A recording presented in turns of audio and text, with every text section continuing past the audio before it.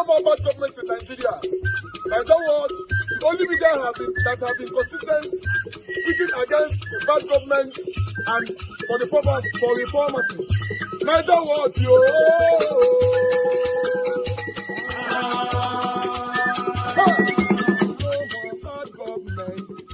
No more bad government. Niger what? No more bad government. Niger what? No more bad government. The only media that have been speaking. No more bad government. The voice of the voiceless. No more bad government. No more bad government.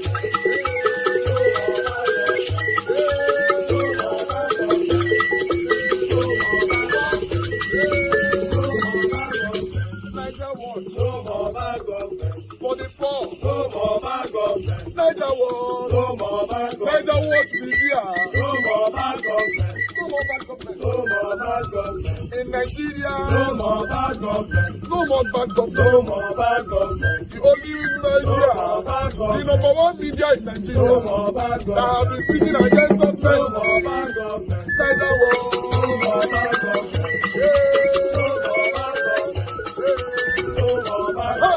Niger what you? The voice of the voiceless. The voice of the voiceless.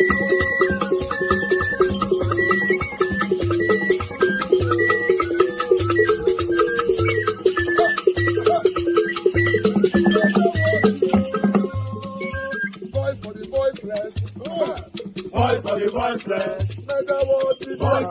Welcome back. So, after all is said and done, the Senate has passed the Electoral Act Amendment Bill 2026, but lawmakers rejected a key provision that would have made real-time electronic transmission of results mandatory, opting instead to leave the process to INEC's discretion. While supporters call it flexibility, critics see it as a dangerous loophole that threatens transparency and public trust in elections. Well, joining us to weigh in on this matter, Peter Ahmed, General Secretary of the Coalition of United Political Parties. Good morning. Thank you for coming on today. Good morning for having me. Well, there's some, well, I was not surprised anyway, in the first instance, but I imagine that you and a lot of the other people may not have been, because we seem to have been on this path before. When all this dilly-dallying was going on with the Senate, when the Senate committee chair on INEC and these reforms was not available, some thought this might just be a pointer to what to expect. So, with this now, what's your reaction to it? It is, I don't know what we use. It's embarrassing to see that the Nigerian Senate has developed this skin to the request of the electorate and the Nigerian people. And they're acting in an authoritarian manner to decide that they were going to stand with the provisions of the Electoral Act 2022. And in that process, they have made this Amendment Act an ritual that has been stripped of any meaningful force, any meaningful reasoning, you know, because the betrayal of trust between with the action of the Senate yesterday really will go a long way in undermining the democratic progress that we have made over the years. They are not afraid of technology. They are just afraid of transparency. That's what they are doing. They are afraid of. The time when the report of the Electoral Act was presented by the chairman of the committee, Senator Lalong, you discover that he didn't even attend. He was not there. You know, it was a deliberate tactics to be able to, ambush Nigerians with this their own provision, because the provision that was, brought in section 60, subsection 5, to, now cover for mandatory transmission of the result that have now been, rejected, and they are clinging to the provision of the 2022 Electoral Act that says that the transmission will be at the discretion of the Electoral Commission. The Supreme Court has clearly stated, because the Electoral Commission went further in line with that provision of 2022 to make recommendations and the manner at which this will be transmitted in the regulation and guidelines for conduct of election 2022 by the Commission. Yes, the Commission has the power to make judicial quasi-authorities, but this judicial quasi-authority cannot be superior to the Electoral Act or to the Constitution of Nigeria. So that's what the Supreme Court said. And in the process of trying to do that, people gathered, young people, advocate for good governance and election in Nigeria, made provisions, contributed to some of these debates, and the Senate was made a lot of promise that they were going to look at these provisions and then passed it. But what the Senate did yesterday is to spite speech on the face of all Nigerians and tell them, look, we believe we need to keep the place open so that we will go back to the vulnerabilities that have undermined the code of elections in Nigeria, where INEC can be coerced, INEC can be forced, or under discretionary measures, INEC can decide to do something that will not represent the interest of the electorate at the polls. Because it is clear that we have an IRF portal that have actually likely showed some level of transparency. Because if you look at investigation from the past, in the haste they upload to the IRF, and when people conduct investigation from the IRF portal and then juxtapose it with from ECAT that have been presented to them at the polling, they discover the election has been rigged. So because of that now, they are putting safeguard to protect the elitist interest in governance, not to make sure that the Nigerian people go to the polls and through the process elect candidates that will represent their interest or that favors the interest of the masses. In other words, I mean, from how you feel, it does come across as though you're along with several critics who think, look, whatever the Senate thinks they've done, they just wasted people's time. You should have just stuck with the Electoral Act 2022. All the other provisions are not, they does not carry any meaningful force. Those are just entertainment. The only provision that really matter is the section 60 subsection 5 that could have really given the necessary transparent environment and corridor for the conduct of our elections. I think people should be ready, because if you have 179,000 polling units, they can't operate in just some of these units where security agencies are not able to protect the lives of our people today. They are going to put ballot boxes in those places, but they are going to come up with results eventually. But what the people must do is to know that the survival of democracy is not just only by the force of law. It's also by citizens' interest to participate, with very strong determination to make sure that the election result reflects its outcome. Because democracy has never survived anywhere in the world just by provisions of the law. It has survived by citizen engagement in the process. Participation of citizens is very key. Yeah, but it appears that is what we're looking at here. I mean, the fact that we're trying to legislate everything. Because some people would say that ideally this flexibility that has been retained, which was in 2022 Act, should not, give concern. But for the fact that INEC broke trust, I can't find any other word to use it, broke trust in the 2023 elections. I imagine, I do not know, but I do not know if you share the sentiment that some people say if INEC had kept its word in the 2022 elections, perhaps it wouldn't be such a big deal that the Senate refused to, change the laws to be strict on electronic transmission. If you look at the surveys and this thing that have been carried out in post-2023 election, you know that the trust deficit between the citizens and the Electoral Commission has widened on a serious scale. So because of that lack of trust, and because Nigerians have actually focused their attention that this should be that technology will help to enhance transparency in electoral processes, and that we have all collectively agreed with all the work that have been put in, and then you just found out that the Senate, threw away the baby with the bathwater and every other thing. Yeah, but what I'm saying is this safe?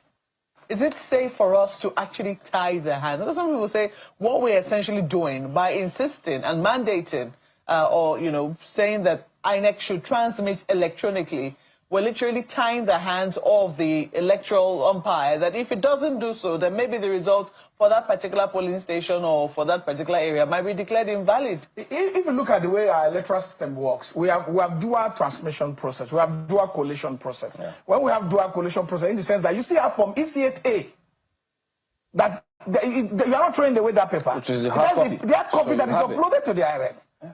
IRF is a result viewing portal. There's no complication. There's nothing. These people are just they are interested in sustaining themselves in power and also continue to sustain their family in power. It is not about the interest of the people. It's not difficult. We have a dual process. It is clear. Even when you come for accreditation, there's a dual process you write your name on the paper, they check your picture, you see thumbprint on the by mobile of the system, the beavers. You see thumbprint on the beavers, and your picture comes out. And, these are double verification process. These are the safeguards in our electoral system that are added as a guardrail for protection of the mandate of people. We are looking at people who wants to get elected, just getting mandate with a legitimacy. That's what we're seeing, nothing else. They don't care whether the people support them. They don't care whether the people believe in them. If not, if I've worked for 4 years, if I've delivered to the people documentaries, it will be self-promoted by the citizens. People will support you. You don't have to force a system into becoming and working as a shadow for your own protection. So we have a challenge. We are not talking now. We agree. They also agree. The Supreme Court has agreed that this cannot stand, that you need to put this law in the Electoral Act that is superior to any legislation made by the Commission. So that guidelines cannot work today, because even when you say we are going to continue with those provisions of 2022 that have brought all the vulnerabilities that we see, that have brought the fact that INEC went ahead to announce results, even those results that are in IRF in Rivers State does not reflect the one that are from ECHA, another state in Lagos, including Kogi. So this is a big challenge. We needed to save it. We needed to build trust. Because voter apathy, the president today was elected by less than 10% of the vote of the registered voters. Which country does that? So we need to be able to, create interest where young people, where new people with new voters will come on board and believe that the system is strong enough to protect their vote, and their vote will count at the end of the day. Also, clearly, what they are trying to protect is, in all that value chain, election value chain, one of the critical part is the collation, where overnight you say, well, journalists, we wait there overnight, and then before you know what's happening, tell you, well, come back the next morning. So they disappear in the middle of the night, and then come back the next morning, you see things have changed. So that is the main part where they don't want anything happening, because if they make that part as smooth, as transparent, many of them will not be returning. That's the truth. The truth is that they want to retain the criminal collation center. Let me tell you, if not because the people and those who were elected in Abia State stood up and decided to defend their mandate, the result was being changed. Just like it was changed in Abia in 2019. She stood her ground. She stood her ground. The only way people who have been given responsibility to conduct election transparently can stand their ground if they see the people standing with them.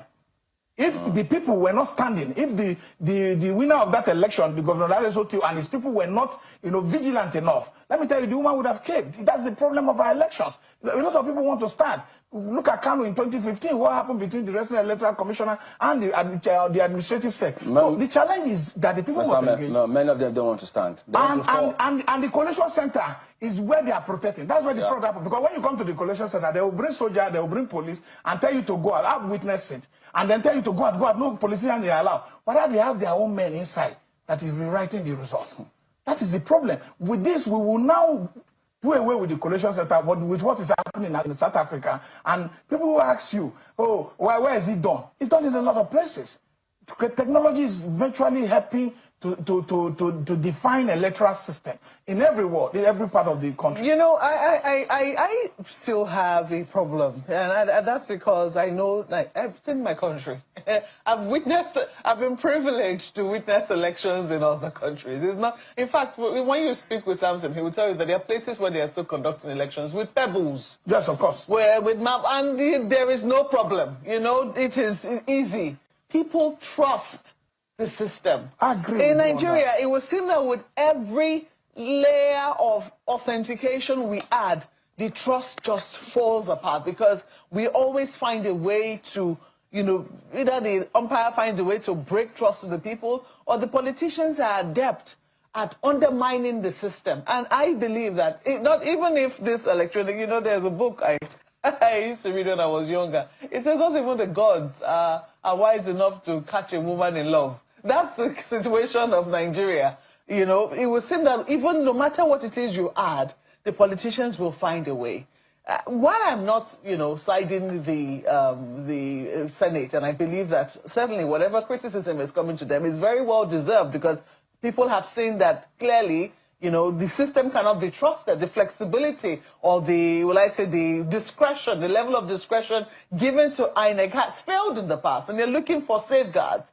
However, people are also still saying that to put everything in the law and make it straight-jacketed, to say this is the only way, or this is, you must do it like this, will also put the umpire in very perilous circumstances, because these same politicians are the ones that will find ways to tie the hands of the umpire.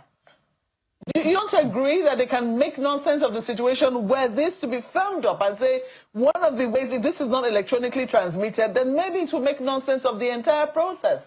I agree with you that there's no trust in our electoral system, and it's because of this trust has been broken. The 5 week has been broken because of a lot of issues. But if you look at the improvement in our electoral management system, it's becoming fair. You can no longer declare 60 million votes, 10 million votes for one person, 30 million votes. You can see that people are struggling to get 8 million votes. So the same level of safeguard that have been put in this electoral architectural framework is actually working. And for every country, you could go to a British community now and then shout on a British man, he looks at you, he won't going to reply. It's not his culture. Our own system, style, we're different, we're differently built. We're very aggressive. We're very aggressive. And it's because of the many years of governance failure, people are frustrated, there's no provision, there's no electricity, no water. People are frustrated, so they take up their frustration against their fellow. No, but is that really justified? Let me interrupt you there. Sorry, Mr. Ahmed, let me interrupt you. Look, that's 2 years ago, or how many years ago, I was privileged to witness elections in Liberia. This is a country that has been through war. They understand aggression. They understand violence. They've seen it firsthand. And yet, when they conducted their elections, it was so peaceful. The people there were the ones who stood in the front guard to say, look, we want peace. And whatever wranglings the politicians have, whatever it is you do, peace must be maintained in this election. I think I would say, I don't want peace. Yes, you've heard that. I want violence always. That is what we have. You know, in Nigeria, you will find politicians who will go and instigate the people, even where there is nothing to be instigated. We witnessed collation overnight, Chamberlain. There was no political party presence there. People just trusted that the system will deliver what it says it will deliver. Why is it that in our country, so we cannot say, oh, it's because there's no light, oh, there's no this. That cannot be the reason why are we witnessed what the people in Liberia have witnessed? Because they have witnessed that, maybe they come to their senses. And you could say that Nigerian citizens have what they call misplaced power, anger. If the anger is not well directed, it's also affecting them, because they are supposed to channel this anger in trying to make sure that they protect their own mandate. But in all, the challenge we have with our democratic culture is not because our people are not even strong enough. They also show in 2023 that they can also struggle for that. But that system was broken, like you say, and the trust is widened. What the Senate knows, what the Senate is doing. You said that these laws cannot really help. But let me tell you something. What the Senate is doing, if the Senate knows that this law, this provision, section 60, subsection 5, could be manipulated, they will just put it for us. Because of digital footprint and a lot of issues, even when they say there was glitches, they couldn't explain. They are still, struggling to be able to explain that into the both international community and to local observers and advocate for credible elections. So they are trying to avoid any system that will further tighten the news against their form of criminal hijack of electoral process. Talk about this, because ordinarily, since we know from EC8A, that's a hard copy. So all you need to do is just upload and make a real-time transmission. Nothing else. It's not a difficult. Now, if we had that copy, why is it then that we bother so much about saying, well, collation is still going to be a problem? Because according to the law, all parties who participated, I think through their agents, they have to sign, and then they're all there to say, this form that we received is the real results. But we still have a problem with that. In spite of that, all those safeguards, so to speak, we still think, oh no, it still doesn't work. I can tell you the reason why we have problem. Because if you have 79,000 from EC8A as from your party agent, and you've collated that result, and then people go to collation center and rewrite those results or mutilate them and do whatever they want to do to the result to change the figures there. What option do you have? So you go to court. If five, that's the problem. So that's where I'm coming. If 5 agents have the same result, and then one person, whoever changes there, has a different result. That was what people said before, that if you watch Okoye, well, some of the time he appeared on your TV when he was commissioner, he said when there's a discrepancy between uploaded result and the from ECAT, that the one uploaded will take precedence over the one that is that has been manipulated. So that's what he said on this station. I watched it. So but the issue is that when you take these results, there are processes for litigation, electoral tribunal. They say you will control this thing. You have to rely on INEC to provide the certified truth. So it means we also deliberately put in those measures to frustrate the process. That's why people are telling you they don't want to go to court after the election. People are telling you that they have lost confidence. The whole system, the whole gamut of our electoral management structure, whether from the judiciary to the lawmaking process and to the electoral umpire, is having a lot of problem. So if we had a post-election litigation transparent process for it, people will go to court and then seek redress. Look at Ghana. When the election was being conducted, it was the vice president who saw from the result collated by his agent. I witnessed when he said it. I was in the hall. Result that he called the opposition, John Mahama, today, that they have won. So these are not, it's not rocket science. It's just that these people want a process where they will have a loophole to entrench themselves in power. And you can see that entrenchment is leading to them transferring power to their children. Politics is lucrative. That's why even those who are staying outside the APC, it's just sacrifice because everybody wants to be there because it's a lucrative thing. You see people driving, people who have been in power, in government since 1999. They're driving on Rolls Royce. They're flying private jets, even those who are comrades. So these are the challenge of our democratic. Young people also want to get to power, to be able to make money. Because the people who are there today are not living the culture of economic prosperity, of infrastructural revolution that we look at. See, people are genuinely interested in investing in the future of our children. Well, as it is now, this is where we are. The Senate has rejected this, or will I say, yeah, rejected that electronic transmission. They say they've retained what was in the 2022 electoral, which is, giving flexibility and discretion to INEC. So if we now know that this is where it is with INEC, you have the discretion. What do you think? What amount of pressure do you think we need to be putting on INEC now to because some people will say that we cannot leave INEC out of this. We cannot just excuse them. Yes, they misbehaved in 2023. That was gross misconduct, by the definition of many Nigerians. But clearly, 2027 has got to be different. What do you think we can do to hold the feet of INEC to the fire that what happened in 2023 would not be acceptable? The opposition is the opposition. The opposition must be more active. Not just the opposition, the Nigerian. No, I'm going to, we have to cascade this. Yes, okay. The opposition must also be very active. They must go beyond this rhetoric of press releases, because those who were organizing press protests and all that, putting pressure on government are in power today, and they're not going to come from power to try to help you to organize pressure, against their own government. So that's why they're so relaxed. They could travel out, spend 23 days, and come back. And now, as you talk about it on TV, and it's gone. When you talk about protest, in social study, they tell you how some part of the instrument you could use to be able to make government pressure group and all the rest of it. It's not a crime. As long as it's peaceful. So I don't know why people want to run away from that. And two, the citizens themselves must understand that what is on the line is the lack of progress that Nigeria is not making, and if we are making progress at all, we are making that progress in error. So that error affects their own life and also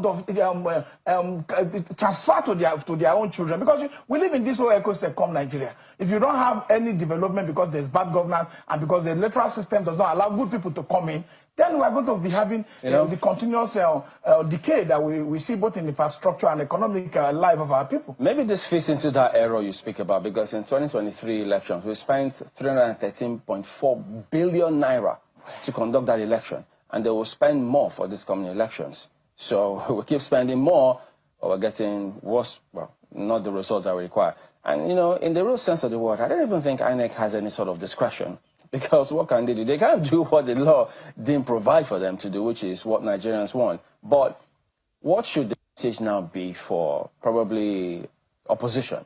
Should they change their messaging to the people, say, look, once you vote, you have to find a way to ensure that the collation center is not manipulated? Every political party that is contesting the election If you don't have capacity to provide agents in 179,000 areas, then that's a lot. Don't participate. What? There's no need, because you have to have agents to have from C8A.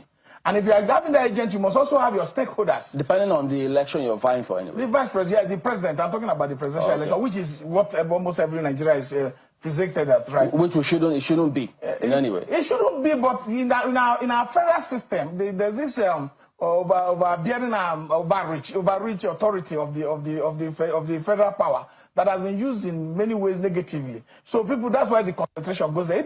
If somebody have come on board to try to manage this federal power in a way that that is comforting, that you can see every federating unit as an equal harm of government, then it would have been better. It's because you see that the way that it has been deployed, to make the federal government stronger and make the state weaker. So that's why the concentration is today. And even the 52%, the way the federal allocation is. The electoral amendment, the Senate's position, they've said that, we're carrying rumors, quote unquote, on social media, and that the actual position is they're sticking with the 2022 Electoral Act. But joining us to talk about where we are, what the implication portends for the future of election in Nigeria, is human rights advocate, Mr. Peter Aka. It's good to have you here, Peter. Thank you very much for having me. This one we're matching colors. Yes, I mean, for Nigeria. Yes, Nigeria will work. It must work in our lifetime. It will. Peter, let's talk about, you saw the video of the Senate President saying that we're misrepresenting and misunderstanding the current position on social media. And he says that what's the situation is, they're sticking to the 2022 Electoral Act. I mean, shame on the entire members of the 10th National Assembly. Every member from the Senate President to the Deputy to the Speaker should be thoroughly ashamed of themselves. It is unfortunate that in a democracy, Nigeria is being managed today by one of the most unproductive and dangerous assemblies of parliaments in the history of parliament. If Senator Akpabio is saying people are misunderstanding and that they are sticking to 2022 Electoral Act, so what was the need for an amendment? The most important aspect of that bill was the mandatory use of electronic technology in the transmission of results, which, by the way, is an INEC-owned resolution. The outgone INEC chairman wrote the INEC position paper 21 on the use of electronic technology to reduce human interference, because the shrine of INEC or election rigging is in collation centers. And today, after 2 years of considerations, the Senate ended up. Why? Because it is clear that the current government is waging a war on democracy and the electoral process. And now everything is beginning to make sense and link up, because you can now see the reason for the defections. If you have a system that, because Section 60 subsection 5 clearly talks about the presiding officer will transmit election results in a way and manner as prescribed by INEC. Now the question was, did INEC prescribe a way? Yes. Paragraph 38, 39 of the INEC guidelines clearly talks about electronic transmission of results. But in court, the judge said, since it was not an omission to the act, they could not hold INEC accountable, even when their guidelines is a sub-law of a main law. Now, what citizens were demanding was simple. Take what is on the INEC guidelines, let it be represented on the Electoral Act, and amend the relevant section of the Constitution, and then you begin to see this mischief. Because all the way, they have never wanted to carry out electronic transmission of results, because it is going to foreclose election rigging. So when you have about 31 governors in the ruling party standing on the mandate which they shall collapse, and you make manual an option to INEC, it becomes easier for you to suppress the votes, because what you need is political gladiators to ensure that you are able to write results, you are able to alter them where you are going to alter. Because let me be very clear, the APC knows that if there are free and fair elections in Nigeria today, before 1 o'clock on election day, President Tinubu will not only lose Bodilon polling units in his house in Ikoyi, he will lose in Alausa, he will lose the Asoro polling units. So everything that is being done is ensured to be done that elections are not free and fair. It is now up to Nigerians to leave the talking and begin action. Opposition, CSOs, Nigerian youth, we must march to the National Assembly and make our voices heard. Let the world know that there is assault on our democratic process, and that in 2027, anything short of a free and fair election will not be accepted by Nigerians. What do you make of Senate President Akpabio's statements that it was lied to on social media, that the Senate didn't stop electronic transmission of results? I think it is an insult to our collective intelligence that the number 3 person in the country will decide to brazenly engage in mischief and then try to turn the story around. I listened to the Senate President's clip, and it was clear, it was unambiguous, that instead of us altering it and making it mandatory, we are sticking to the 2022 Act. So if you are sticking to the 2022 Act, why did we go for a reform? So the Senate President is trying, I mean, the National Assembly, Auntie Yemi said she was going to give you, I have the list of all the members here, so you do not even need to go far. The chairman of that committee is Senator Lalong, the vice chairman is Senator Musa Yaradua from Katsina. We have all the Senator Seraki Dixon, Senator Adams Oshomole, unfortunately has been very busy in a private jet now, and you know, engaging in certain actions and all of that. So the Senate President cannot insult the intelligence of Nigerians. It is deliberate. There have been information that they do not want this electronic transmission of results to be mandatory. And it is all part of the same game to ensure that you drag it up till this point, because let us talk about it. Elections are in February, likely in February next year. We are almost late on even having an amended Electoral Act to be signed into law. Pushed for a long time. You've been at the forefront. Yes. I mean, I saw you with the flag. You had gone there, you had pushed, you took your documents and everything. You were writing out and telling them, listen, this is what you need to do. You even went to Ghana. Yes. So why is it that, what makes Ghana far better than Nigeria in terms of deploying the real time, and Nigeria cannot? Is it that we don't have the capability to do so, or is it the glitch effect or something? What makes Nigeria different from Ghana is corruption and criminality. We are giants in corruption and criminality, so we do not know how to make systems to work. The only systems that work here is corruption, crime, and criminality. So if you are going to talk about 210 trillion missing from NNPC without any accountability, you can reference Nigeria. So Nigeria exists so that other countries can learn how not to govern their countries. And Uncle Joe, I don't know if I'm allowed to call you that, Mr. Joe, on national TV. Do you know that Mahmoud Yakubu, the immediate past chairman of INEC, was in Ghana to teach them how to carry out electoral reforms in their country? I read about that. Yes, in a process that he failed woefully after collecting more than 300 billion. Himself and Barrister Festus Okoye, the only places they did not go were people's bedroom to tell them about electronic transmission of results. On the day you say there was a glitch, having not explained what caused the glitch, today Mahmoud Yakubu has been appointed to become an ambassador. So what exactly was the basis of his employment or his appointment? So in Nigeria, we brazenly reward criminality and corruption. The only systems that will not work in the country are systems that government do not want to work. That is why when you see this level of mischief, they will tell you we are doing coastal highway, we are doing this, we are doing... No, sir. No, sir. Mr. President, democracies are built on credible elections. Can you take part of the how many trillion you are spending on coastal highway to fix technology for elections? Let the vote of the people count. If you have been de facto governor of Lagos State as President Tinubu for more than 20-something years, you handpick governors, and 26 years later you still need violence and coercion to make people vote for you, then you have a problem. There is a problem with that system of leadership because popularity should be influenced. Who is afraid of free and fair elections? Why is it that Nigerian Democrats, people who fought for June 12, that is what President Tinubu claims to do. But June 12 was all about free and fair election, that a mandate was given to a man more than 30 years ago, free and fair. 30 years later, we cannot have, until date, to show you the level of mischief. President Tinubu is the only president since 1999 who has not publicly committed to free and fair elections. So that system cannot work because it is deliberate. It is now up to Nigerians to ask, do we want to continue to talk about it or mobilize? Because the APC has no plan for free and fair elections. Okay, now, in our conversation with Mr. Damolekun, she was saying, because I did ask her about 2027 and what the long-term implications of this will be. Yeah. Are we going to see voter apathy? And she said 2027 is too far. Yes. Let's start with now to demand for impact. Exactly. And I know that you are one of those at the forefront of demanding for a change. But do you genuinely believe that these demands will yield a result? It is not about me being genuinely, determined or agree that it will yield result. It is for us to collectively insist that this is a project that must succeed. If this doesn't succeed, Nigeria is moving nowhere. 2027 is already day of implementation. It is the actions that will lead up to 2027 that will guarantee what we want. As a people, we must ask ourselves the question, the power of the people and the criminals in power, who is stronger? APC does not have 31 states as it is being claimed. They have 31 governors. But unfortunately, our system is such that it is strong men who control it and not the votes of the people or the institutions working independently.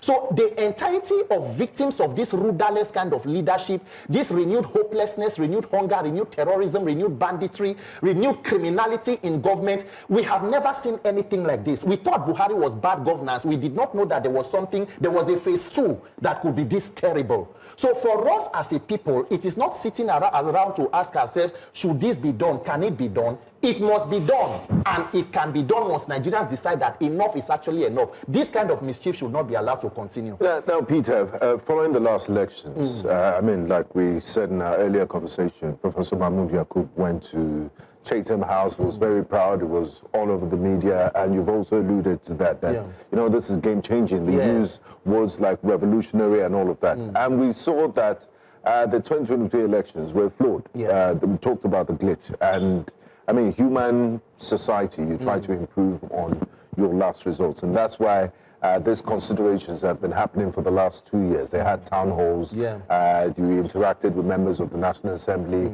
The goal of which is to get feedback from Nigerians who they are representing. Nigerians sent them to the Senate and the House of Assembly, and they've come up with this now. I know the biggest elephant in the room is the real-time electronic transmission of results, but are there any other positives that you've seen in this electoral amendment process that has been will be passed? The unfortunate reality about elections in Nigeria is the fact that if it were about laws, if people stuck to laws and did the right thing, the 2022 Act should have given you elections, because it was clearly stated, even the electronic transmission of results. It is the fact that when you see a country that has to amend laws almost every election season, then there is a problem. When you want to see how corrupt a country is, look at the number of their laws. Laws for everything, but the crime and criminality continues to increase, because it's not about laws, it's about implementation and enforcement of laws. So even now, the judiciary does not even rely on laws. Law has become something that is rocket science, because judiciary will rather take to rule on technicalities than on the facts of the substance. So whatever that you call an electoral amendment, if it is not reducing human interference in such a way that it builds transparency and credibility in the mind of the voter, let us come to think of it. INEC said more than 93 million people registered to vote in 2022. 87 million collected PVCs. As we are seated here, less than 30 million people voted in 2023.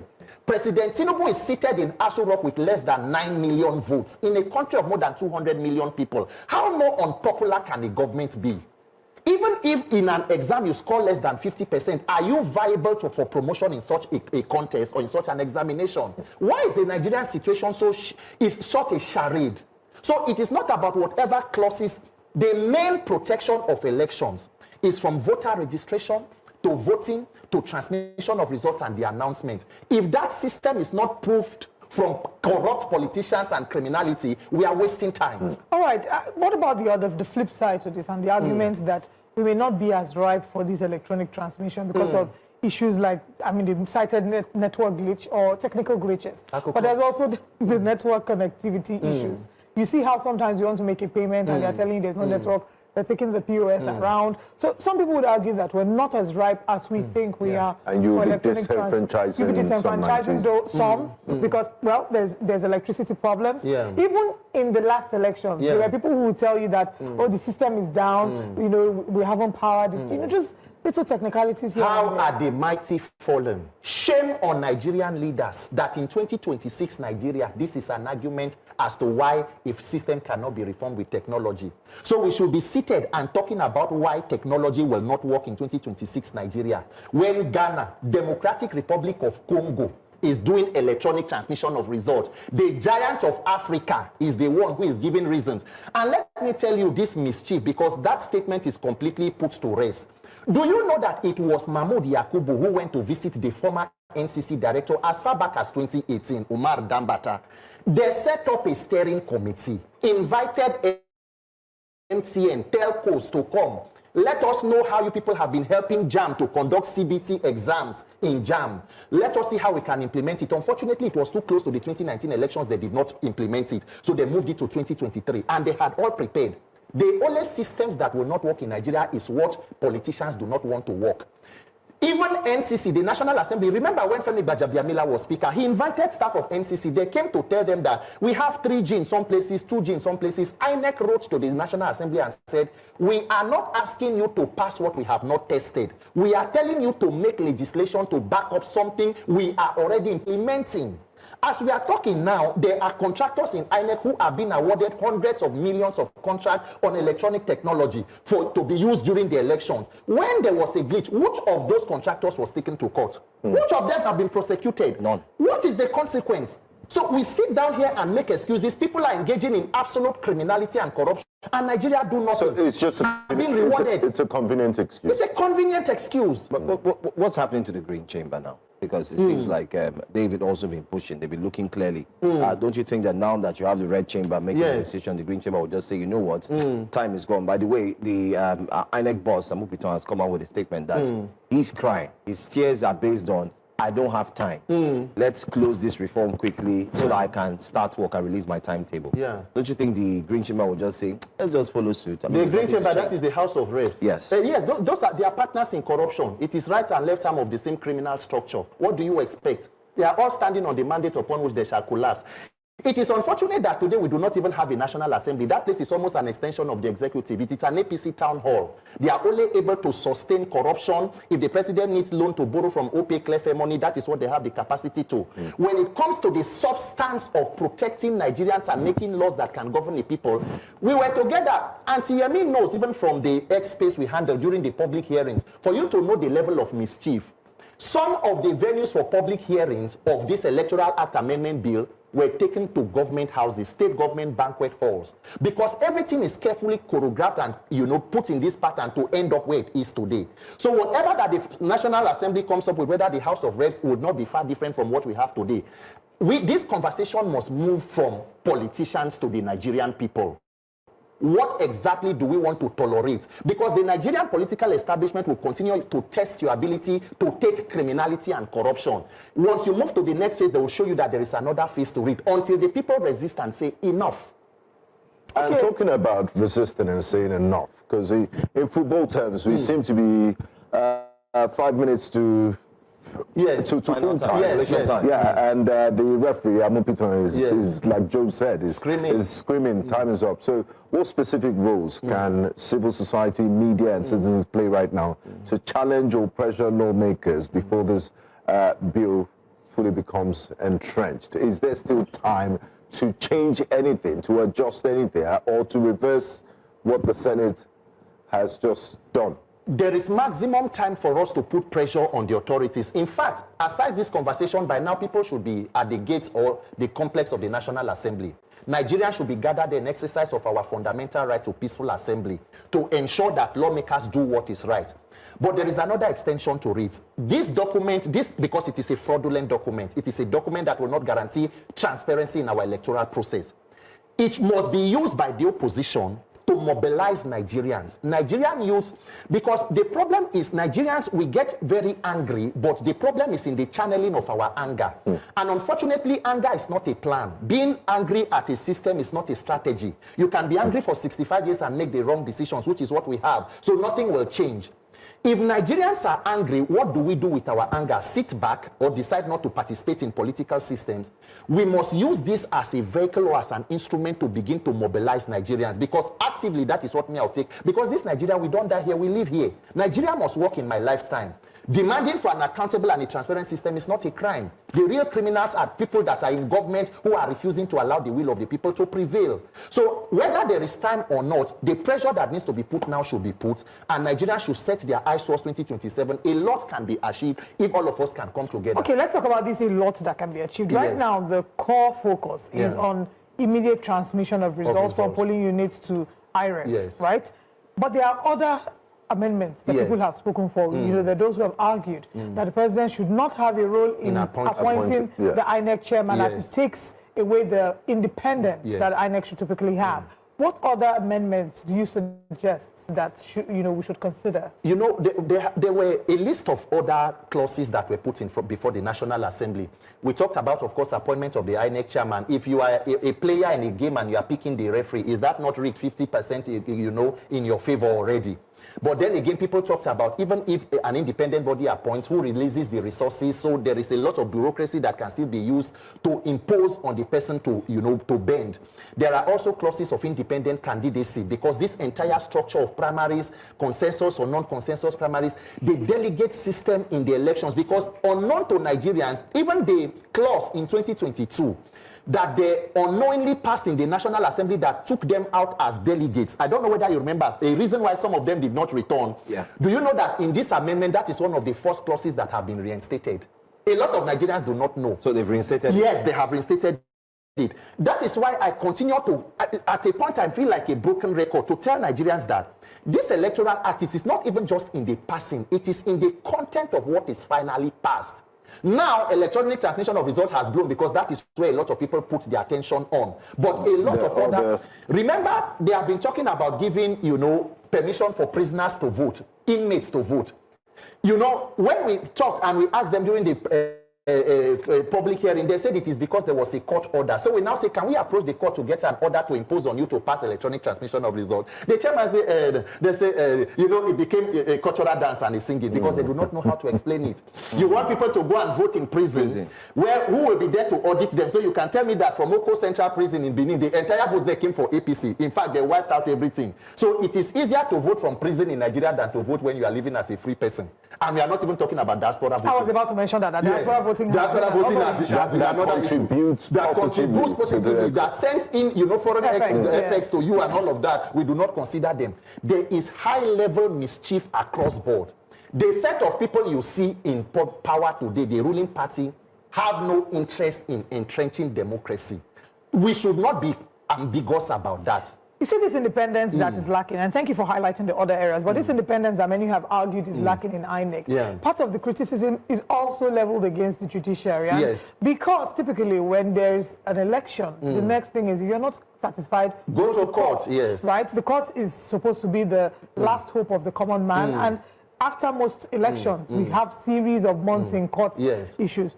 Part of the process, again, of appointing judges for the Supreme Court, the president is also involved. Yes. So this has been an argument that, why is the president involved? Why don't you make it strictly a National Judicial Council responsibility that totally then affirms the independence of the judiciary and really entrenches separation of powers? So if you are to analyze what separation of powers looks like in Nigeria, what would be your actual analysis of where we are and where we should get to be able to say, of a truth, we are practicing separation of powers and the rule of law as it should be? Olive, is it not a tragedy that in a democracy we spend, the budget of INEC for this year is likely to go up to $1 trillion. So we spend that huge amount of money to conduct an elections. Then in Nigeria, we then sit back and wait for the courts to choose leaders. That is the judicialization of your electoral process. So if the courts are going to pick leaders for us, why do we go to the polling units? There is a problem with that kind of system. The Nigerian judiciary has become the last hope of the uncommon man. They need to ask themselves the question. Nigeria almost does not have a judiciary. We have the legal department of every government in power, an institution that has no capacity to dispense justice for the states, rather for statesmen. That is why you can procure court orders. You have an APC emir in Kano, you have the state government emir, high court emir, federal high court emir. That is where we are as a people. If the judiciary had done the right thing to be a neutral arbiter, politicians will not weaponize the judiciary against the people. But in Nigeria today, the corruption has gone so bad that as a politician, save money and prepare to rig election. If you cannot save enough money to get to the tribunal, I mean, you can come from Fort and become the sitting governor of a state. We have seen it. Just to add to what you're saying about the judicialization of the Nigerian electoral process. It's not even, you don't wait for elections anymore. Even political party internal matters. It's the courts that are telling us who's the rightful national chairman or secretary or which committee should be recognized and which faction should be recognized and all of that. Just before we wrap up, where do we go from here? What's the next steps? The question is, what do we want as Nigerians? Do we want a situation where every 4 years we subscribe for another 4 years of lamentation, because we call it, it is like a Shege subscription renewal program we hold every 4 years. Nigeria has many problems, but we must focus on the fundamental basis of fixing your problems. The simple problem of Nigeria is a lack of accountability. Leaders do not believe that power comes from the people. No matter how bad and corrupt they are, they can rig themselves back to the system. Once you fix your electoral process and elections become one man, one vote, the vote begin to count, every problem begins to fix itself. It is like autopilot because the principal knows that if I get there and do not perform, there is a system that can take me out. The hope and confidence of every corrupt politician is in a corrupt electoral process. So we should not sit around and just say, oh, it is hopeless, it is finished, until all of us come together. How many people are in the National Assembly? 360 House of Reps, 109 Senate. Let us calculate the 36 governors. Let us calculate ministers. How many people are holding Nigeria to ransom? And how many millions of people are the victims of this dysfunctional leadership? Nigerians must channel their anger to take right actions and get right results. This must not be allowed to be sustained because the plan is to rig in 2027. If you do nothing, what happened in 2023 will be child's play. But what does channeling their anger look like? Yes, what exactly do we do? We must focus on the National Assembly. We must ensure that the right law is passed. As we ensure that the right law is passed, we must begin to mobilize. We must set aside differences because they are going to weaponize a lot of things against Nigerians. It will begin by the time the election cycle comes. Let your collective suffering and pain, all of the insecurity, injustices, and hunger mobilize you, like what has happened in different countries in Africa. Let us see that Nigerians vote not for a Nigerian president, or not for a president of Nigeria, but for a person of competence and character. We must galvanize around that. And persons, we must drain the swamp from the National Assembly. We over-focus on the presidency. If we continue to have this kind of rubber stamp National Assembly, a bunch of persons who have no business with being in public office, who mean no good for the country, Nigeria will continue to drag. So let credible people, if you, Olive, know you have the capacity, pick a form, run for office, contribute money, Mr. Joe. People of character must go to the National Assembly and not allow Akpabio turn it into his... People are really concerned that there are many other aspects in this electoral reform that we've not considered, although we're out of time. Yeah. Which one? You just mentioned one, and I saw a message. Somebody said, please, can you re-explain? Which one was reinserted that would protect the members of the assembly? It is the delegate system at the primary level. You know, the delegates that come to choose who is going to be at that political party primary level. That is what they have been able to do, so that they too can become super delegates and choose the candidates. Because, you know, it is parties that will present candidates for you. Absolutely. Whatever that they do at that level, you have no control over. But now they have control. They have control over it. Yeah. Okay, right. That does it. Thank you so much, Peter. Thank you for joining us. Felt, those of us who are still around, that it will be necessary to make a clarification of what happened yesterday, to put the records straight. Yesterday, the Senate did not, I repeat, did not pass transfer of results, which was in the 2022 Act. What we passed, and which the Senate President himself, when he was doing a clarification sitting on his chair, is transmission of results. And I need to make this very clear. Every one of us who is a senator, who has the privilege to represent a senatorial district, came here under the trust of their senatorial zone. And the reason for us to go into a closed session was so that we can tidy up all the niggling things inside there. And when we now come back to plenary to pass it, that we will pass it without any rancor. I can assure you, on my honor and the honor of all of us who are standing here, that both the Electoral Committee of the Senate, then the Ad hoc Committee of the Senate, and also in the executive session that we had, that we all agreed on Section 63 which is electronic transmission of votes, or electronic transmission of results. Transmit, not transfer. What is in 2022 is transfer, and we don't want a law that is vague. We don't want a law that will be misinterpreted by anybody. We want a law that is clear, concise, and can be interpreted by all, and that is unambiguous. So it is electronic transmission of results. Yes, thank you. Assembly or no election. Is either we boycott the 2027 election or we stage a massive protest. A very big shame on Akpabio, a very big shame on all the members in the House of Senate. You people have failed us, you people have failed leaders, complete failed people. You know, I just watched a video from Mama P's page. God bless you for all you do. Thank you for all the things you guys have been doing. You and Randy Peter, the electoral reform. I think at this point, it is high time we boycott election. We go boycott this election. If a Senate president go open him and say reject the electronic transmission of electoral results or election results for this age and time, then they reject them. And it is say we go vote. Nigerians, let me tell you, I know say they don't buy you for the APC. We are in this mess together. But now this is my take and my stand. Please, a Peter Obi, an El-Rufai, an Atiku, I believe you guys want a better Nigeria. And as well as you want a better Nigeria, you know the system. You know how the system works. You know how it is when we, the youth, decide to go outside, how they want to shoot at us at all.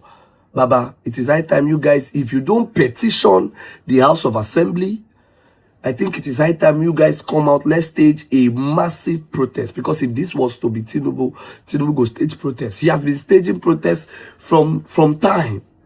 This is the time where I know if a Peter Obi, an Atiku, and an El-Rufai and other aspirants of other parties, ADCs, Labour, PDP, whatever, if you really want change, you know that if there is no electronic transmission of this election result, you should know that it is a failed mission already. Because now anything they give us, we go take.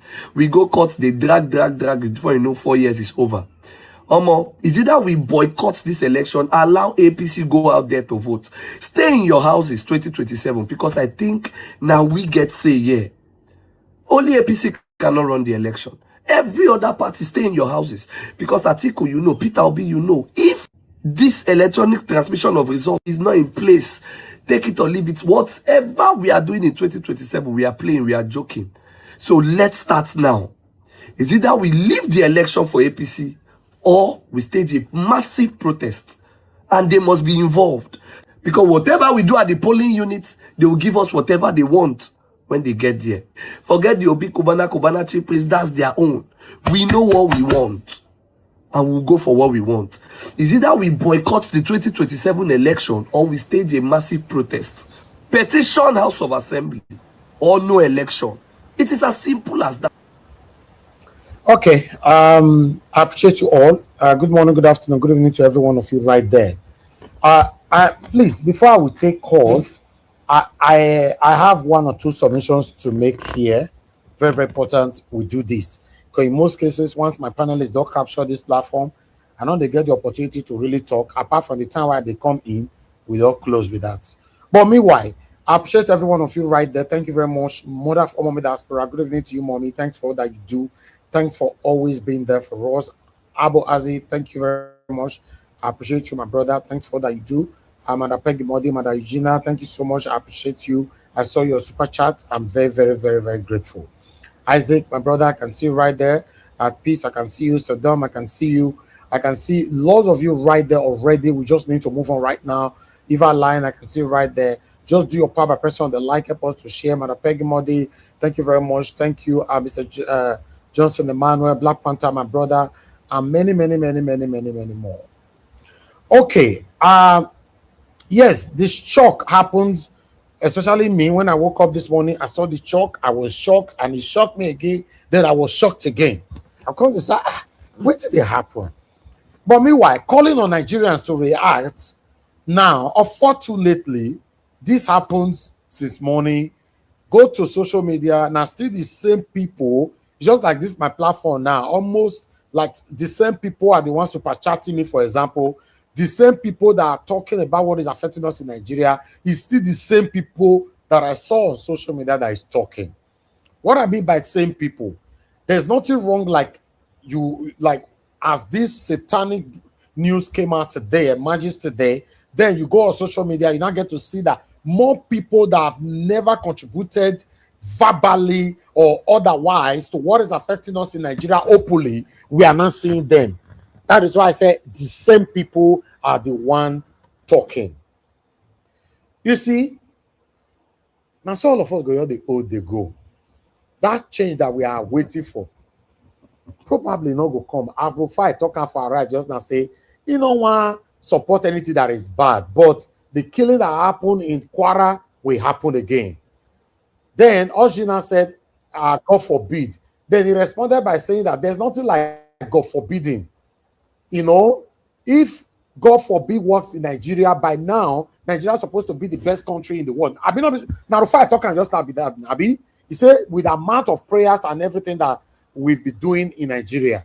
So I've said it before, God forbidding, I rebuke, I cast, I ban, doesn't work.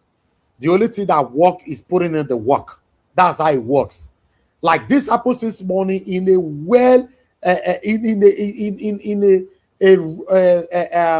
how do I put it on? In other countries where the citizens are ready, by now the streets are already occupied. You don't need to plan it. Our own, if we want to go protest, we'll come fix one date. On the 15th of March, we will meet at Rockwater. Oh, we will start the protest from there. Like so, we're not ready. For UK, I never ever all my life where I don't take the UK say I don't see say the book date. More of us come and go block one place. Now so you wake up everywhere is barricaded. Where did they happen? Where did they happen? Who they go school before come out for a side bus? Join them. Who they go work or come out? Join them. Everywhere go close. Now only Nigeria they talk and say on the 17th of 1978 we go there. We go block there. We are not ready. Now I want to speak to the traditional rulers. Should I say traditional rulers or traditional leaders? Anyone you know, so you find yourself, if you are listening, if you be king for Nigeria, now all of them I want to so. Any king going to Nigeria, this message is for you. You see what happened in Nasarawa? Is it Nasarawa? Sorry. Kwara, not be Kwara State. Yeah, Kwara State, sorry. Kwara State, where they agreed that 200 people were massacred. They by them, all of them, 200. You know, and they went to the king's palace. They set it ablaze. Right? Okay. Listen, I'm not laughing on what happened in Kwara, but I'm laughing on what will happen in the future to the message I'm going to pass now. So let me laugh again.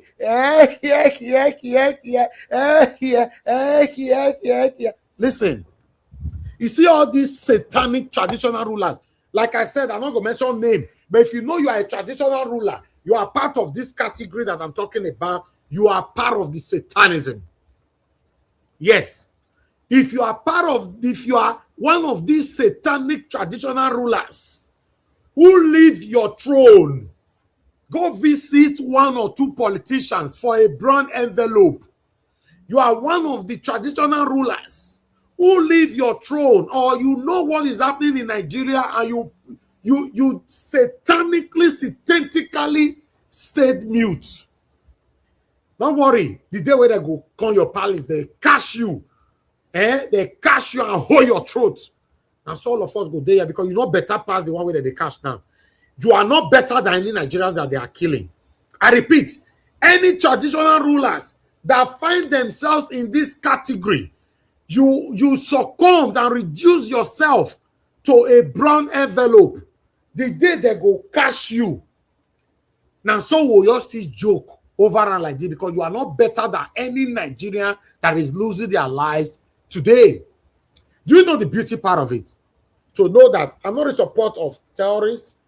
You know, but I've always prayed for the terrorists in Nigeria to be going for the people that is causing us pains. Yes. Instead of going for innocent people. Yeah, target them. If you need their address, you ask. And get the way people take drop their address stylishly. Don't be going for Nigerians. And if you are going, if not the time of the satanic palaces or obas, kings, so you know where they day. If you are looking for their address, you get the way they take they get time. Your right time, mask yourself, right time for TikTok. Say, I'm looking for so address. People go drop on there. Because people they face. Because many of our traditional rulers don't collect brand envelope finish. So till their throat don't block, they cannot speak. For the same people, they say they protect or whatever. Listen, guys, we're in trouble. We're in trouble. Watch. Yes, sir. May I ask a question? Can a Senate president reject what the decision of the senators? He can. He can do that, by oppressing them. Under which law? Under which law given the power? Now, this one they do where they make me the verse for you, Black Panther. Tell me one thing that they have done. No. You know why it's making no. Naija Watch. Why you putting law into this? No, Naija Watch. Say no. To become president and law put Tinubu there. No, Naija Watch. Hold on. You get where the target. Don't bring innocent law into this. No, Naija Watch. Not be Nigerian law. And what I'm targeting is educating the people. Do a speaker or a Senate president have the right to reject the people's vote on an issue in the parliament? No, listen. It doesn't do. Okay, let me answer it this way, in my own way. A Senate president doesn't have the right to suppress a free speech or any senators in the House.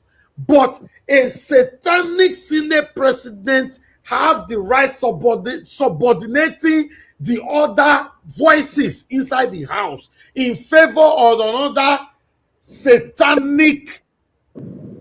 Are you getting me? Yes, you are getting. Yes, that is what I wanted to. This is where I wanted to answer it. Thank you very much. So they don't listen. These people don't follow the law. They wake up and do what they want to do. These people don't carry Nigerians along in their decisions. They wake up to do what they want to do. And once they have done it, you now see some of them will go on private jet, go to press blah. And tomorrow, some of them will now come and say, now AI. This is how it works in Nigeria, a federal republic of Nigeria. Now, so it work for Nigeria.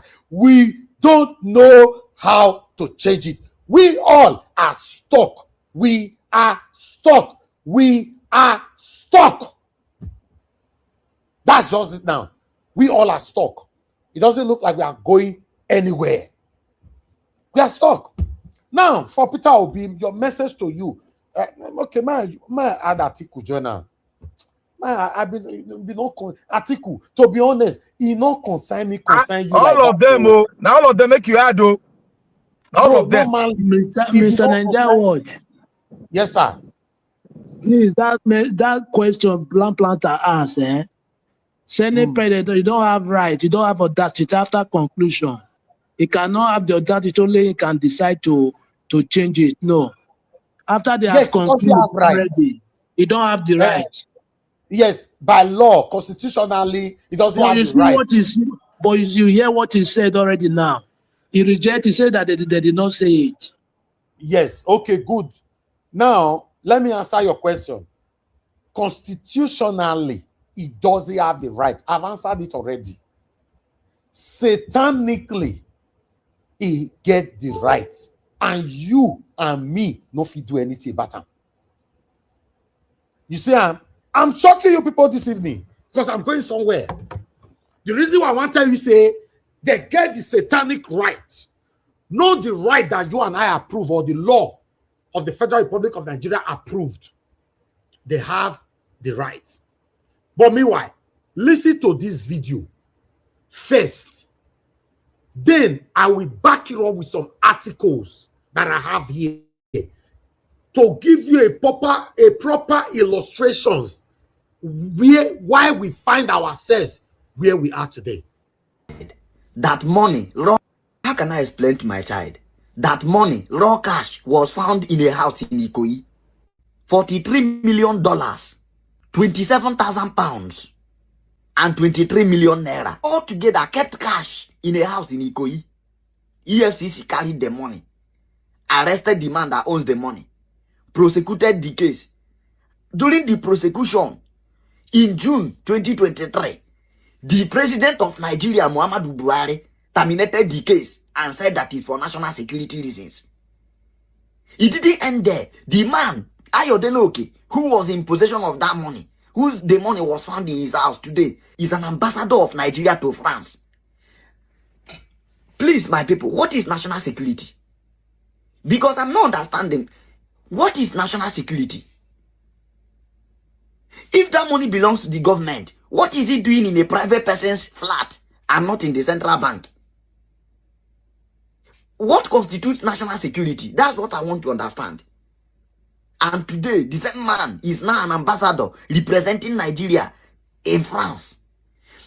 How can such a man represent the interest of the people? Tinubu spent about 34 billion only on traveling around just for 2 years. 34 billion.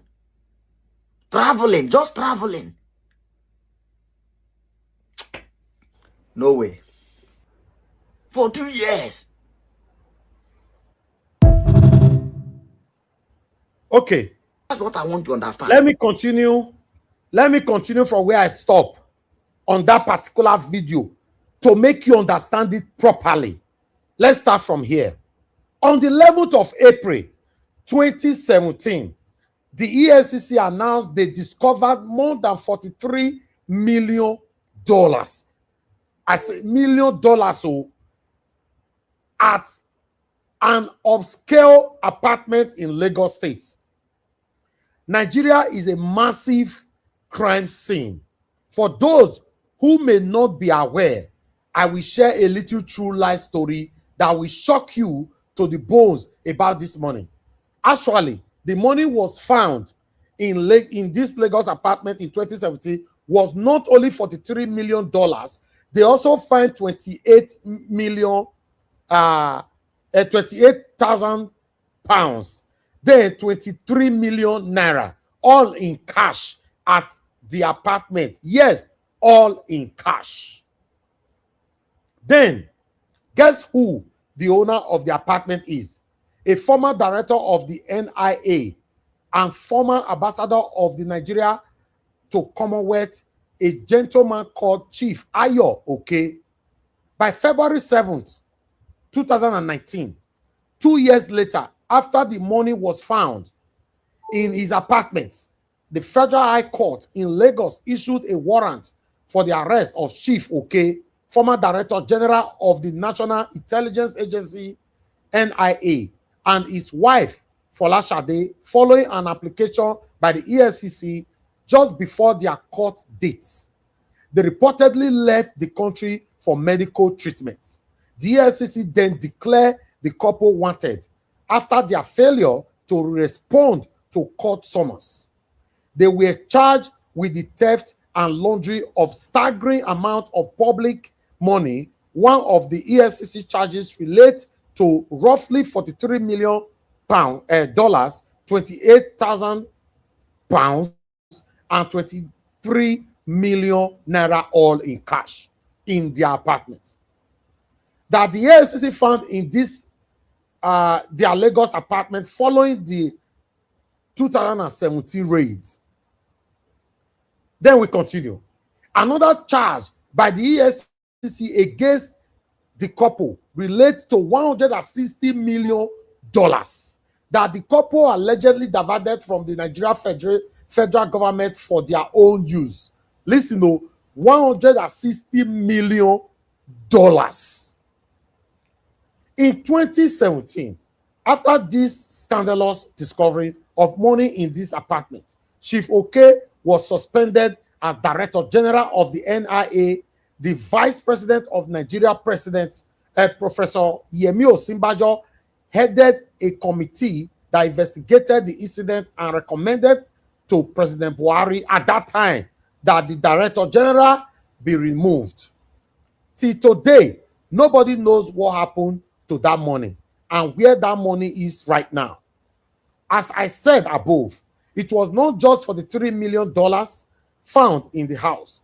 They also found 28,000 pounds and found 23 million naira all in cash in the same apartment on the same day in April 2017.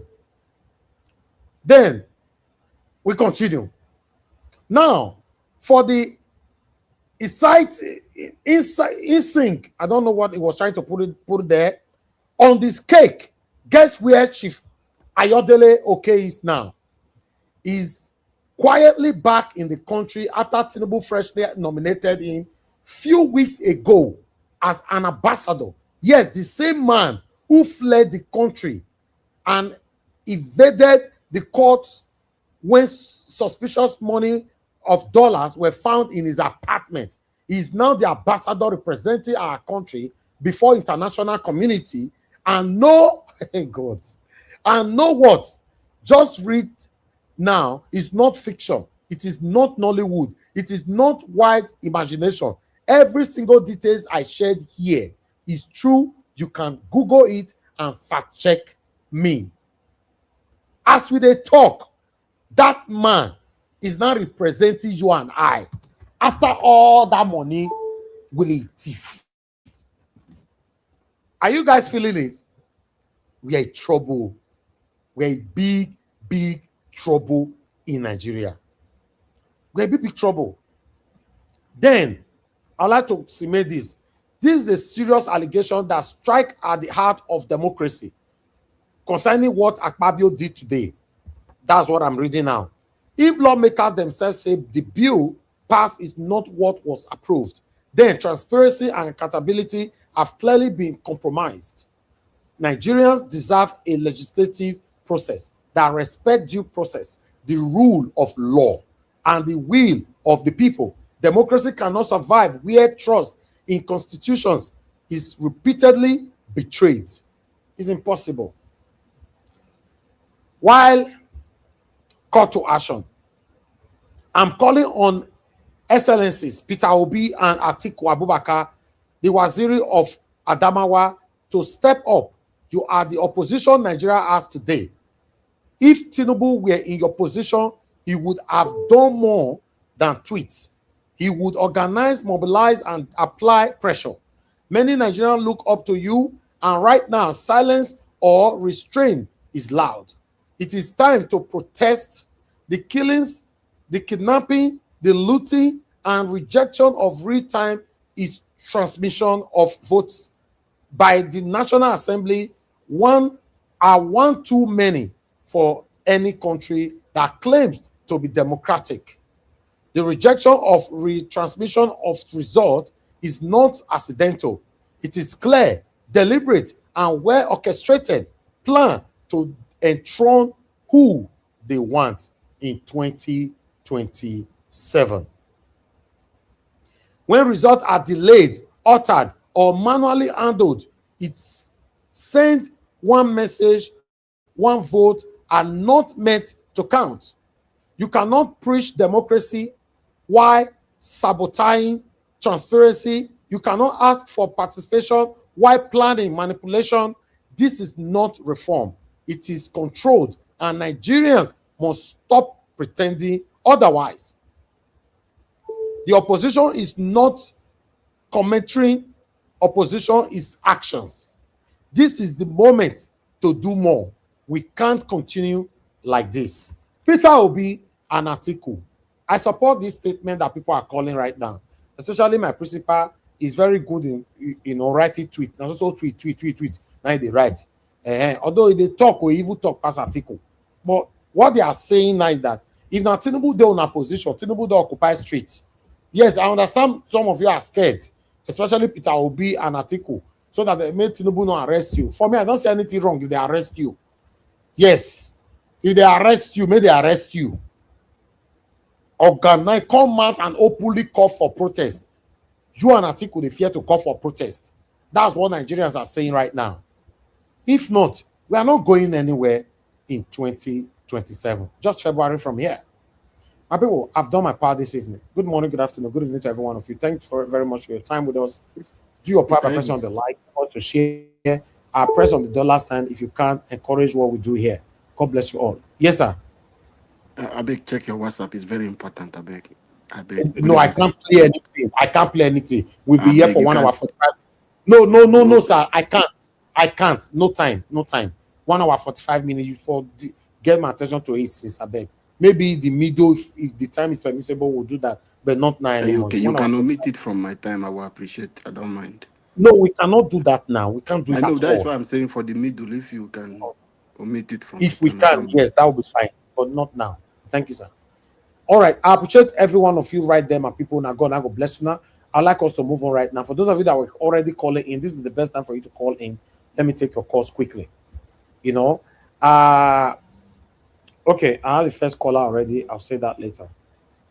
Thank you, Madam Deborah. Please talk to us. Good evening to you, ma'am. Hello, good evening, Mr. Elvis. Yes, ma'am. Thank you. Good evening to everyone watching. A quick contribution to the broadcast.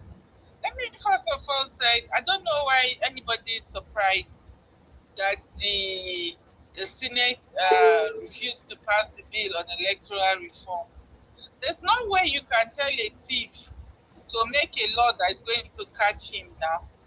All of these people, they will not pass a law that they know is definitely going to work against them.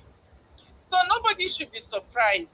The only thing that can make them to be able to pass that law is if the Nigerian people force them. If they put pressure on them. But if it is one or two persons just talking online, these people will not do anything because they know that it's going to work against them.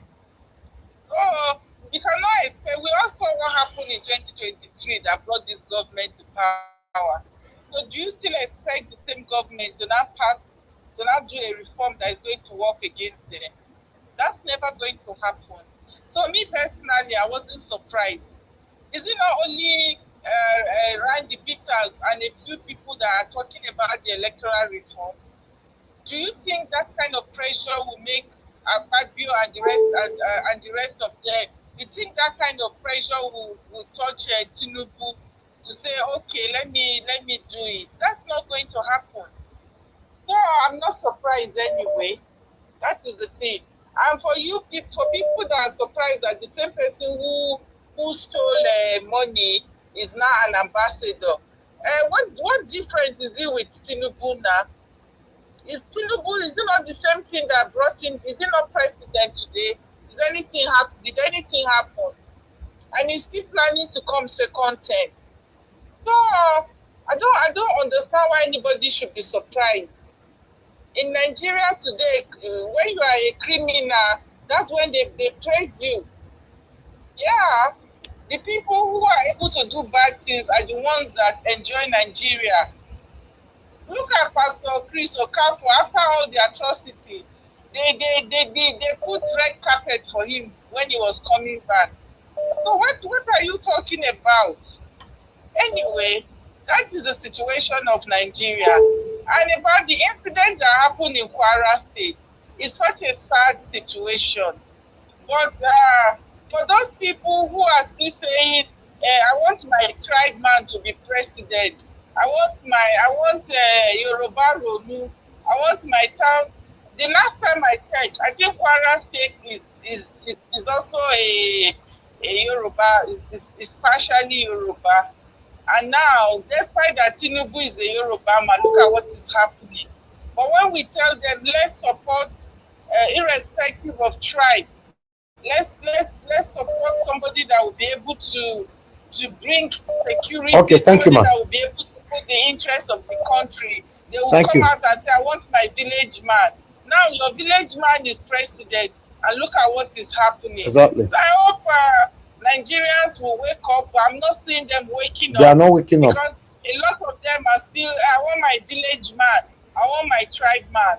Look at what is going on now. Almost all of them are guilty of this. So almost all of them for this platform. If we talk about their favorite, they go hate me. If I talk about your own favorite, they go join me, beat your own. But if we reach their own, they'll divest. Everybody, almost everybody is guilty of this. So they're not going anywhere. But that is why we cannot go anywhere.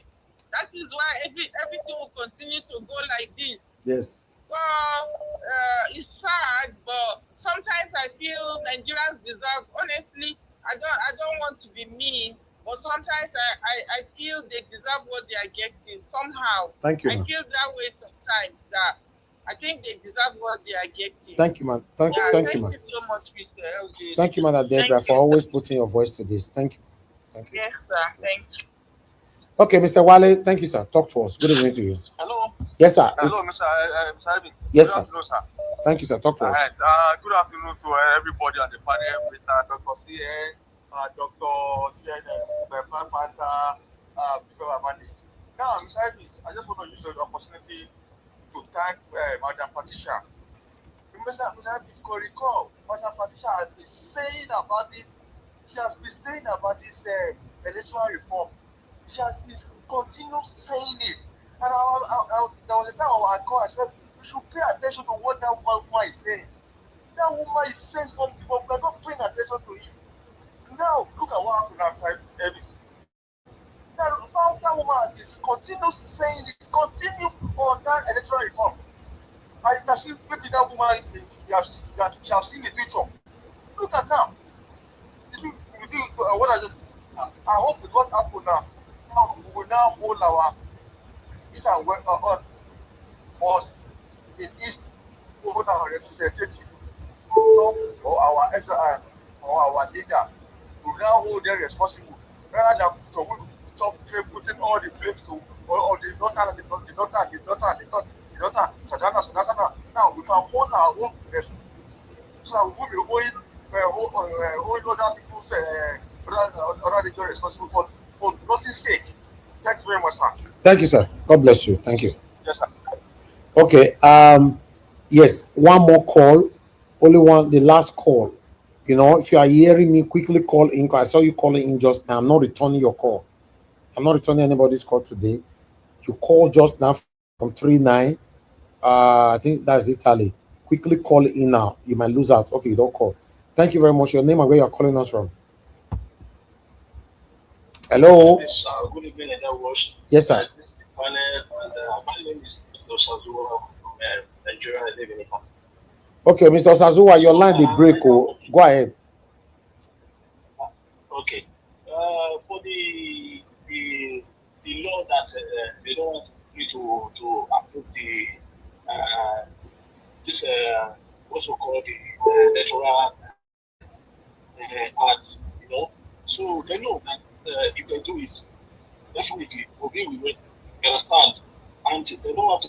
They don't need to win the election. And most of them in the Senate, they will never come back. You understand? So they will miss their seats because they know that is the truth. They cannot do YU or they will use any card for because Nigeria they are not given. You understand? So Nigeria will vote for their choice, and their choice is only 6. You understand? So if they do new law, they will never come back. That is why they don't want to do it, and they will never do it. You understand? Because I trust them. Because all of them they are the same.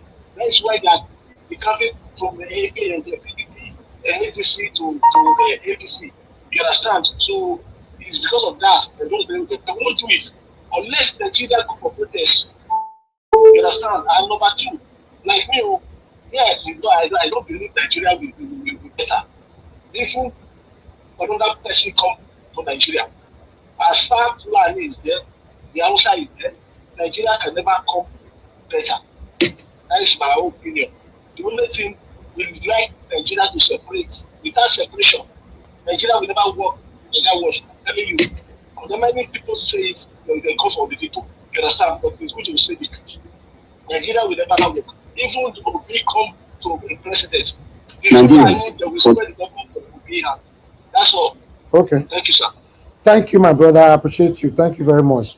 Okay, callers, we are done today. I'm not saying we are done for now. We are done today. Anybody who call in, our elderly papa that I normally play his audio here, sent me audio yesterday, but I listened to a part where he said he was calling, and he have said this, he have accused me on this so many times, that he was calling me and I deliberately did not pick. There was another of our sister that always call in, one of our madam that always call in.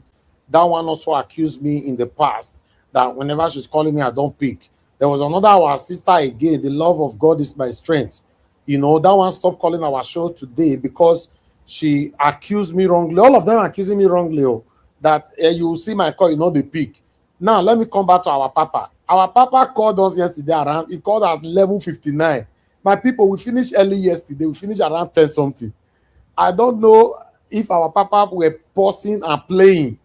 You call me at 11:59. Got 2 or 3 missed call from you. 11:59. Show don't finish. I not pick. You say I deliberately did not pick your call. Papa, please. I'm doing a lot here. Make una know they accuse me wrongly. I don't have any reason to see people's call and I will not pick. I don't like the fact that people will say, you saw my call. Why? Do I have any grudges with anybody here? I don't. You know, so if you call while we are on the show, fine. And those of you that call while the show is still going on, I don't pick. Maybe my panelist is giving submission and I can't stop them because you are calling in. That's why I give time for callers when you can call in. When the time is given, call in. If you want to call in later, once it's after 10 p.m., I know they pick calls. If I pick, now luck you get. Please, I just wanted to address that. Thank you. Of this mandatory transmission of the result that was rejected by Akpabio. So I want us to try to hold people responsible and individuals. No need of shouting Tinubu or all the Senate. Most of them might not be in support of what Akpabio did. He is the presiding officer. He is the manager. He is the one in charge of the National Assembly. He is the presiding officer. Even when people use a voice to say "nay," he will still hit that armor to say the eyes have it. So he is the presiding officer. So we should hold him responsible. Let us begin to drag an individual who is messing up our country. When it comes to Tinubu time, when this passage gets to Tinubu and Tinubu then sign it into law and did not query or reject it to say, okay, go and amend this place. Buhari did it before. So if Tinubu can do that, then we can clap for him. But if he fails to do and he passes it into law, then we will begin to drag Tinubu also add to it. Because some of these guys, they are just high service. You can hear Chema they said Wike said he wants to destroy PDP. He should allow him to do those ones. That is what he's born to do, to destroy PDP. So some of these people just do a high service. And how do you think Akpabio will promote a free and fair or a better electoral process? Did you people ask questions? How did he get into Senate? He got into the Senate through the back door. He wasn't qualified to be in that place.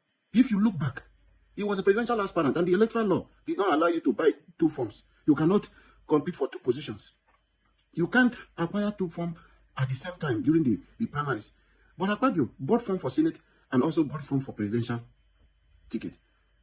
And when he sold it to Tinubu, had an agreement to be the Senate president, he ran back through the court.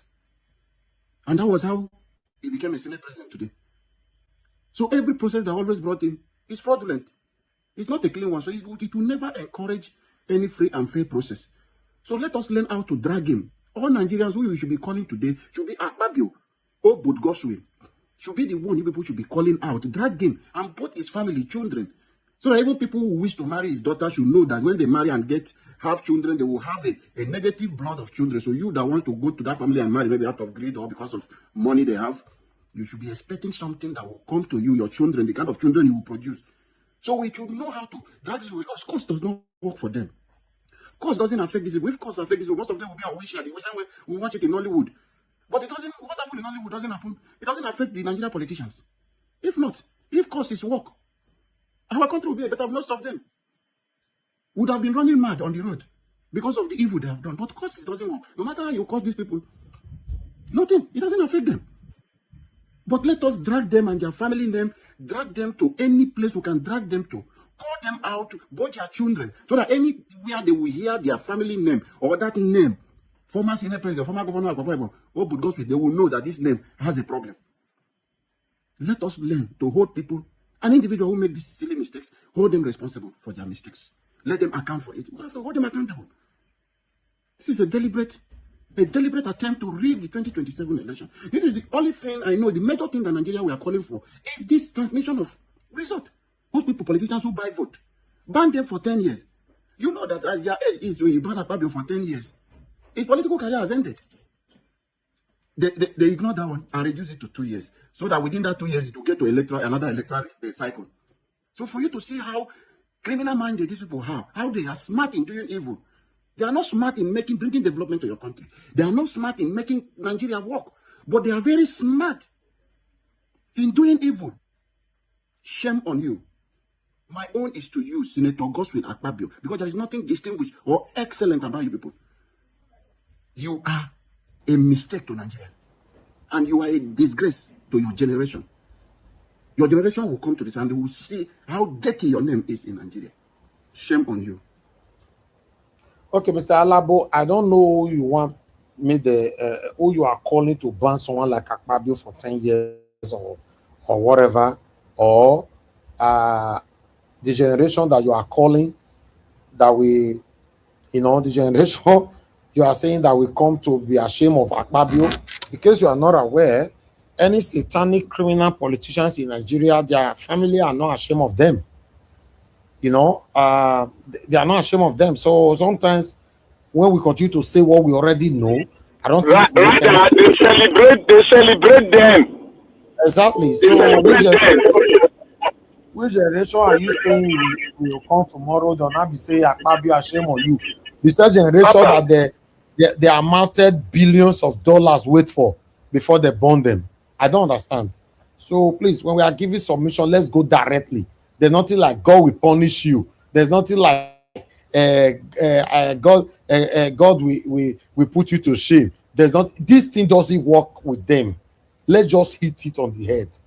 That's all I can say on that. I appreciate every one of you right there, my people. I'd like to prioritize Teju. The Teju, I can see your network is failing. You are joining us from where again? Is it Lagos or where? Yeah, from Lagos. Thank you for joining us. I can see, because I just want, you are the last on the panel. I'm prioritizing you amongst others to quickly talk to us because you are joining us from Nigeria. The same country where light not there, the same country where internet not good. Nothing is working in that in your country. Talk to us. What did they happen? And you be Tinubu person, and that one I ain't chop me pass. I be Atiku person. Now Atiku be like say they support. I be Tinubu. Mr. Elvis, good evening, sir. Yes, sir. I know they support any of them. Oh. Good evening, everyone. Mr. Elvis, I want to... You tell us the other day, you say me Peter will be deputized Atiku now. Because... I never joined panel before. We have to tell you that one. Okay, I teaching like you. Not verse, my lovely brother. Talk to us. Don't be emo. No, I just want side camera. I know who they support. You know, see the area where they come from. I be want cash Teju from back. I want your cash. No, calm down. Mr. Elvis, I really want to appreciate you because doing this every day, the consistency is not an easy thing. Is very difficult to be consistent. Very, very difficult. And I think that's what separates successful people from the mere people. So I really want to appreciate you because talking about Nigeria is draining. Very, very draining. I personally, at some point, I unfollowed all the media channels on my Twitter account and all because I don't want to see anything about Nigeria. But every day when I go out, Nigeria will reassure me that I'm still there and it will get better. So even if I run away from it online, I meet it physically. So Nigeria is so draining. I'm talking about it every day. It's a whole lot. But I've been following this channel for about 2 years now, and I listen every day, like every day. So yeah, you guys are doing a great job. For this Nigeria issue, I think I listened to Mr. Jonathan very well, and he mentioned something very well, like Nigeria is not a normal country. So I think the mistake we make is trying to make Nigeria seem like a normal place. When I see people come to TV and they're asking for response time, they are saying soldiers didn't respond on time, who leaked to DSS, and they are bringing up many questions. Who is going to answer these questions? Nigeria is a zoo. So there's nothing working in Nigeria. So in my area where I stay, I've not had light for about a week now, and I've not had constant electricity for like 3 months. We're only planning to have a meeting this weekend, and I'm ready to go fight there.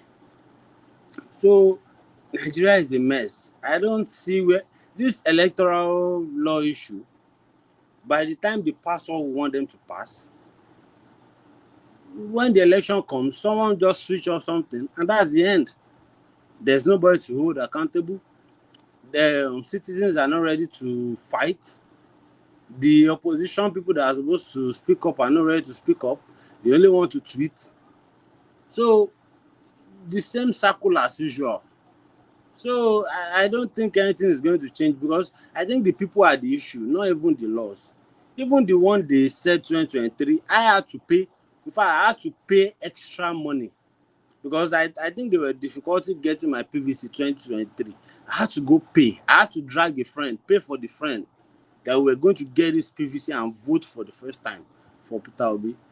At the end of the day, what did we see? They said they do IRF, they do transmission, they do everything. Someone just switch off something, and that was the end. So even these ones we are fighting for, when they eventually do it, there will still be a loophole somewhere. The only time there can be any reasonable change is when the people are really ready. The citizens are ready, both young and old. Because most times the young are ready, you see the old people dismantling the whole process. The old people they told us to learn from, to respect, they begin to mess up the whole thing. So Nigeria is just a mess. I was watching Arise this morning before I left home.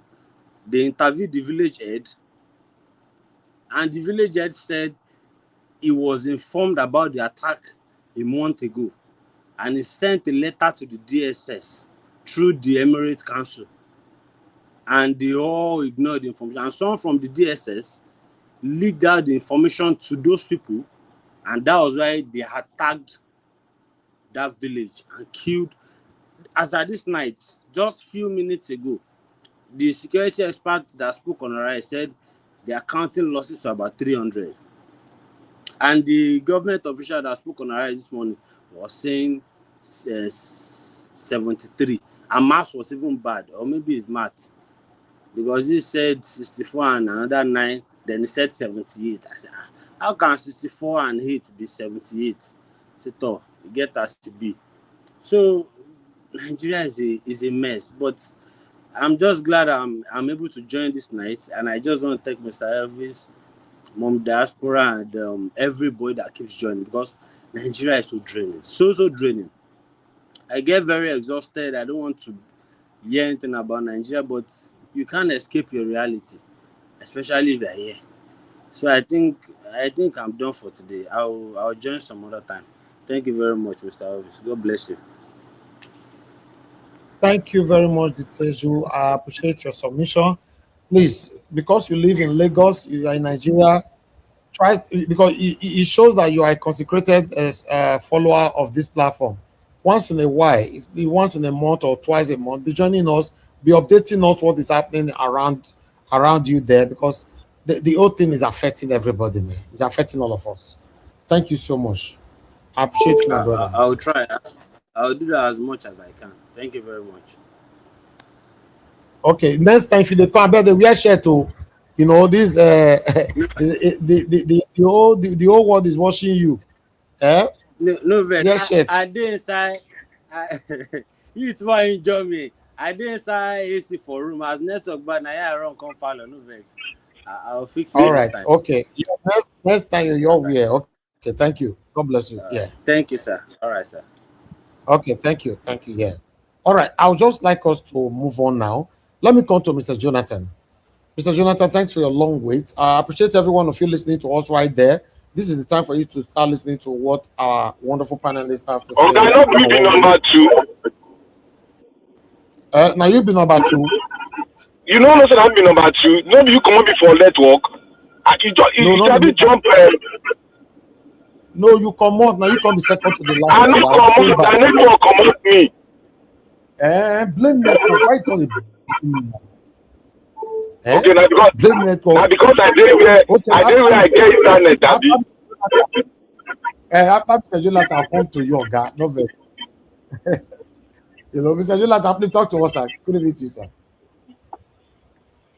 I agree to Mr. Elvis. If Mr. Black Panther, if you want to go ahead, you can go ahead. No, go ahead. Go ahead. It's even muffled. It's muffled. Right, okay, then. Thank you. It's muffled. Let him go out and come back in. It's muffled. Like it's talking like as if it's under water. Thank you, guys. I agree to Mr. Elvis. Organa be muffled lamb. Give us about the game out to. No, that's technical term now. Are you guys not hearing it? Which one? It's muffled. Nani muffled lamb. You know they hear me clearly now. Why? So why are you doing it when you know it's disturbing the broadcast? Why are you doing it intentionally? I'm doing it because somebody's talking at my back end.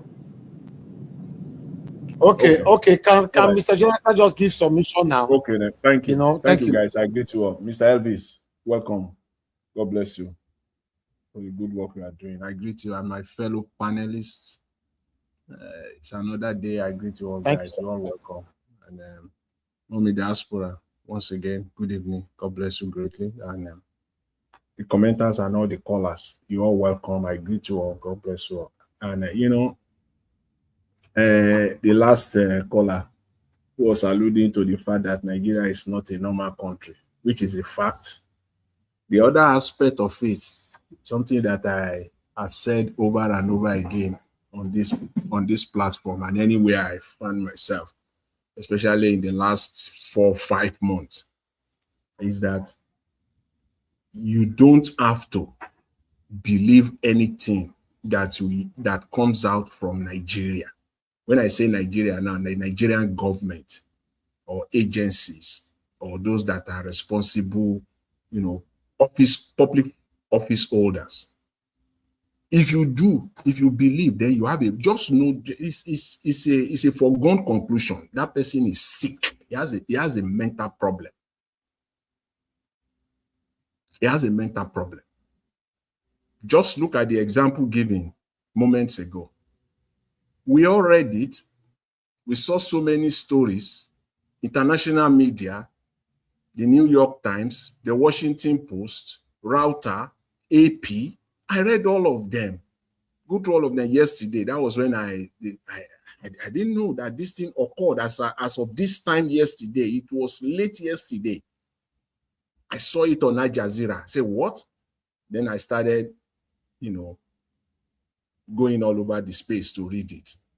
Their numbers range, you can check it now. All these outlets, all these major international outlets that I've mentioned, the number range from 160 to 200, like difference. Some of them say 167, some of them say 160, some say 200. And the Nigerian government, someone there came out and be saying 67. You can see how satanic, how evil these people are. They don't have regard for life. Nothing, no regard for life. Is it not you that should even be coming out? Okay, you want to play the game that you want to be sure of the numbers. From 160 to 67. All they do is just to suppress the truth. Make sure that the truth doesn't come out. I can say, me as a Nigerian today, when they tell you in Nigeria the Nigerian government tells you in a situation like this that 67 people buy, just times 3 it. 67 by 3, then you will be close to the actual number. Don't even say that. Don't just double it. Just put 3 there. Then you will be very, very close to the actual number. So you don't have to believe anything whatsoever that comes from them. You do at your own peril. Then you in fact, you have a mental problem. I can't emphasize that enough. You cannot do that at this age and time. You cannot believe anything that comes from them. And the media that are playing the game, they are sick because of their own selfish interests. They are sick people. They are the one contributing to the problem or problems that we have in that country today. So when Rufai said this will happen again, what happened in Kwara State 2 days ago? This thing happened on Tuesday. I was surprised. This thing happened late Tuesday. And yesterday, Nigerian media were not reporting it at all. They're not as of yesterday morning. It's so bad in that country. It's so bad in Nigeria. The place we call a country. When you talk of elections in Nigeria, I've said it, on this platform for the last 2 years, we've all been shouting over our voices here that without proper electoral reform, there cannot be any success. There cannot be a change in Nigeria, just to put it mildly.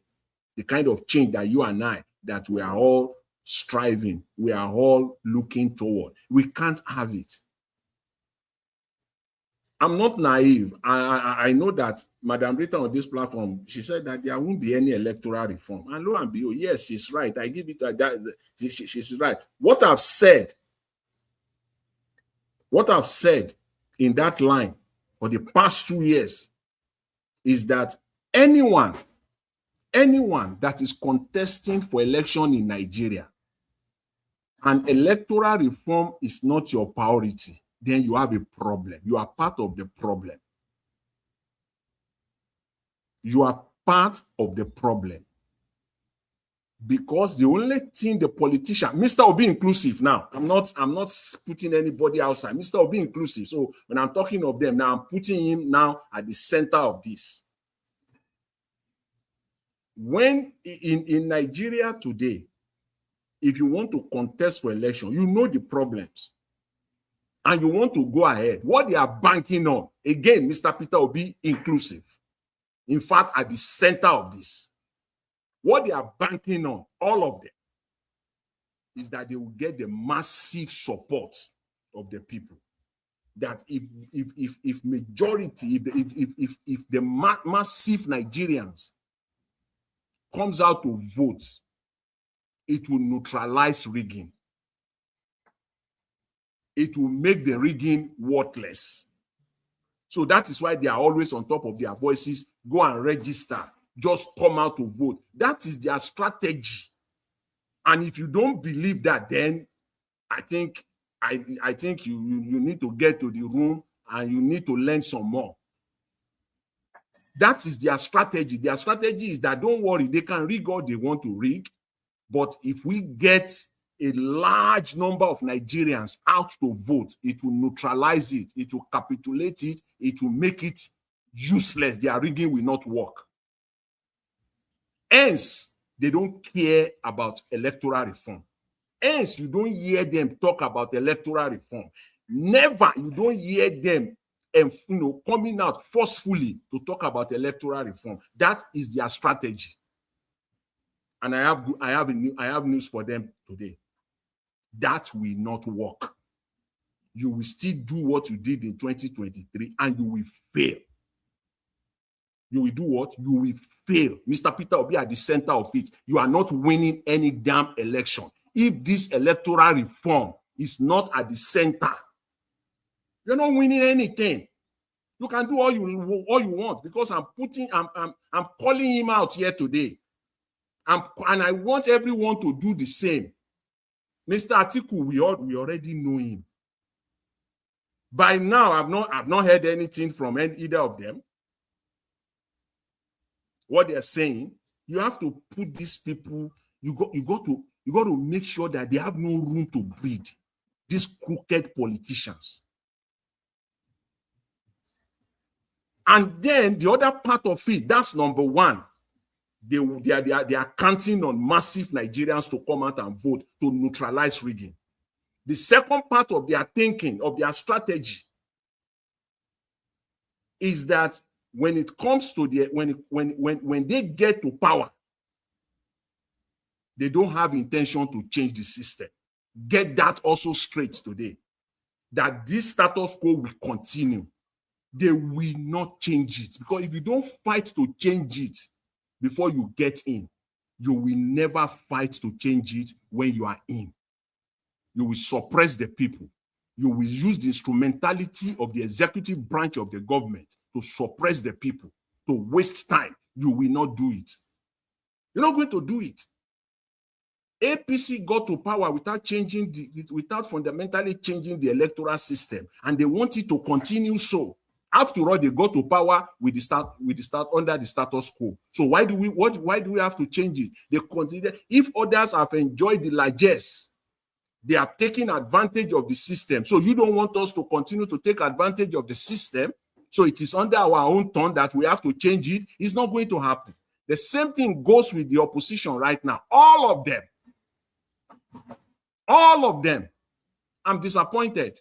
Because when you see the likes of this guy, Peter, the likes of Farotimi, and many more Nigerians that are out there that have been going all over the space for the last 1.5 years, talking about this electoral reform. And at the end of the day, this is what you get. I mean, you got to feel for them. You got to feel for them. In fact, that country is completely out. I looked at Mr. Peter Obi in the last few days in Abuja, campaigning.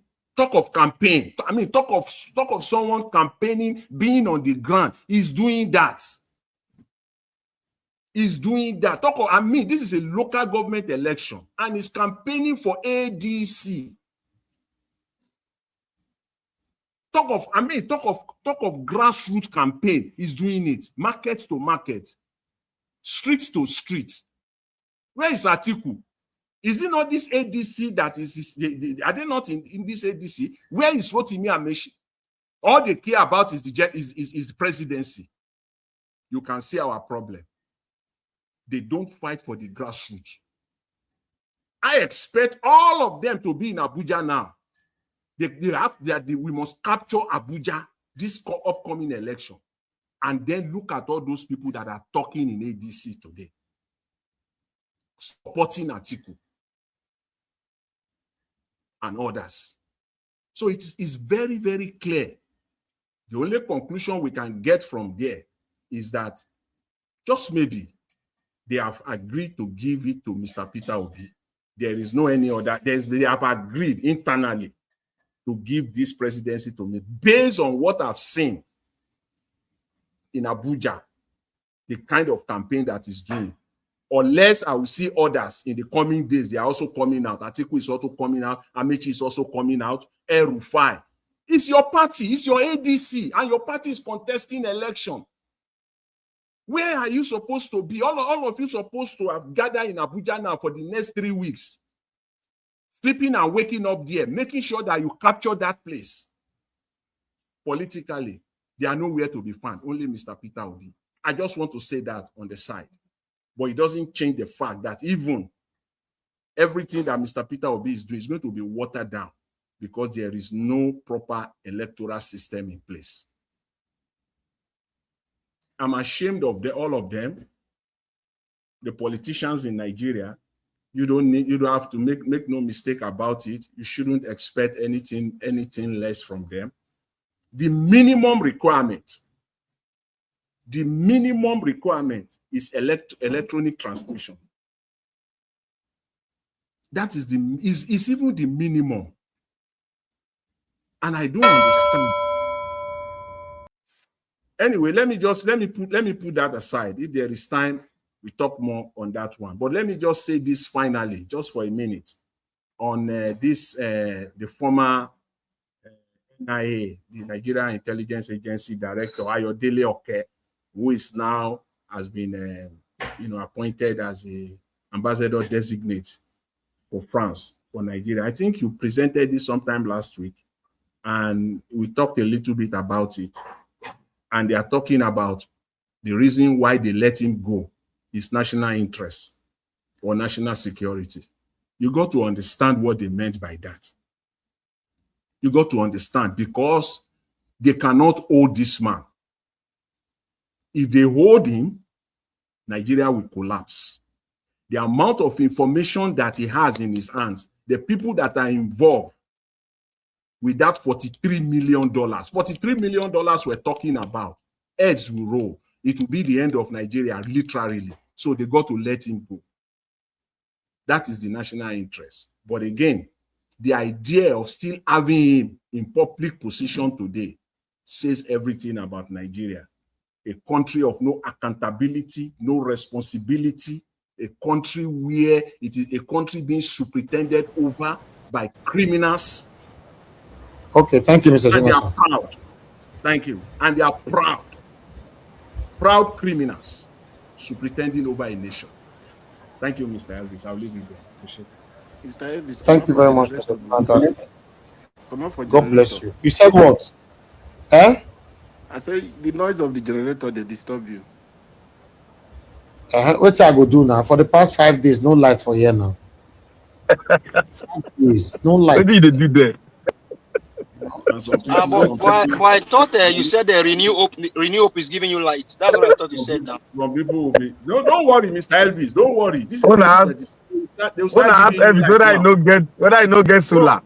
No. They will give them light as 2027 is approaching. They will give them like 3-4 months light. So that that's a campaign strategy. That's a campaign strategy now. They'll use it to campaign. And Nigerians, vulnerable and gullible, they'll say, hey, light, we now have light. 5 days we all day, so no light. 5 days, no light at all. Mr. Elvis. Hey, but Mr. Elvis, I thought you said some time ago they were giving you light. Don't call my name, my friend. No, now you said it. You said you were giving you light. What are the pity for Elvis? Let her say that darkness. What do you mean? What do you mean? What do you mean? If you did that, only you know this way going to pay for generator fuel for me for you. I bet give your submission in the next 2 minutes. No, let the next person. After that person, I go talk. All right. Okay, let me move on to Ogai CBD. Ogai CBD, it's good to have you on the show. If you are there, please talk to us. Good evening to you. Ogai CBD is not there. Abdul Malik, if you are there, good evening to you. Please, Mr. Naija, I will speak after Abdul Malik. Please, kindly. Okay, Abdul Malik, go ahead. All of you, we want to speak after minus 2 minutes for your minutes. Abdul Malik, please talk to us. Good evening to you. Good evening, Mr. Naija Watch. Yes, sir. Good evening, everybody. The panel. Good evening, Nigeria. This electronic transmission of results, it is a pressure. That's why you see there is pressure on there. That is the reason why you see Akpabio came out and deny. What I see is this: I believe before 2027, they will put it in order. They must make sure it be direct from Beaver to Iron. They must put that law. Without that law, there is no election, because that is the reason why they are shaving, they are waiving to amend the law. Without the law, that is the sign of ringing.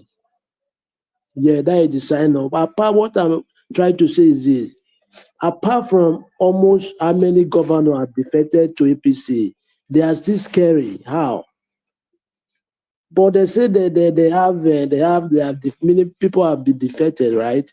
Governors. But why are they still scaring just to to approve, to make sure direct the transmission of the result. It shouldn't be that way. Yes, why are they scary? Imagine in Nigeria, even Ghana, look at what happened in Ghana in the last election. They did the same thing. The South Africa, the same thing. Why are we Nigeria? We're always different. Everything, corruption. Everything. How can the country move forward? It cannot move forward because the people that they are governing or they are not reliable. They are no accountability, nothing to show. Look at people die, 200 and something people now for Equala, right? What happened in Plateau State last time, almost how many months back? It will still happen again because they don't find solution. They don't find solution on this issue. Yeah, they don't find solution. It will still continue happening every time. But like 2-3 months coming, we hear another thing. Massacre. Imagine 200 people. You know what it is? Even Ukraine that they are at war. 200 people don't die there at once. It don't happen there. It can't happen. Go and read their history. This is when they start the fight. But in Nigeria, even 200 people die, but the government, they don't even care. They are just fighting ahead of 2027 election. How to ring election, that is their concern. And people are mixing, people are buying every day. They don't care about that. The citizens, they are what I'm trying to say, the citizens, but they see what is going on in the country, right? Why can't they mobilize and do something needful? Just this very one that they did now, after they have concluded in a House of Senate. Look at what Akpabio do. It's not what they conclude, they read out. No. They conclude that the electoral result will be transmitted direct. But he read out another thing, I refer to 2022. You see, even that one is a pitchable offense. It's a very big impeachable offense. If Nigeria is a country that work, but the country is not working, nothing, how can one man, after the House have decided, only you, nobody who conspire with you, you just conclude and change the narrative. Who does that? Is it not that one? Is it not terrorists? It's even worse than terrorists because you don't want the citizens to be better. Yeah, that's why they want to be there every time, just to ring themselves in again, the way they did 2023. I believe this time around will not be possible for them. But I call the opposition to make sure this very particular electoral transmission of result, they fix it before that 2027. Without that, there is no election because they will rig it. It's must. Even when the law is amended, say, they will try to find another way how they will ring the election. But they need to stand on their ground. What happened in Edo State today? Just because of ADC, they want to go and have a meeting in their secretariat office. Look at what APC talks did to the office. That one, is it not terrorist attitude? That is criminal intent. They are even worse than terrorists because they are buying people secretly in the country every day. That is what they are doing. We have a long way to go in that country. Now, how can we fix the country by ourselves? Even though you are not living there, one day you cannot live where you are living forever. It cannot possible. Like you must go home. Yes, one day you must go. That's why we need to fight how we fix the country by ourselves. But most people, they are not even yet serious to fix the country. But when you are telling them, they don't even care. Look at, even though you don't come out to vote, even one person come out to vote, they will count as a winner. That is how it works. Yeah, if you don't come out to vote, one person come out to vote, they will count that person as a winner. They will declare that person as a winner, even though it's one. Yeah, because then, even though they don't come out to vote, but they don't want to take that what other country do. like what they do, all those all those North Africa countries, they cannot take that risk because they are scary. Talk to common changing of amendment of electoral transmission. They cannot do anything. Talk less of what do you expect? Unless they will be educated because they don't know how government system work.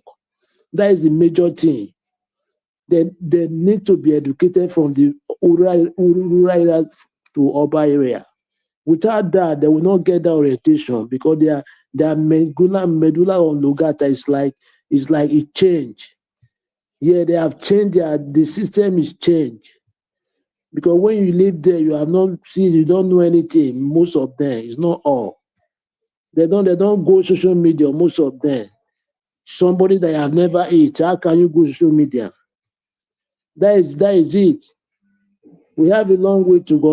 We just try to do something this coming one. But because if this coming 2027 will pass, there is nothing happen. My brother, what you are seeing now is minor. It will worse than this. Thank you very much, Mr. Elvis.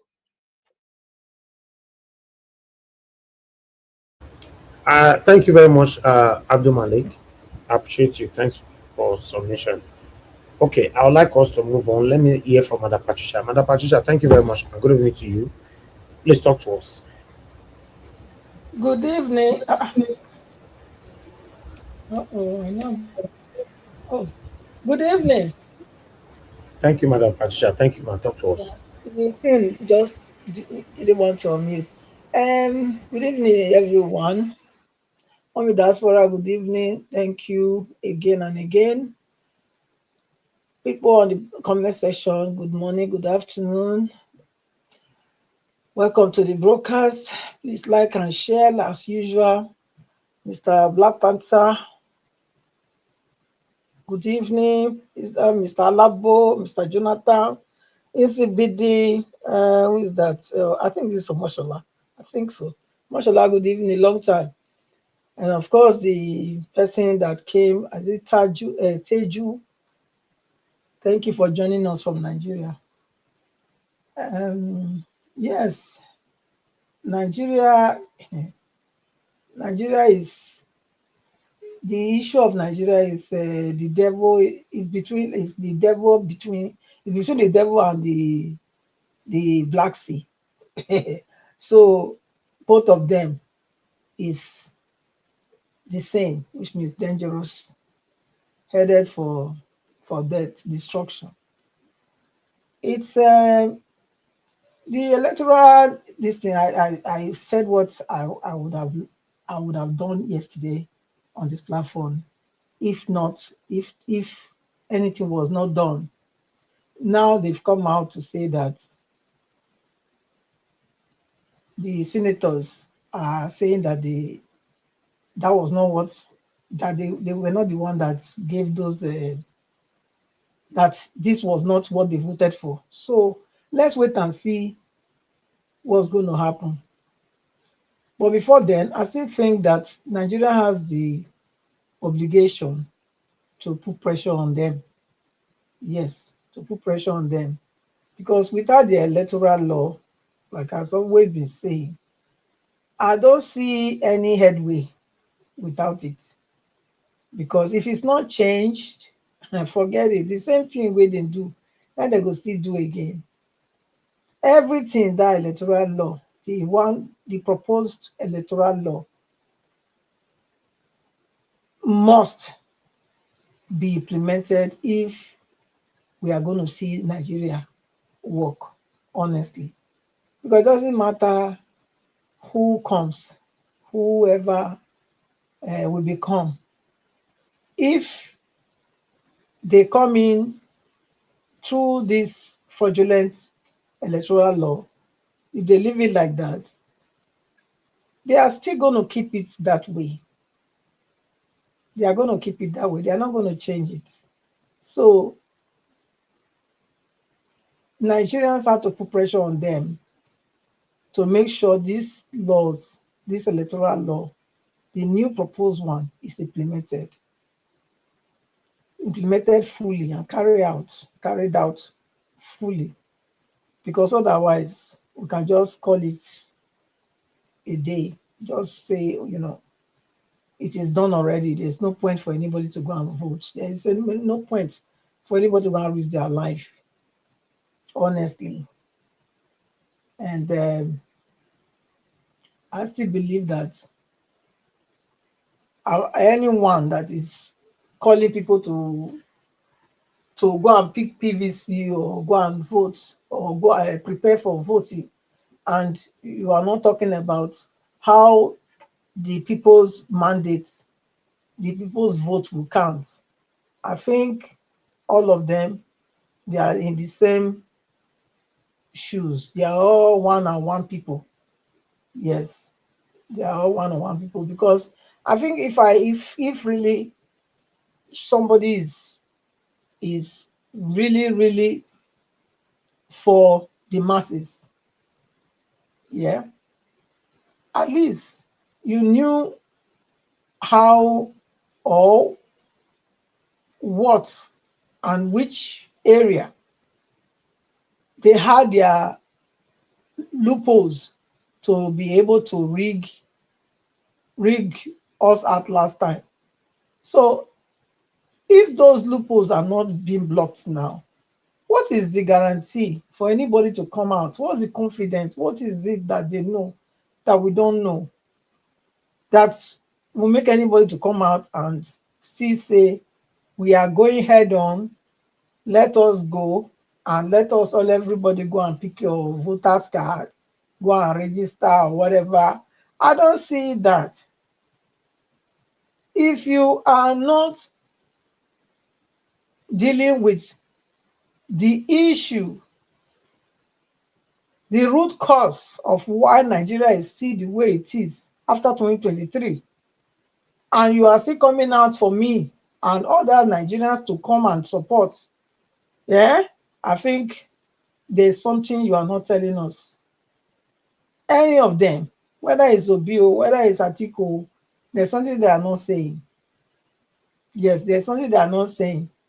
Because if really they are different from what they took Nigerians through last election, if really they were different, their voices should have been louder to even say, if there is no reform, if the new proposed electoral law is not implemented, we are not going to vote. We are not going to participate. We are not going to be aspiring to be. Yes, we are not going to be aspiring to be.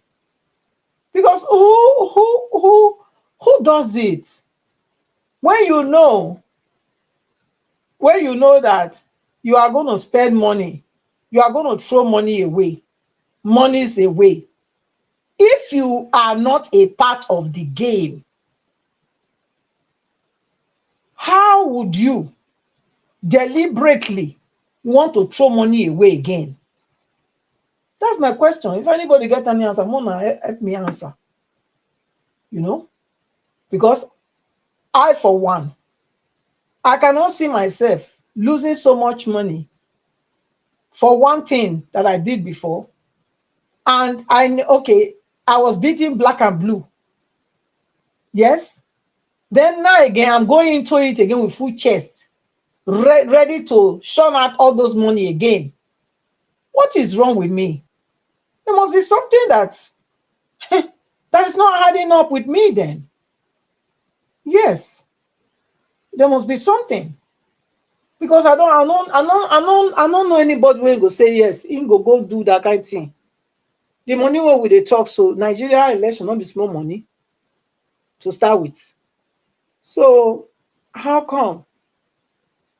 If we are really saying yes, we want to really change lives, instead of channeling those most resources that will not yield anything at the end for election that they've already won before even we step into it, why not channel those money in making Nigerians' life better? Even if na 500 or 1 million, now you feel help, set them up and make them. It's good. It's better than you throwing that money away now. Unless there's something that you know, that all of you are enjoying together that we are not being disclosed to, you know. So that is how I see it. So I can't see any headway, and Akpabio came out now to say no, he's denying that this is not the truth because most of the senators came out to cry. Okay, let's wait now and see whether they will do it. But I'm still very, very sure they will not do it. All this rigmarole is just for them to buy time. It's just for them to buy time. And based on that so-called whatever they said they amended, I think they said whether the one for electoral offenders, you know, they said they should pay. The punishment is for them to, if you are caught, you know, it's 5 million. So who is going to pay that 5 million? Of course, it's the politicians. They're going to pay the 5 million for the useful idiots that they are using, as Mr. Jonathan will say.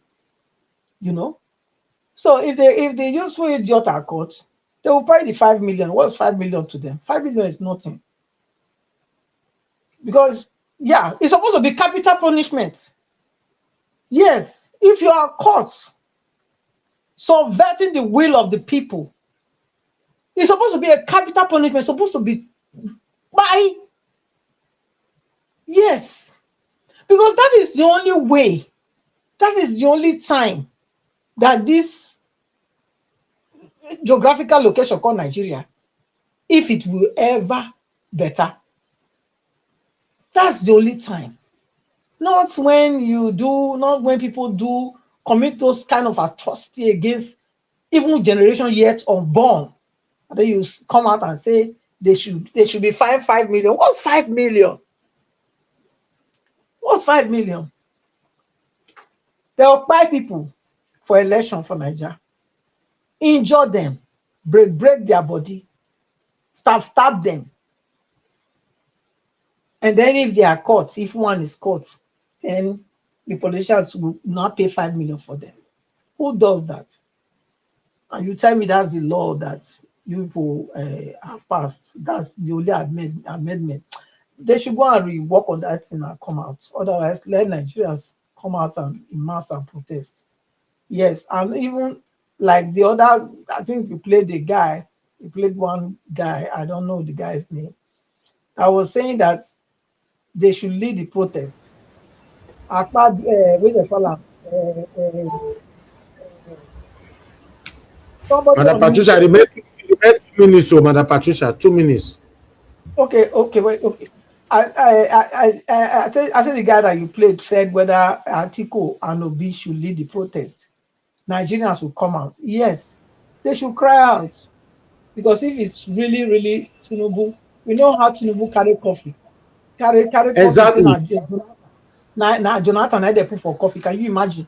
So how will now go to the opposition? Now so tweet now they tweet. When I go tweet small rest. When I know will come out, then I'm not gonna see whether Nigerians not go follow now. They should even take the lead. They should take the lead now. They should take the lead. If they're not taking the lead now, come on. I mean, it don't make any sense now. It don't make any sense. If you want me to fight for you, yeah, you go supposed to come out. I will join you. That's what it's supposed to be. Not be saying you go fold your hand. Say make we go. It's like, oh, all of them are there together. All of them are be the same. All of them are there. Una together now. Una be one are the same. Then now we against una be now. But at least you're supposed to come out from among them. Prove that you are out from among them first. Make we see. You never come out from among them. You want our support. How? Now that one is my own problem. If anybody knows they get any better thing, make una put on here. Thank you. Thank you, Madam Patricia. No, your submission is a top notch. Me, I don't call my principal out. You know, let me not be like I not mention article. Then make me mention article. I not get any business with that one. May they talk about this electoral reform more, because if not, as Mr. Jonathan talking just now, Peter Obi, you not go win for 2027 if you not talk for that electoral reform. You not go win. No miracle go cause him.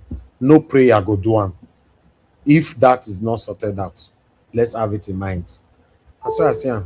I appreciate you all, my people. Thank you very much, Seven Government. I appreciate you for the super chat. Sedan, thank you very much. I appreciate you for the super chat. I'm very, very grateful. We have lots of you there. We still have almost 400 people watching us across now. Just press on the dollar sign. Encourage what we do. Okay, let me see if somebody will buy me 1 week petrol for my generator today. Let me put Nigeria account there. But I say I don't ask. Make I do it today. Where my Nigeria account? Buy me petrol. Where the account? I don't see my account again. You have it with me like. Okay, I just yeah. See, buy me petrol. See, I did there for the brokers. Just say, right time, Mr. Elvis. I don't buy you petrol. We go last you for 1 week for your generator. But I see who go do them. The account number is on your screen. Do it. Do it. May God bless you. I don't say every day they offend people for here. The people why I offend last. Now 78 years later, I will go see them. Anyway, I God will bless you. Let me go to the next person. Which is let me come to give us a mandate. Are you which one be you? You say you are ready now. I say I don't ready. No, I just quiet now for you to even adjust yourself. You not be adjust. Why must you quiet? I have to quiet now to respect you that you have all the calculator in your head. You felt they respect me for this platform. Are you not the moderator, the CEO? I'm not for there. You want to give us a mandate now? So it's a suggestion. Now they give me for this CEO. I no go respect CEO. Without the CEO, we go ever got to this stage? No. Talk to me, my friend. Talk to me. Not the you know. If I talk to me. Now what I don't me. My brother, is a matter of consistency. Thank you. Nigeria matter. We never see anything.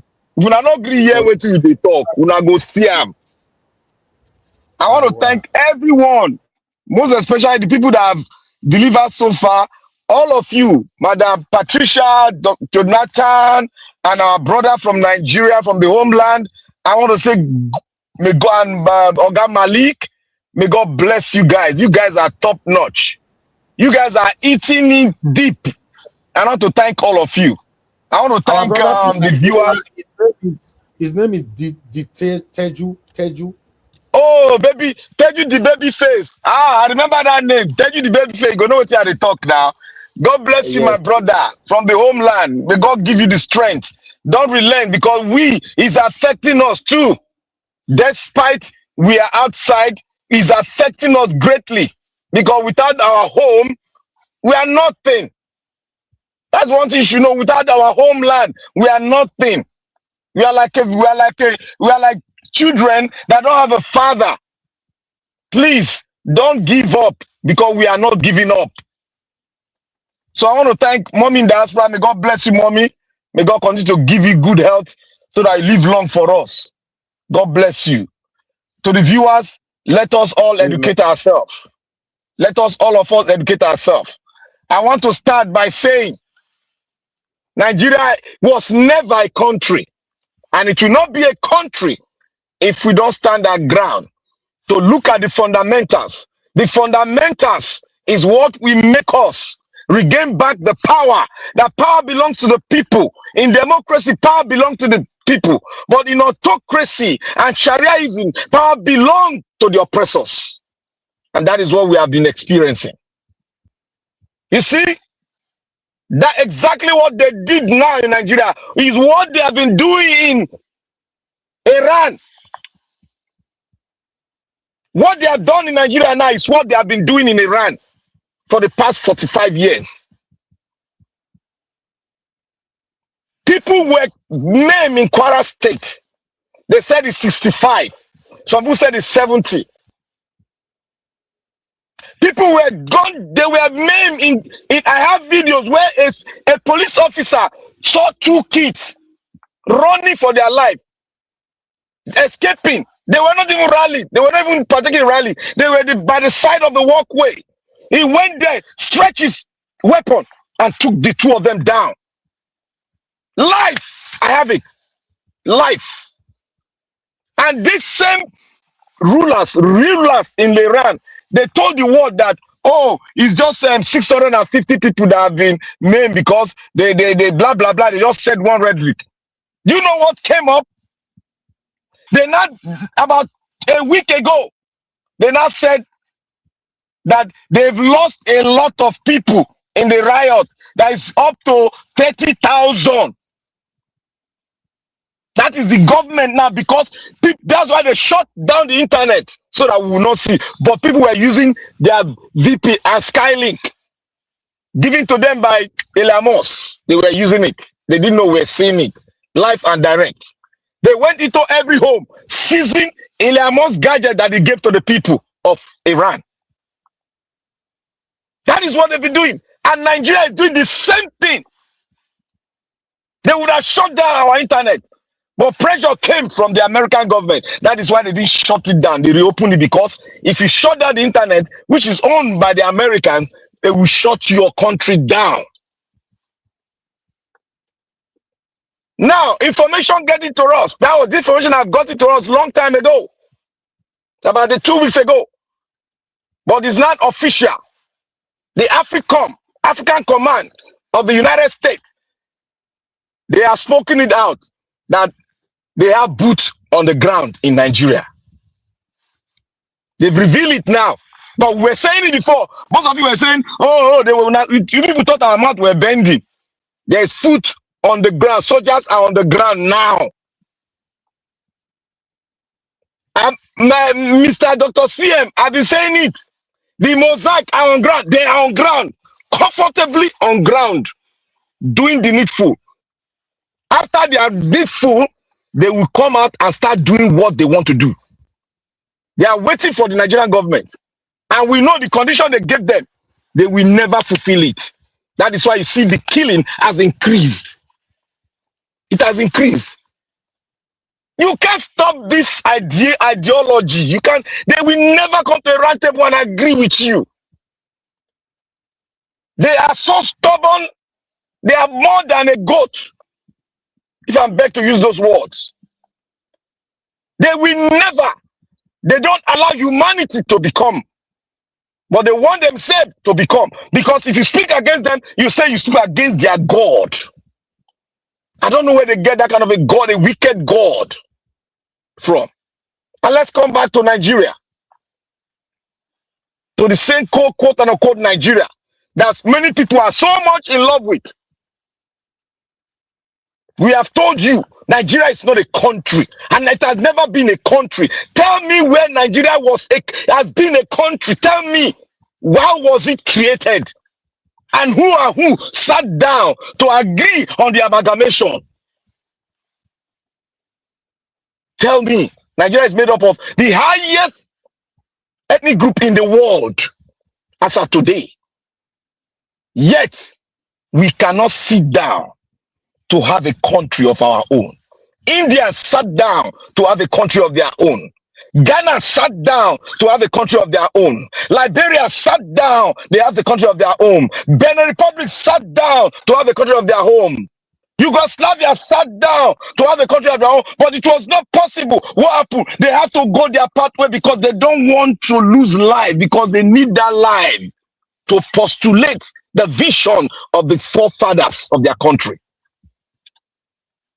But we don't value life, because life means nothing to the bourgeoisie and the Islamic bigotry that you have in the country.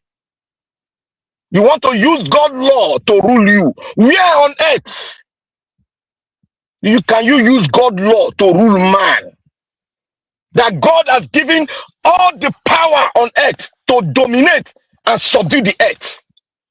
Is it not in Quran? Is it Quran? It's in the Bible. So where do you require God to make his own law on earth? Yeah, you are on earth. You are the God of the earth.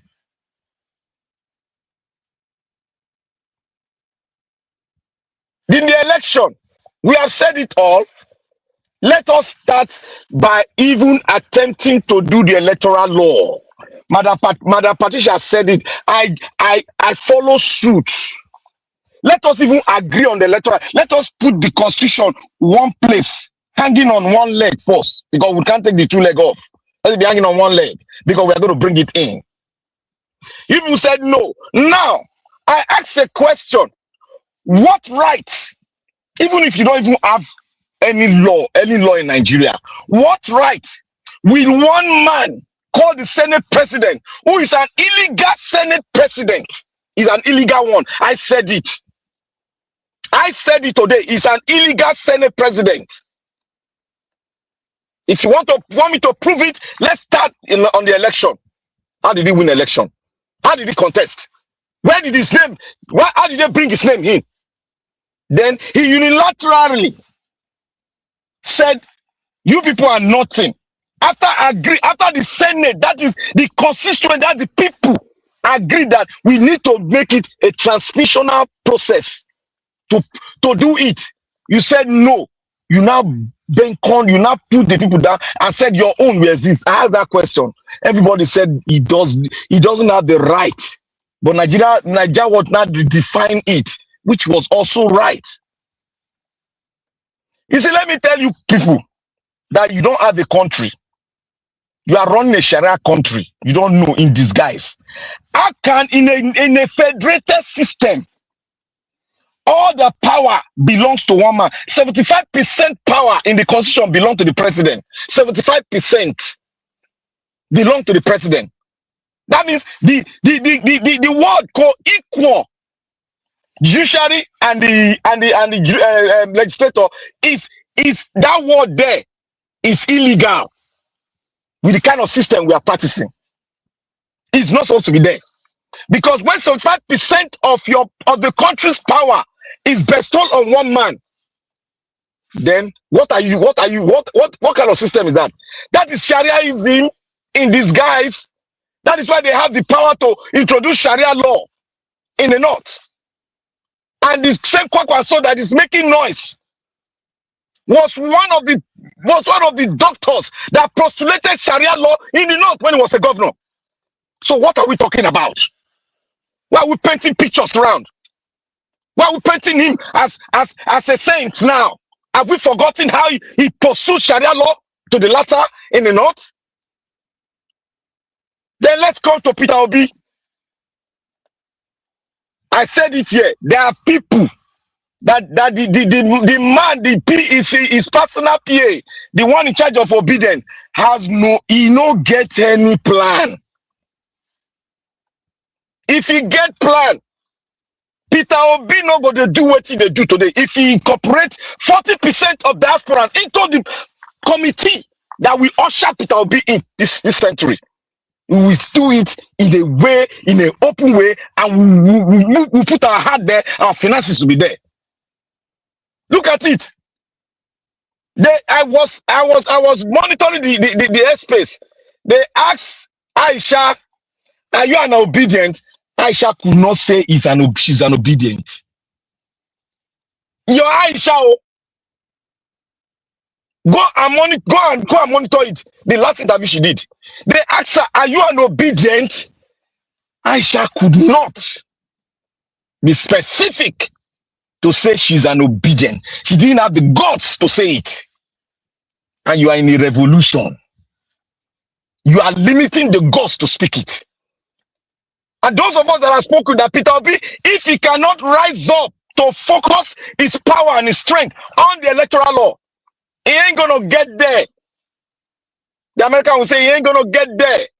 Let's throw the crap into the trash can. He ain't gonna get there, bro. You're not gonna get there. That means you have been you have been boxed to one thing. And the reason why Peter B is not thinking that way is because he's being gathered by people that are greedy and selfish. People that clap their hands to follow him. Yes, Peter B, we are following Peter B. Peter B is this, Peter B is that. They never have the boss to tell him that, okay, we need to change the electoral law. Your Aisha cannot say is an obedient. Mokuna ring the bell. I don't ring. Mokuna ring bell. Oh, when they reach front, Mokuna see what go happen. Thank you, Naja. I'll speak more on Aisha interview. Thank you. Okay, that Aisha matter, me don't understand. Are you attacking Aisha or Mr. hold on, I'm talking. Are you attacking Aisha or something? I don't understand what you're saying, Black Panther. Aisha is one of the people that are boxing Peter Obi. And Okay. if she cannot admit in public space that she's an obedient because she has taken the card of ADC, then let's call a spade a spade. We are not yet ready for a revolution. They are mimicking us and they are pretending. Because the fight we have now is headlong. It's not the fight of pretending. It's headlong. Let's stretch our head. Let's know that we must die for something.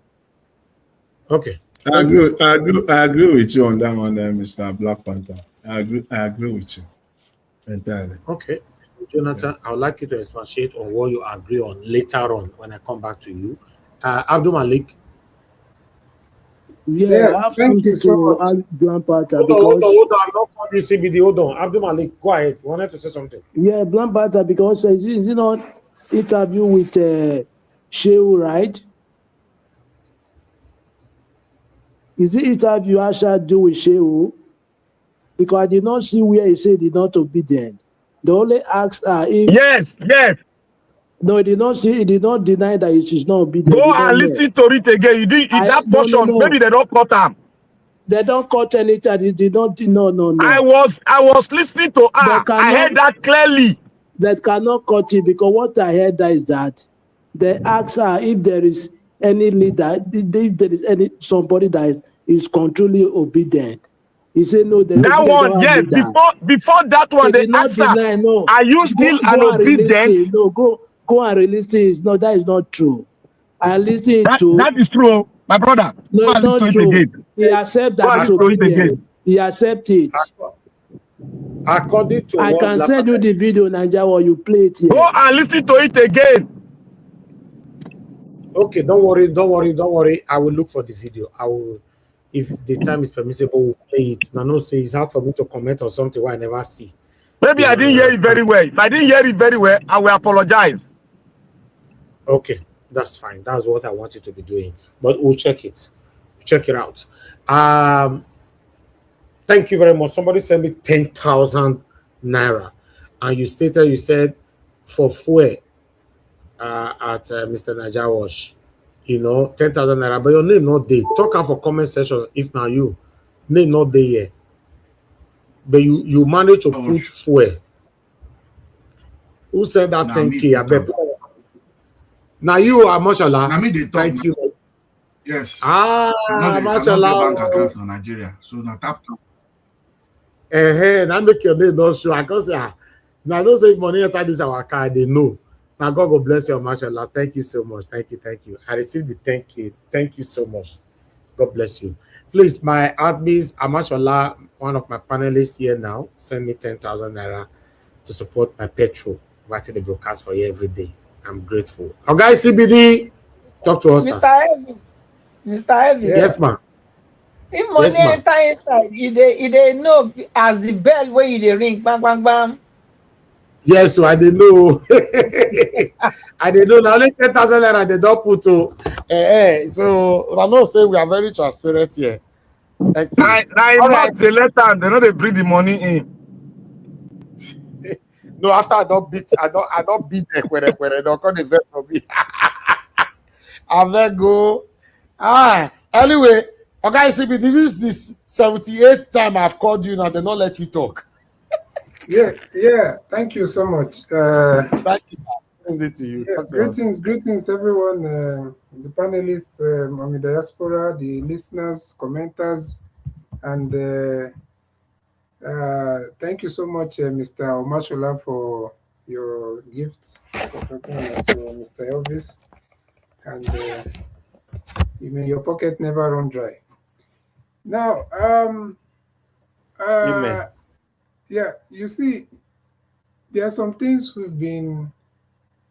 There's something Mr. Jonathan said, about that the strategy that some of the politicians, maybe like Peter Obi or Atiku or some other people are trying to use is maybe like, expecting that everybody will vote massively, and it will be so obvious that the the system will not be able to suppress the voice of the people. Um, but I agreed 100% with that. But I understand why he also said that that will not work. But unfortunately, according to my own understanding, that is the only thing that we have. Because tell me, apart from the Western world, and maybe a few countries in the second world, not third world, maybe like Brazil or somewhere else, maybe India, you know, apart from all that, where else do you think that have you seen where an authoritarian, especially in Africa, an authoritarian, um, you know, government or people, a government that people will call, will have this kind of perception that they are so, they do whatever they like. Where have you seen that they passed laws or they have laws that will unseat them? It doesn't happen, especially in Africa. It didn't happen in Tanzania. It didn't happen in Zimbabwe. It doesn't happen anywhere. So it's not the problem is not the absence.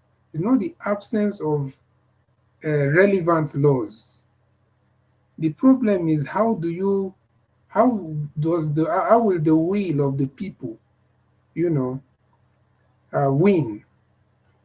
And there's only one way everywhere, and that is the same way the some group or the people of Iran are trying to use. Do you think we are more exposed than Iranians? So that is how it happens. It's only in places like Europe, US, all these places where they have like advanced democracies that you can see those type of things happen, whereby you can like what happened in Hungary the other time, you know. So the only thing we have is that. I'm not saying that the laws is good, if they pass. I think I'm also for the electoral reform laws to be passed. We can never have less, or we can never have too much good laws. We need all those laws, but we must understand that the only way that can make significant impact is mass action, not violence. So before they start looking for me, we are talking about people, everybody that is thinking the same, that wants change, should come out. And somebody said that Atiku and Peter Obi should lead. I don't know what you want Peter Obi to lead. This is just me. Please, nobody should attack me for my opinion. Everybody have their own opinion. Like, the man has been, like we have confirmed here, we have said here, the man has been going grassroots, going everywhere, showing himself to the people, showing himself to people that have never seen even a top politician before, going everywhere, doing all these campaigns, donating to schools. If he goes somewhere, he must drop millions, he must support a project, he went the other time he built boreholes in the north. The other time he contributed to a nursing school. The one he also did in Edo State. Everywhere he goes, he leaves a mark. What other signal can somebody give to people that have their brain cells still working? You should come out and tell them, you see, now we have to march to Aso Rock. Is that what we are expecting? That he should come out and say, we are marching tomorrow to Aso Rock. If after doing all these things and making himself visible and reaching out to the people, going to the most rural part of Nigeria, even if after doing all these things and people are not yet ready to march for their freedom, to march behind him, or even without him, then you know that there's nothing he can do for Nigeria. I think he has done his best. Mr. Yes. Just if you allow me just some few seconds. Yeah, but don't take too long Yeah, before the yeah. It comes also with a question. Well, let me start with the question. Which is the best weapon that the ruling government is using against Nigerians?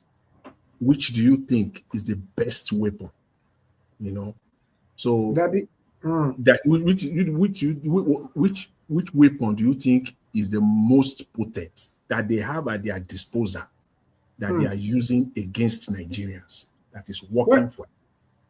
Yeah, it is the same thing that the larger underdeveloped or third world countries have been, their governments have been using. But Nigeria is just a more escalated version of that, which is weaponization of poverty, tribalism.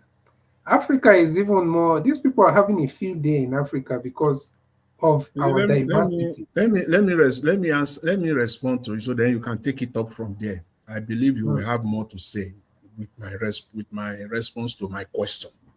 No problem, but Nigeria Watch, check my time. No. I will end with this. This is just the last thing I'll say. Okay. I believe that the greatest weapon that the political class are using to oppress Nigeria is violence. It's violence. I leave it there. But I can tell you this. Yeah, like you said, violence for sure is part of the violence is what is the law. Violence is why there is law and order in the world. It's just different levels of violence, and it's also different coloration of the violence. The reason why people are afraid to commit crime on the street is because they know that there is violence that is waiting from them from law and order. Police will come. The threat of a police, if you say I'll call police for you, you're actually afraid of violence. So violence is part of it, but we need to understand that when it comes to political issues or trying to elect somebody that we want, the violence, they cannot do it directly to the people if the people are united or if the people have one goal in mind. They can't. But the first thing they will do to make sure that that violence is looks credible is by dividing the people. You think that when all these divisions that they are doing, like they used it like never before during the last election. They tried so much to make sure that they sowed a lot of seed of discord between some Yorubas that don't understand. I won't say all Yorubas, and against maybe especially against the Igbos. Never, and they know that it's not a war, it's not an issue of Yoruba versus Igbos, but they had to turn it like that. So do you think that if they had come and start attacking Igbos in Lagos, for example, maybe there are some talks, do you think that those same Yorubas will come out and fight for the Igbos and say no? So they have to first push that narrative so that when you even see them attacking Igbos, somebody will stay there and say, yes, that's good. These people, they have been doing all manner. They are taking what did they say Igbos were doing? So, can we just rest about this ethnic kind of submission, attack Igbo, Yoruba? Can we just keep on what we have on the panel? Yes, but in a way, we have a way of bringing this ethnicism kind of submission that will not trigger some people while I'll come full everywhere. Let's just. Mr. Niger Watch, I've heard you, but the thing I will say is this: if we are not ready to talk about where our problem is coming from, then we are not ready for a solution. But many people will also want to give submission and be blaming Igbo for one or two. You will be blaming Yoruba for one or two. We are not going anywhere. All right. I've heard you. I think it's not. That was not even the direction I was going to. But since I know you were referencing. I know that was not your submission. But what I'm saying is that what you give now, somebody will not react to you later. The other one will not respond later. The while I go awful everywhere. You understand? That's what I'm trying to say. All right, all right. Thank you, thank you. Well, I'm going to say this.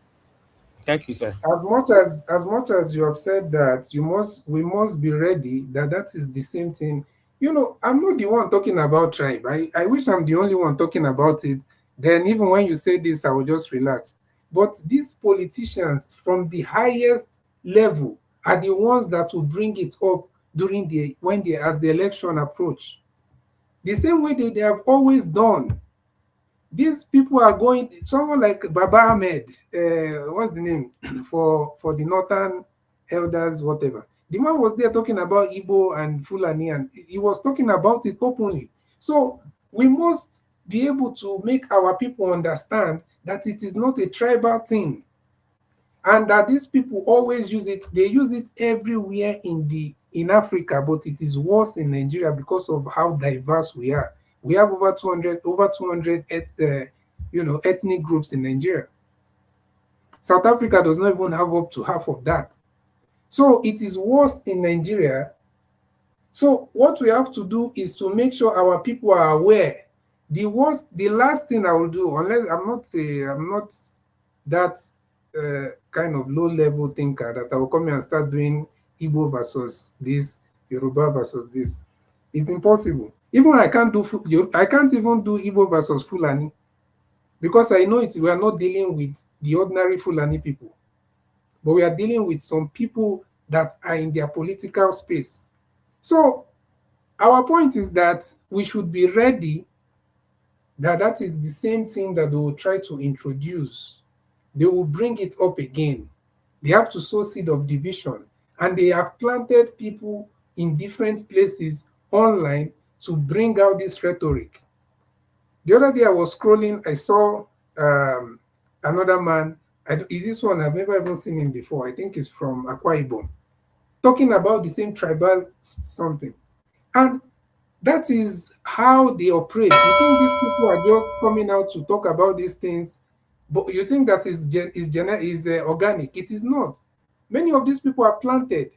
So they have to sow all this seed. They have to make sure that people are divided along these lines so that people cannot see exactly what is in front of them. All right. We'll talk later. Mr. CBD, thank you, sir. Yes, I agree with you that a lot of people are, going that avenue in bringing ethnicism into this whole thing, and that is what is dragging us back. And the politicians are always happy whenever we are in here. They are the one pushing it more anyway. You guys need to wait a little bit. I still have about 2 or 3 people for their submission. My brother Ikuna also commented, and I think she said she's not an obedient but a supporter of Peter Obi. That means if she said that, Black Panther is right. But I don't know the exact part, but I have 7 minutes video here that I would like us to listen to here quickly. You would work against any ADC ticket in which Peter Obi is presented as a running mate. Are you saying that even if a fair and democratic primary process produces another candidate, you would work against that person? When we get there, we'll see that. But in your own view, when we get there, it is Peter Obi that you think is most formidable to fight the... So let me tell you something. Yeah. So that's a comment I made this time ago. I'm like, when we get there, because I don't want to say anything. For me, I love people to see the action. People always be like, oh, when you get into a party, this is. I will tell you, and I'm not mincing any words. Aisha Yusufu, today, and a lot of Nigerians, see, Mr. Peter Obi is that person who has the most competence, credibility, character, and trustworthiness of the people, that the people trust in to guide the nation to where it needs to be. And I'm not mincing words on that. And I tell you something, as we are, there is no anybody that can outspend APC as it is, because they have the resources of this nation to do whatever it is that they want, and they're already doing whatever it is that they want to do. But guess what? There is one person that can outpassion them, and that's Mr. Peter Obi.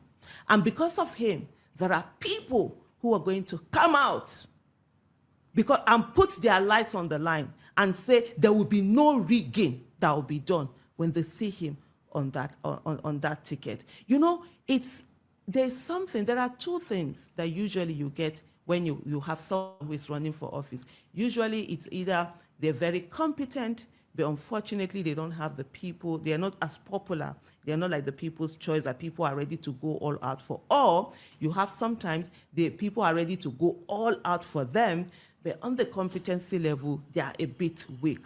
But for the first time in a long time that I can remember, I started voting in 1993, we have someone who these two qualities are in that person. He has the competence and he's the one the people are yearning for.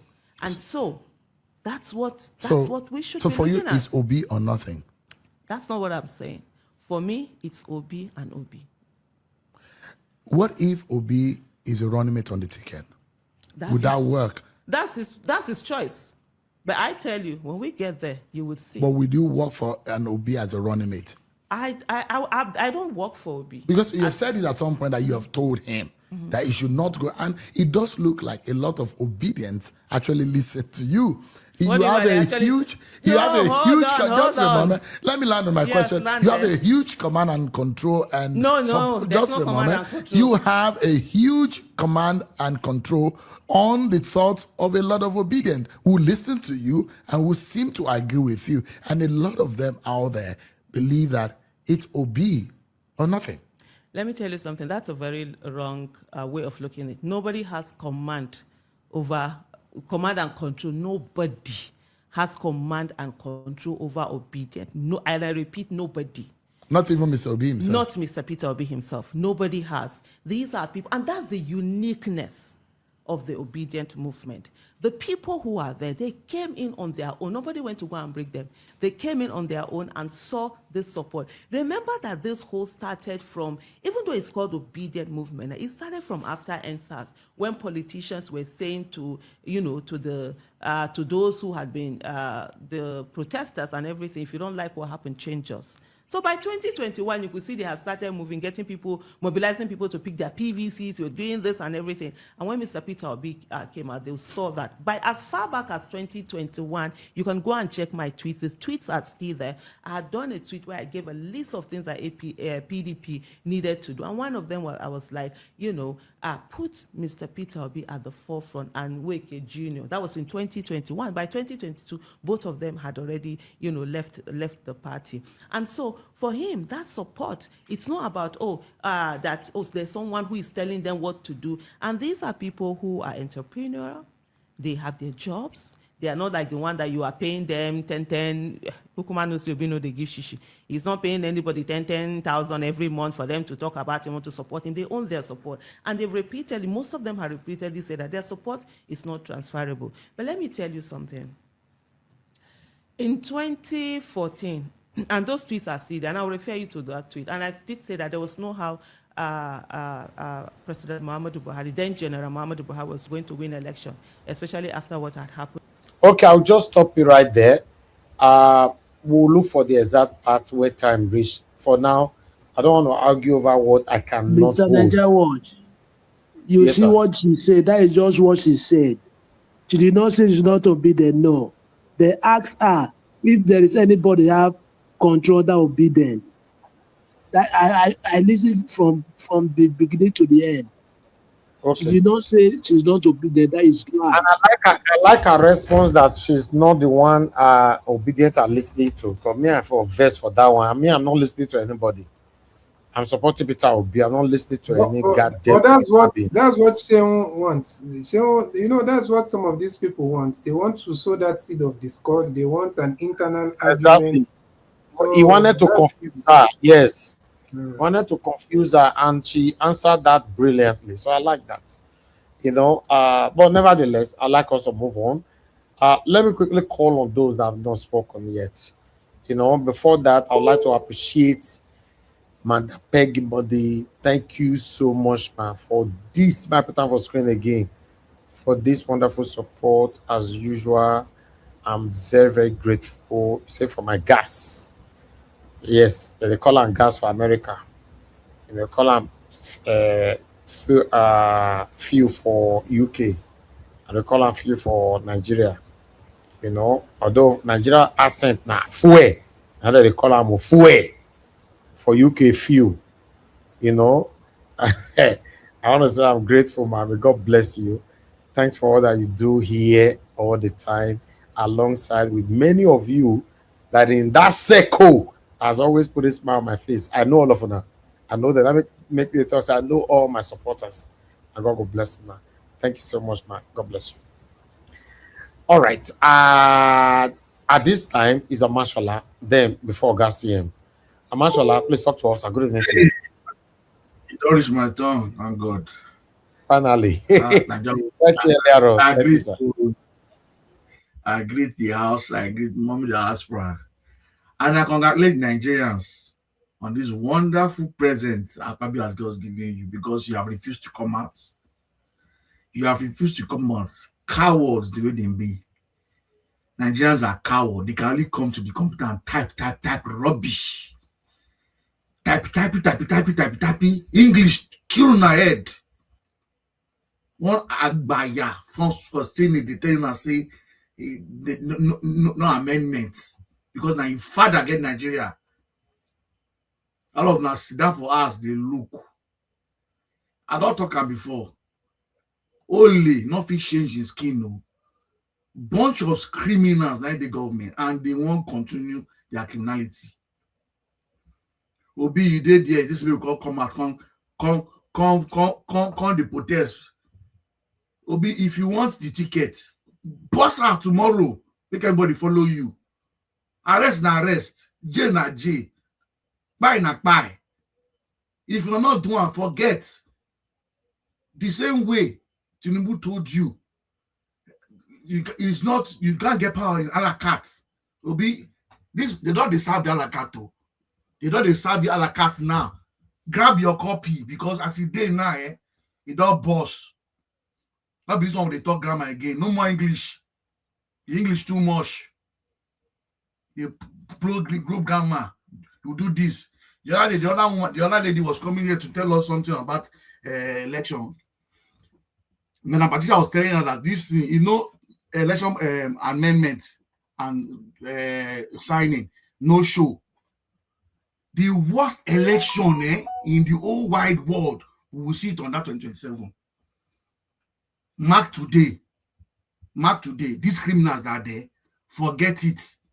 People that are stealing money easily. Private jet, you can enter private jet and be massaging a small girl's leg. They are showing news to you.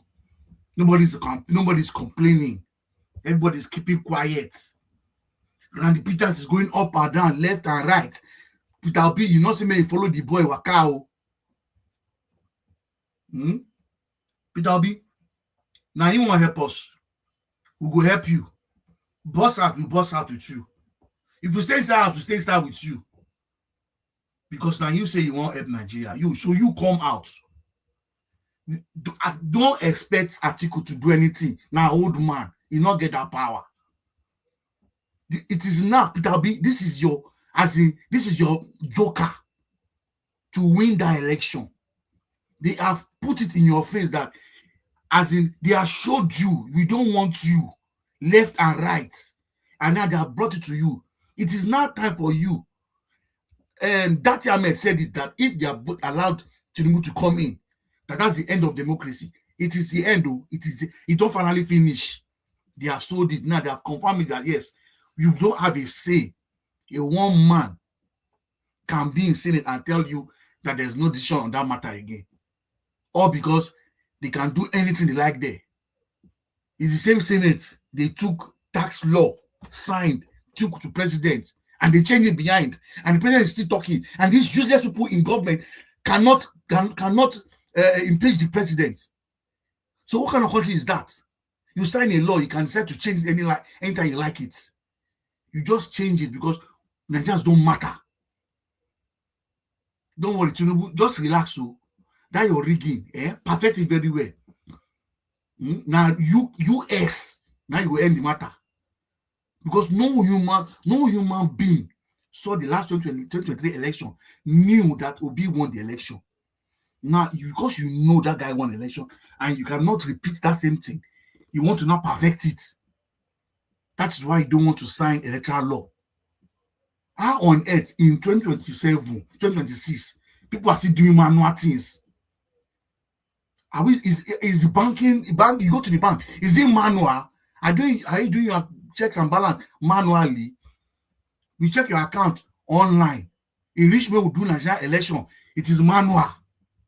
Because people that are ruling us, the people on top, ancient of days, my father's generation, that have refused to die and have refused to leave the country.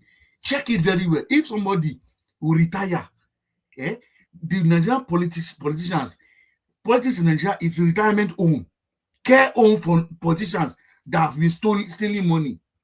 Because check their age. Lowest is 60. Lowest is 60 years. And the one that mistakenly that is not 60 years is a genius in criminality and is there. And we are talking. A senator is doing this.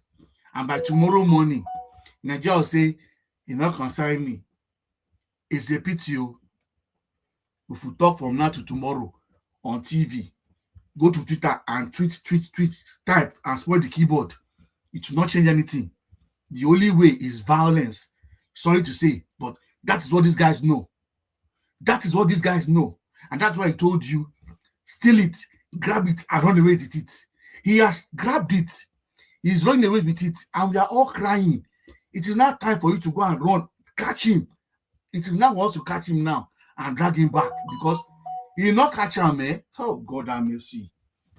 I don't know where one land by 2027 this time. I don't know what to be saying.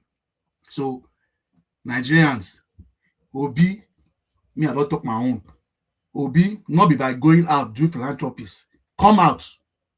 May they just arrest you. Then you will know how Nigerians like you. Just come out and talk. Talk. Open your mouth and talk.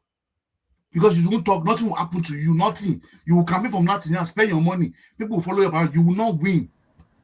There's no magic with this one, eh? They will rig you the way they have not been rigged before. There is no magic. Because they want to do it manually. They want to be inside the office and thumbprinting to show evidence in court. You will go to court, they will show you evidence that people voted for Tinubu. It is now you need to work. Forget this party movement or anything. Electoral law is the main thing. You don't get that one done, no show. Thank you, Nigeria Watch. Omashola, did you say made them arrest him, that Nigerians will show him how much they love him? Yes, so because you think you arrest this person, it is not American. This is Nigeria. The Obi issue now is no more whether it's Yibo or not. This is a man representing the poor and the needy. And then he's talking about doing the right thing, and then you want to arrest him, and you think Nigerians will come out or one protest and he's behind. I don't think you've seen the Nigerians that they are sharing money for the streets in Lagos. Forget. Who go collect money, who collect money. Who no go collect money, no collect money. The truth is, Tinubu did this thing. He worked for him and he put Buhari in to government. That's how he got his own access. So if he doesn't do his own now, no show. Thank you. Okay, thank you. Thank you very much, Mashallah. God bless you, sir. Thank you. Augustine, please talk to us, sir. Good evening to you.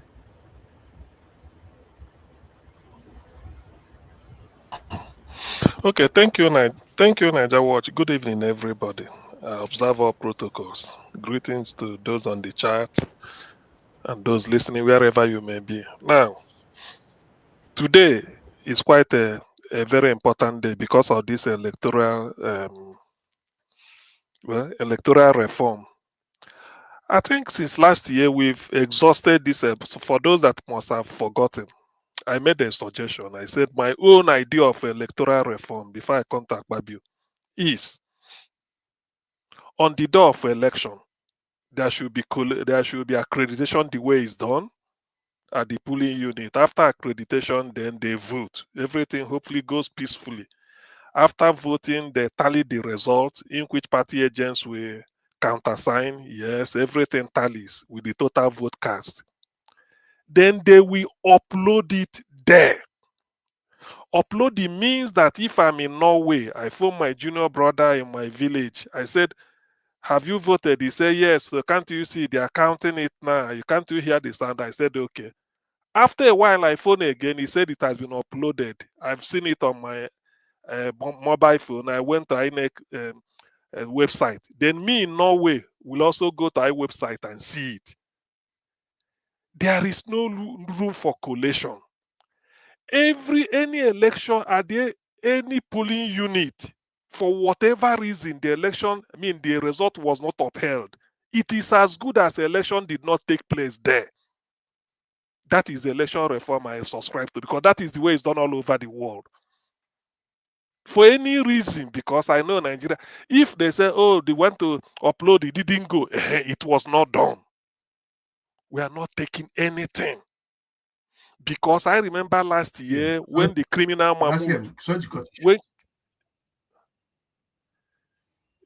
Let me come in here. You see what you're saying, eh? That was why they said there was a glitch. This time, they don't want to say the word glitch. They will not want to upload anything. That is manual. That you see, even I've included glitch as part of the reason. He didn't upload. Simple. Last year there was no glitch. Do you know that? Do you know the reason? I challenge everybody, go and ask, because there are what they call staff of INEC and ad hoc staff. Ad hoc staff are something like youth corps members. They always use, because youth corps, you are not permanent. They use them. So these youth corps members they are using are our brothers. Maybe we know them. Part of us, our brothers or cousins, we help on the day they are going. They were told this is the password to use for House of Reps. They uploaded it. It wasn't Mahmoud that was at the polling unit. They also gave them, this is the password to use for House of Senate result. They then asked, what of presidential? I said, no, leave that one first. So where is the glitch? So they know they are not going to upload. So forget about Mulai Mohammed. They're going to America to say when they saw what was happening, they have to switch off look at the idiot. Now he's coming out of retirement. Let me leave that first. So that is the electoral reform. Anything short from it is because why?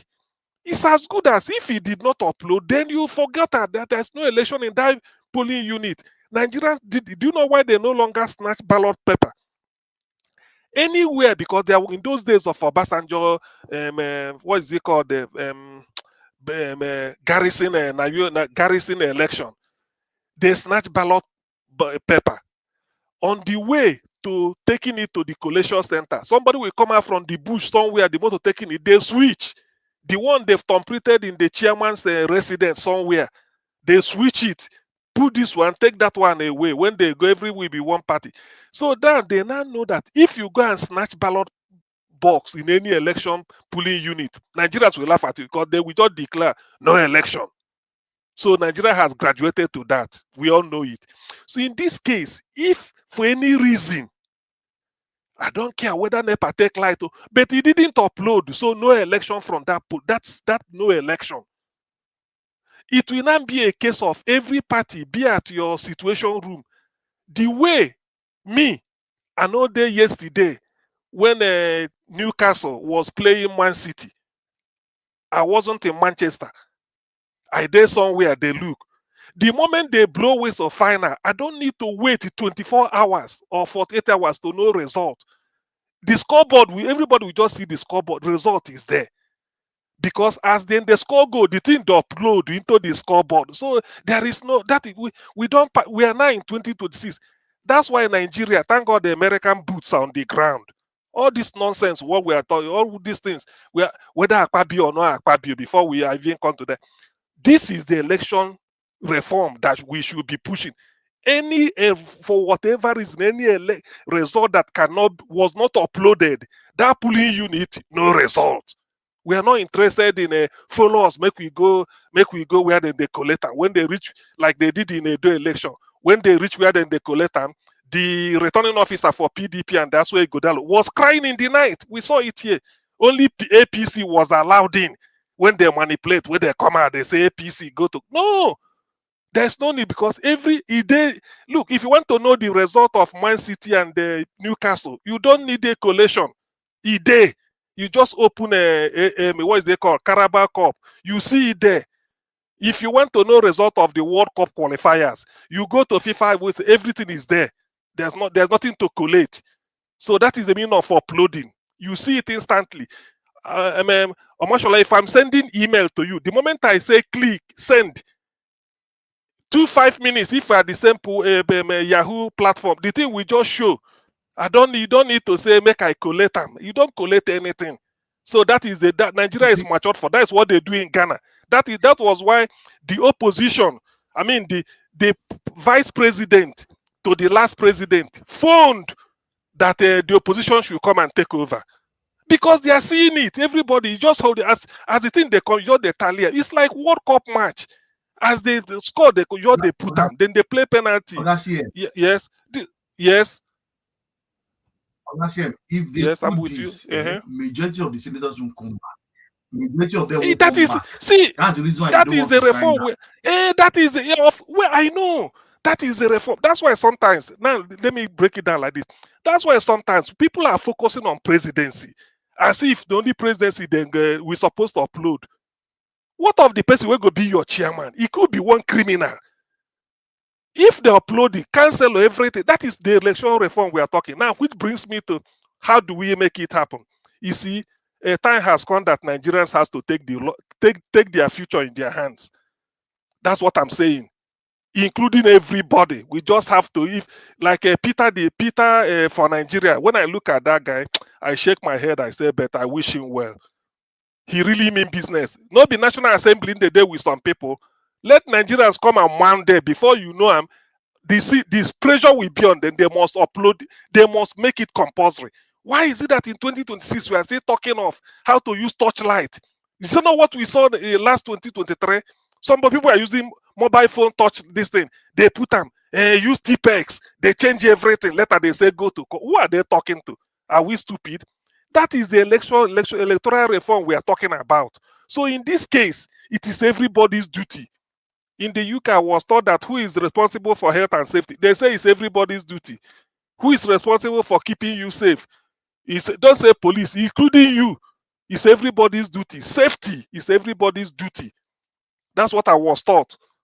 No, it doesn't. So in this case, every Nigerian is important because there's no point you vote. You do your vote. You say this person should come and that vote is like your money they took out of you. So the way you save your money and hide it from people not seeing it, because if they stole it, you will be annoyed. That is the way your vote is. You want your vote, when you put it there, it will be uploaded. It doesn't mean whether you vote for the wrong candidate. Even if you accept money to go and vote, let it be uploaded. We don't pass this system of collate. Go to word collation. From word collation, we go to local government. Which nonsense? Nigeria don't pass them. All you need is, as INEC, they use Biro, they look their website, because nobody them put them. The one from Bauchi is coming in, the one from Edo is coming, the one from Anambra, everybody, the thing just they populate the place like data. Then the parties are different, go just they tabulate them. This is our own, and that is what everybody is seeing, and is tamper proof. So what are we still talking about? That's Election why, reform. Dr. Siem, that's why the media can project a winner. Can project you see, when we're even talking about the media self can even take it upon themselves as if it is their this thing. And then the more the people are moving there, we say this is what the people want. And which brings me to this thing, because Nigeria like grammar. Then go there, put them. INEC meh. You know where say meh. INEC may use uploading or this. Now fraud now. That's why when you now go to court, one senior advocate you got just say, according to the INEC law, if the law is clear, he say INEC may. It's not binding that they might use any system that is no. If we cannot upload, let the world know that we spend the trillions of naira, we cannot upload results. Any place election cannot be uploaded is as good as it didn't take place. It doesn't matter whether people stand in the sun for the 28 hours. We don't want anything TPEX. It must upload. We send messages on WhatsApp. It uploads. Group WhatsApp. We send messages. Everybody sees it. Do you, after sending it, do you now go and say, hey, let us copy it out and start adjust? No. It must upload. It is must. After on a figure, the moment you put it there, it uploads. It's like downloading something. People in the villages download anything. You send money to somebody in the village. They said, what is it? But what's your account number? May I transfer money to you? Una did the same funeral where they are doing burial. Oh boy, I never see you. You say, oh no, okay. Where's your account number? Man, so UBA, so Zenith. Ah, na 50,000. Oh boy, thank you. Oh, na 20. Oh boy, thank you. I be a manager like that. He don't immediately transfer. So why is it that the election result cannot move like that? Who are they deceiving? Nigeria should. I mean, there are certain things I don't like to react to. So in this case, what I will now advise is this: it is like the entire opposition is now ADC. If really they are serious, because I know ADC is still playing games, they should address the press and say, because it is now ADC versus Tinubu or ADC versus APC. This thing should be a national, I mean, it should be a national agenda. That if they cannot do this, election will not take place. Let the world know that Nigerian deliberate, I mean, the people boycotted the election. The world will ask. Forget about all these people might say, look, let it be. If we cannot upload election result, we are not voting. We are not voting. It's as simple as that. I'm grateful. You see, that's why in a way I'm having hope for 2027. But people might say no. We have never done any election in which American boot is on the ground. We never, since independence. There's a reason for that. As time goes on, they're eliminating all this terror. Tension go to come down in Nigeria, and things will change. Definitely change. Due to orientation will change. Most of these people sponsoring terrorism are people that are interested in 2027.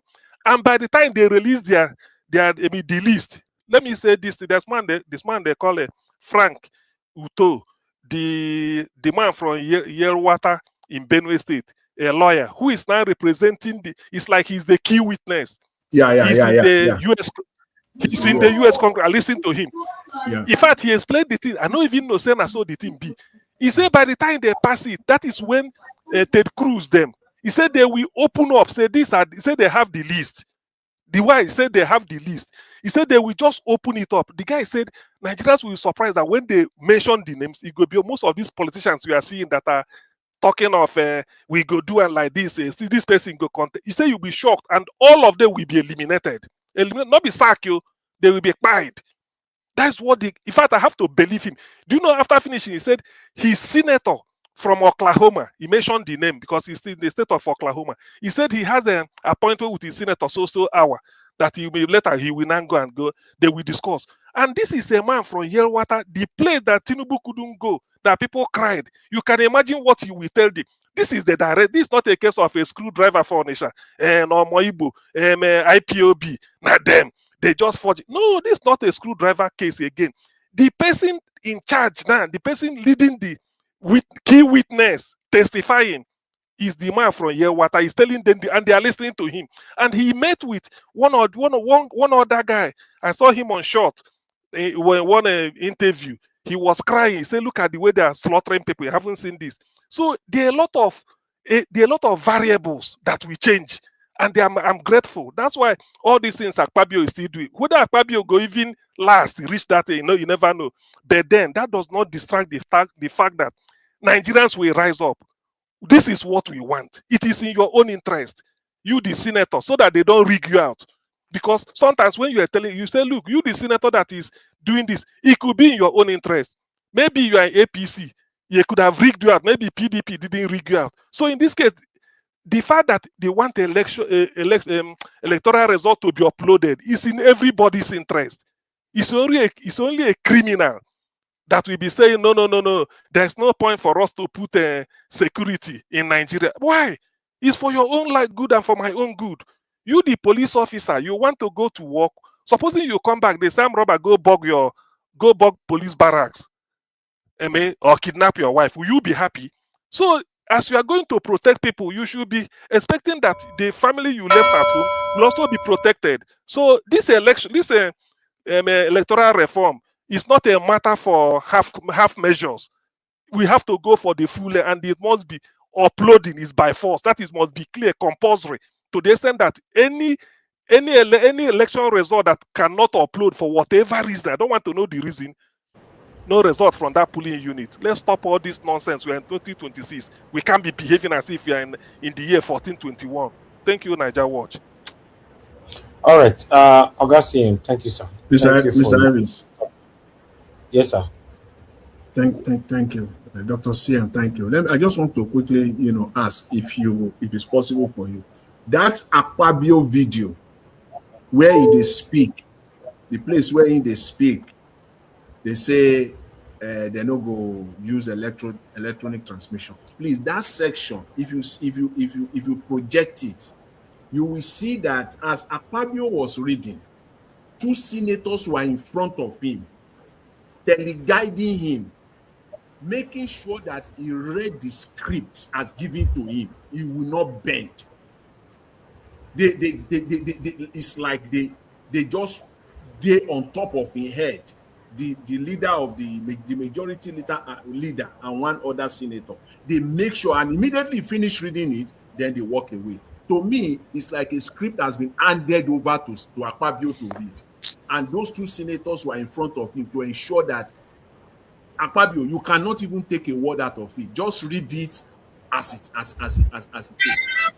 If you see that video, you will see what I'm talking about, where Akpabio was giving that speech. How will the president of the Senate be speaking, and they just like on top of him, like he's being teleguided? Or the idea is that to make sure, I believe that statement, that paper, 2 or 3 paragraphs was given to him to read, and he cannot deviate from it. And those are the messenger, the messenger, which is the leader of the majority leader in the House. He brought it, and his job is ensure that this is what Akpabio read, and they achieved it. If you can show people the video, you see what I'm talking about. But at the end of the day, I don't need to showcase that video. If they force you to do something, is anything wrong for you to say no, I'm not doing? Go fit. I like the way Dr. CM put him. He say nothing to collate. Nothing to collate. There is nothing to collate. Vote. Go and put out the result. There is nothing to collate. Mr. Jonathan. Yes. That was the Senator Bamidele. Abamoro, the minority leader. Okay. So nobody is forcing. It's Akpabio that is doing it. They can't force. Those people can't force Akpabio. What do you mean nobody is forcing? So you think Akpabio is the one controlling them? Oh my goodness! So you think there is no? So what you are telling us now is that as you are right now, Mr. Alabo, as you are right now, so you believe that there is no link between Tinubu and his gang, and the Senate, the leadership of the Senate. So you just believe that Akpabio in his own volition, he just decide that that's what he's going to do. If that is your state of mind, Akpabio is a politician. What do you mean is a politician? Is a politician. Which Akpabio on his own cannot do that. Go and check the history of Akpabio. Akpabio can't control them. Shebi, how many times they challenged him? Over even Seriake Dixon and Senator for Anambra North. What is the name? Tony Nwoye. There are a lot of people challenging. I mean, talk that even Ali Dume. Lower that thing. What do you mean? Akpabio was. Are you kidding me? In Nigeria of today, the Senate, do you think they do anything without express direction or directive from Tinubu and his gang? I don't even want to use executive, because if I use executive, I'm going too broad. I narrow it down to Tinubu and his gang. Jonathan. Yes. All right. Sometimes Nigerian politicians, they do something under their own discretion just to be loyal to the king. They do it sometimes. Not this one. Yes, but not on this one. I know what this one is Niger Watch. I send you one message for private chat. Okay. All right. Okay.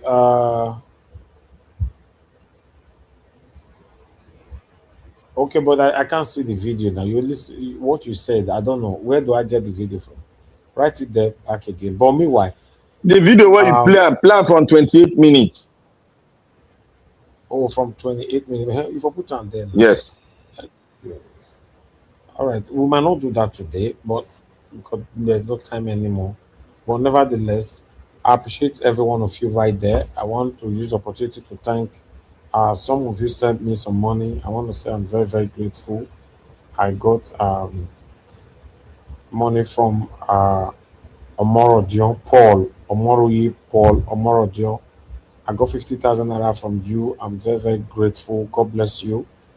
Then I got 20,000 naira from somebody, but there's no name. You know, thank you very much. I'm very, very grateful. There's no name on it. 20,000 naira. Then I got 5,000 naira from Godfrey. There's a name on this one. Really Godfrey. Thank you, my people. Now God bless you now. I'm very, very grateful. Thank you so much. Okay, let's have our final submission. You know, I'm gonna include F. Emmanuel in our final submission because he's just coming now. So, Mr. Jonathan, please, Yeah. final submission, 2 minutes. Thank you, sir. Yeah, let me just quickly say this. In fact, I will leave what I wanted to say. I need to dwell on this one. Please, let's make no mistake about it. This was not Akpabio's individual or personal decision. No. No. How could you even think of that? Okay. Let me face Mr. Alabo on this one. The state of emergency, when it was declared on River State, Tinubu declared it. So it was just Mr. Akpabio on his own and his group there. They just sanctioned it. Tinubu did not act on it. He did not give them directives. Nothing came from the executive. Akpabio just did it on his own. See, there are major, you and I know those things. You and I know what we call, when it comes to hypocrisy, okay? When it comes to, you know, when they are playing the game of, I want to be nice to my oga. We know that one. They do that one. But there are key central matters that he doesn't even have the power. In Nigerian politics, Akpabio dare not to just say he wants to do that on his own. Who born him on electoral issue as central as this one? Who born Akpabio? Who born them for that house, for that Senate? Everything came there expressly from Tinubu and his gang. As I said, I'm not going to say executive. Because if I say executive, it could be interpreted in a million ways. Narrow it down specifically. This was a arch job. They plotted everything together and they executed it. Thank you. So we should not be fooled on this one. And again, let me just say this. Thank you. Echo, your minute is over now. Sorry, Nigerians. Oh, yeah, quickly. There is nothing to collate in our election. Nothing to collate. Exactly. Thank you. All right. Thank you, Mr. Jonathan. Thank you, sir. ECBD, 2 minutes, sir. Yes. Thank you so much. I said it before. Please, Unasona will interrupt me after now. Mr. Elvis will ring that is bell. Now, like I said, Peter Obi can win this election. Some time back, I felt like the way he can win it is, you know, through number one, either he goes above all those people that think that they are above, or number two, the masses must come out and push for a change, more like a revolution, which is one of the reasons why I was listening to, in the beginning, say, let me listen to somebody that was shouting revolution now, until I discovered that the revolution, it must be He must be front, middle, center, and back of the everything. If not, it's not a revolution. And that is not how revolution works. You have to put it open for the people. So that if not, that means you're just leading a political operation. So either he does that, or the people come out. That's two-way. And I'm telling you, like I think Mr. CM said, this is a different time. This is a different time. These people have never felt this external pressure before. I'm telling you that it might even be too late for them. Right now, I was saying it the other time here that Peter Obi don't need this. In fact, these people need him more than he needs them now. You had what's the name of that Kano guy? I forgot his name now. The one that came out now and saying that. No. Okay, Kwakwanso. So coming out to say that is without Peter Obi, ADC is dead. I'm telling you, by the time they are done, by the time they understand what is coming for them, they will be begging Peter Obi for a deal. So, but unfortunately, that's their arrogance and that their wickedness will first of all bite them in their behind.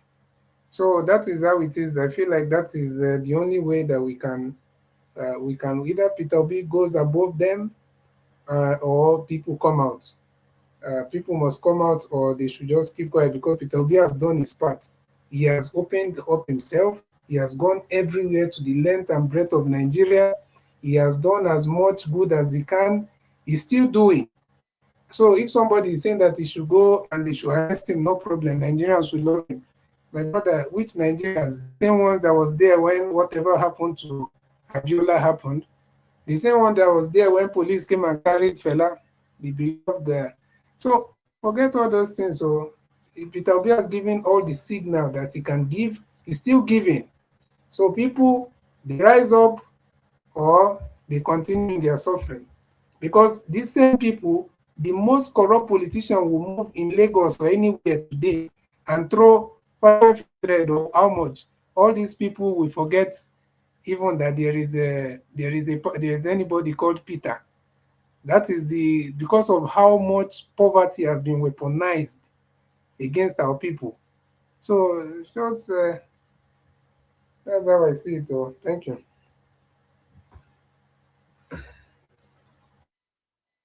All right, there. Guys, CBD, thank you, sir. I appreciate you. Okay.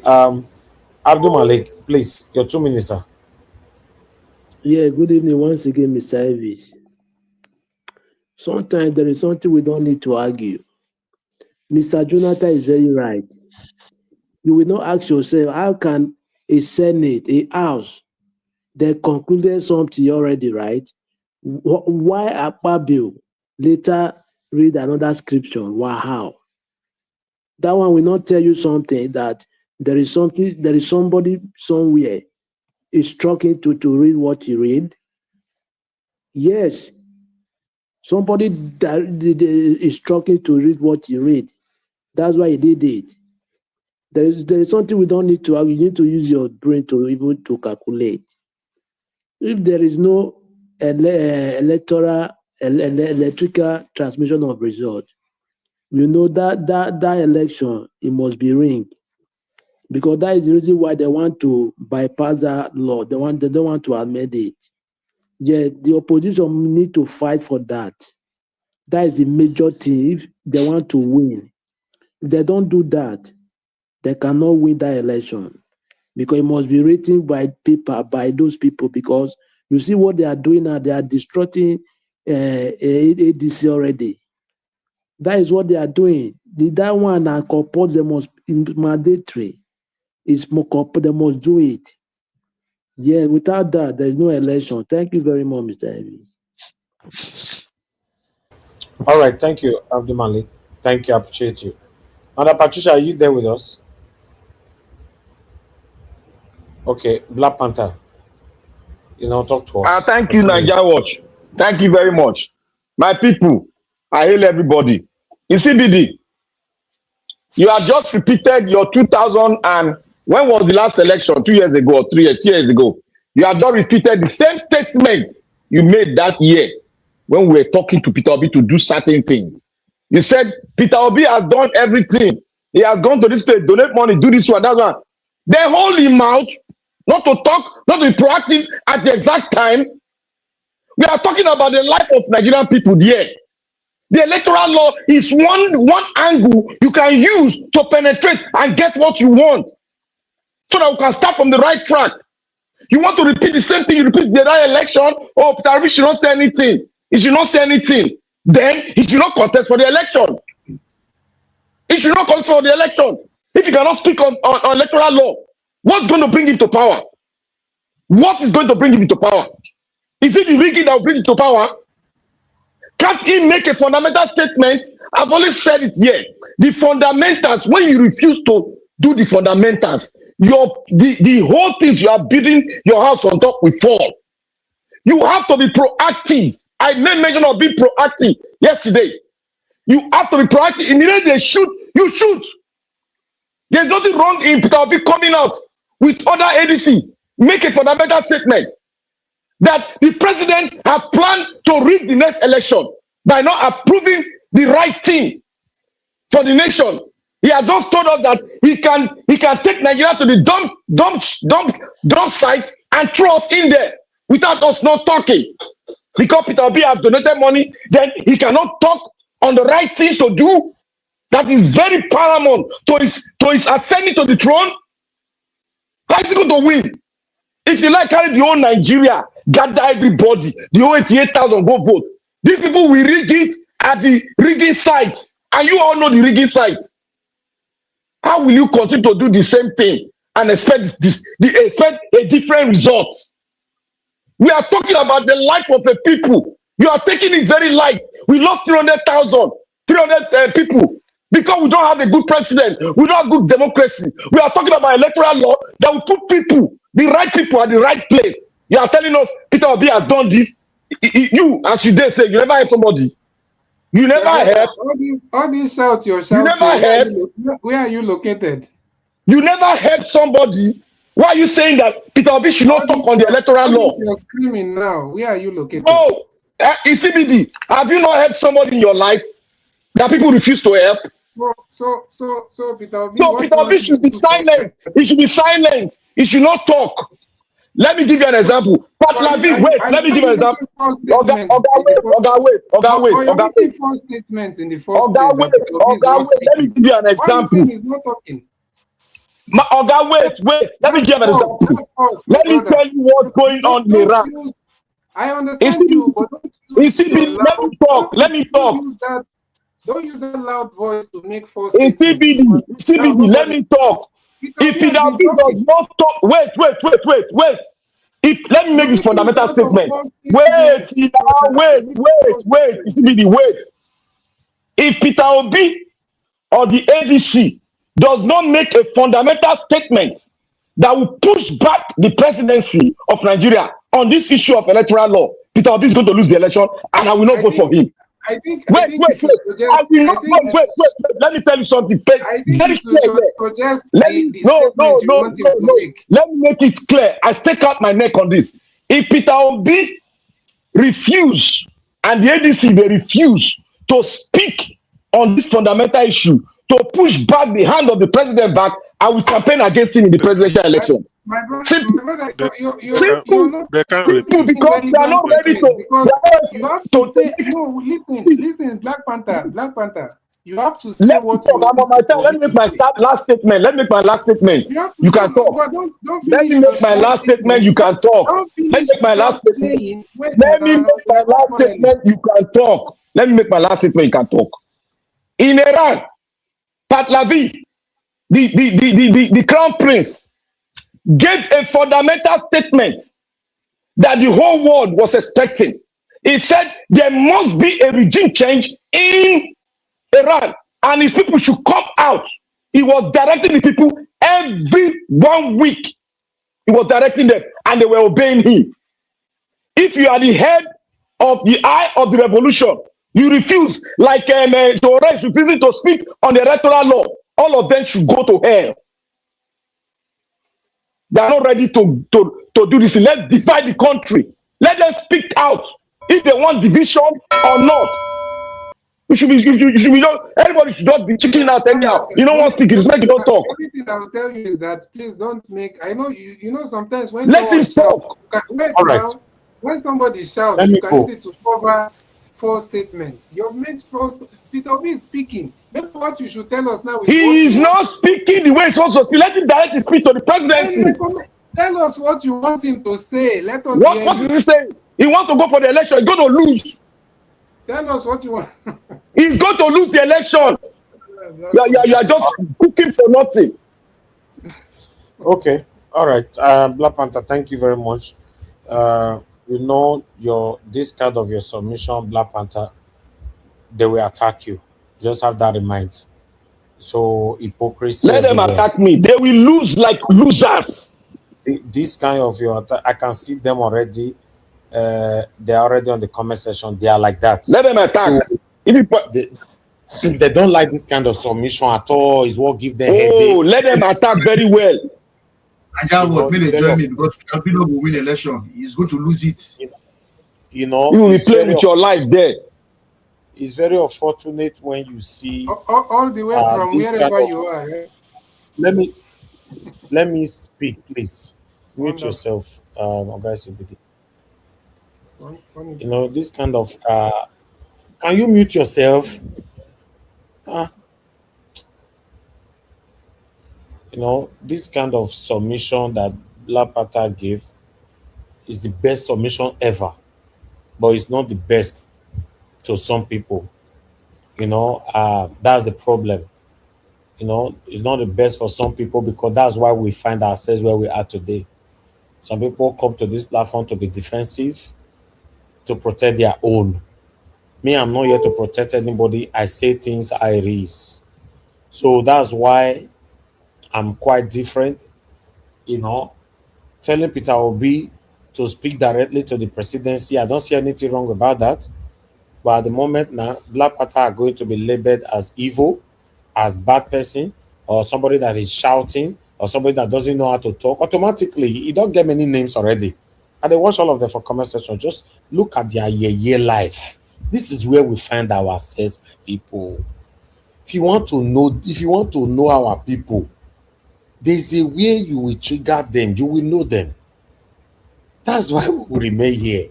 Tell me what is wrong telling you the same person that be supporting Peter Obi with everything of his life, right? Telling his principal now to speak directly to the presidency, automatically have committed the worst offense ever. At the moment now, all Black Panther submission on this platform every day, you know, Peter Obi here, Peter Obi that, all have been forgotten now. All have been overshadowed now by they shout. Just look at you guys. Hey. Jesus. Wow. Hey, God. You know, say get where something go shock you, you they laugh. Just automatically now, Black Panther is now somebody that is shouting. And at the same that kind of shouting, I think they campaign for Peter Obi, they talk Peter Obi matter here. Nobody wrote on the comment section, oh, you are shouting, right? But you use it to talk about the negative side. Now the Peter Obi must speak directly to the presidency. Now he's shouting. He's shouting. He's giving everybody headache now. Automatically. He don't know how to talk anymore. See, una hypocrisy. Una hypocrisy. I bet let me move on, man. Mr. Nanjawaj. Please, or guys, CBD, other people need to speak. If I have time later, I'll call you. I have lots of people here, please. I'll come back to you. Mashallah, go ahead. That's what I said. Yeah, Najawaj. Me, my own not hard. Peter Obi, politics is not for Jebota. Better Agberu na they politics so. So if you like, stay inside. They do we. They talk to people with soft voice. Enter streets. That is where the elections are being. You can get it if you don't come out and start talking. Because during the election, when INEC was telling us how they want to do the election, our Oga come out say, "Oh, Bob, grab it, snatch it, and run away with it. It is now your time to grab your copy. If you sit down and be moving around and be doing politics, doing gentleman, cool man, for where? No show for you. Monday, you know, boss out, make people follow you. Campaign, say this electoral law, no election. You will not say, now that time you know say yes, people flip your back. Not about this one. Because if you campaign from now to tomorrow, do internet voting, you go win internet, you not go win real life. Forget. You not win real life. Campaign from now to the next how many years you go turn article where they campaign, they go for election, you know they win. But you get followers. So the best thing, boss out now, come out. People will be at your back. It is our right to protest. Randy Peters is going around protesting against this thing. Join him, call him, and make a round table. Know how to strategize. Not by trying to do this. No electoral law signing, no election, because there's no magic. If you say you want to follow there, you want to count the votes, and you go to the office, when he already has all the governors, and they put police there, will you be the one writing the result in the office? INEC office is there for the governors to go and write. So that's the reason why an illiterate in Edo State can tell you he's going to win election for the president. So what do you expect? I just watch the thing. It is annoying when we want you, may you do something. When they push you, you say no one come out. My guy, Obi, boss out, J na J. Because being quiet won't solve the problem. It is violence they want. All right. So come out, protest. Thank you. All right. Yes. Maybe they'll still find a way to say you know Sabi talk as well. You never know. Somebody left a comment earlier on that Tinubu is Agberu. So if Tinubu came out to lead the protest, doesn't mean that Peter Obi, that is responsible, should come out to lead the protest. I saw that comment earlier on. I just smiled. I never wanted to talk about it, but I wanted to just reference right now. Mr. Elvis, that's the most laziest or scrupulous statement made by somebody. You see, when people are saying that, Peter Obi coming out is not the right thing to do. Okay, fine. Mr. Elvis. Yes, sir. I'm listening to you, sir. Yeah, all right. Okay, so fine. Mr. Obi does not have to come out necessarily, but his statement, his position must be very, very clear, unambiguous. Very, very clear, unambiguous. He must state it out clearly. This is my position. Mr. Jonathan, wait, I disagree with you. I have said that grammar doesn't have to necessarily. You see, if Tinubu did not come out and protest during no. See, APC will not get Nigerian. It is the Nigeria. See, you see, words. Okay, in 2023, what did Peter Obi? What did he do? He simply said that people should relax. We will go to the court and we'll fight it out. Did people not listen to him? Thank you, my brother. To him now. See, all he needs to do now is words that will come out from his mouth. Serious word, unadulterated, direct. He's carrying a placard to. No. He doesn't have to do that necessarily. All he has to do is the words that will come out specifically that we are rejecting this. Nigerians are rejecting this. We in the opposition, we are rejecting this. He will say it. They will craft it for him. Him alone will not even write it. That's why we're talking about unique people. And I believe that it's not short of people that can do this. Even everything we're saying here. It's not even enough. It's not even enough. Yes. My own is in a situation like this, because there's a way to handle this issue. Yeah. We waited till the Senate make their mago. We just call this type of address of 1,000 microphone before you. World press conference. Yes. If electoral law did not make it clear that all the result must be transmitted in real time, failing which nobody, it's a waste of time, and you will lead the boycott that no election will take place. The world will hear what is going in Nigeria. Thank you, Ambassadorial. Yes. Everybody will see. No, because Thank you, when you Augustine. say, you see, do you know the reason? And this is the caveat because people tend to miss something. Obi is going for presidency. You will want to be senator, House of Reps, or House of Assembly. It no go affect you. It no go affect you. So it's for everybody. So when you say it like this, you say like, look, what we want is election every real time. People will be seeing it all over the world, the way it is done in Ghana. If we can't do it, there is no need, and then you lead a mass boycott of the election. Simple. Because you are not saying to favor you. You are even saying to favor everybody. So who will not say no? Is it not good that we should upload it in real time? Whether you are APP, ADC, PDP, Accord Party, everybody, upload it in real time. Simple. It's like taking an exam. It's like taking an exam. Augustine, Yeah. see the statement the senators they make. They gather together. They made a statement that the Senate president contradicted their agreement. What is our president to be? Is he sleeping there? Can't he take them to court? Hey, my friend, listen. Let me say something. No, you not even take. You don't even need to take them to court.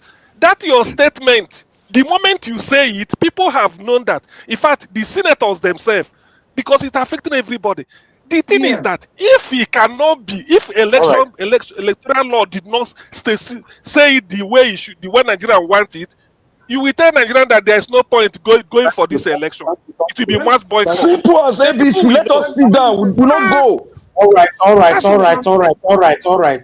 I'm not ready for a debate or continuous talking today. You know, everybody have their time or your manager like that. Nigeria Watch, I'm not debating. I just want to give you an information because it seems Okay, a lot go of ahead, people don't have the information. Go ahead, sir. 1 minute. The information I'm talking about is when Black Panther was speaking, why I was telling him that time that why is he shouting for something that is false?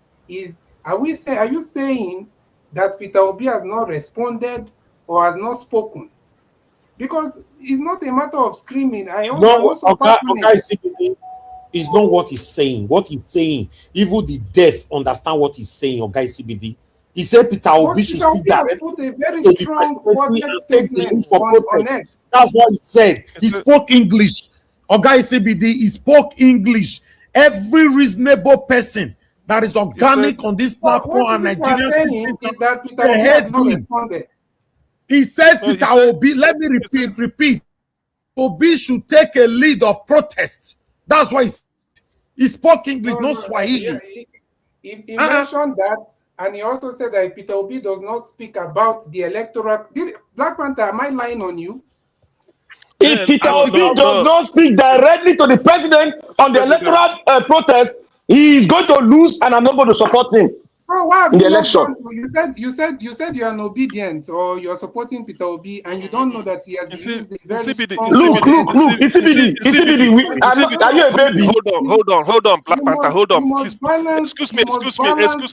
Balance waiting. Excuse me, let me weigh in here, please. I want this to get out of. Please. Excuse me. Listen to me now. I don't want this thing to get out of hand. Listen. Peter Obi speaking directly to the president doesn't mean Peter Obi go wake up, begin go Aso Rock, go stay with Tinubu face to face. They tell him.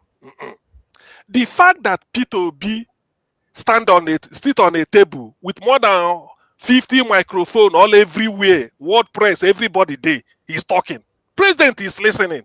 It doesn't mean that he even said he will tell the executive, he might say, I urge the president of the Federal Republic of Nigeria not to sign any electoral law that did not state clearly what Nigerians want, which is that every election must be uploaded at the polling unit, in which case to reduce the incidence of you know how you go put them. You've spoken to the president, you've spoken to the world. Failing which you and your supporters, you are willing to not to lead them on a white goose chase like we people have been doing in 2023. That's all you need to say. people have gotten the message that you are not willing to lead All right, your supporters to come and waste their resources again, only for them it will end up that if not, we boycott a mass boycott of the election. Before you know it, it will trigger discussion. People All will the say, things we have been saying here, we are please, seeing please, without please, even, please, please. without Guys, even hearing CBD, what Peter Obi has guys, CBD, please. Can't just be Wait. talking. I'm not following the rules here. I don't like it. I put you on the basket just now, brought you back. Can you stay mute? Tomorrow now, the satanic people listening here and say, yeah, he singled him out to put him on the bar stage. Please.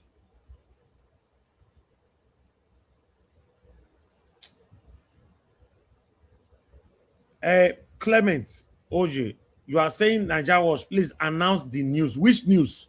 If you are just coming now, go and rewind and start from beginning. What you are asking me to announce now, we don't play and pass since. What do you want me to announce?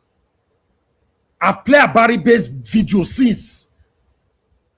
Some of you come here to confuse somebody here. Go back. Go and start from beginning.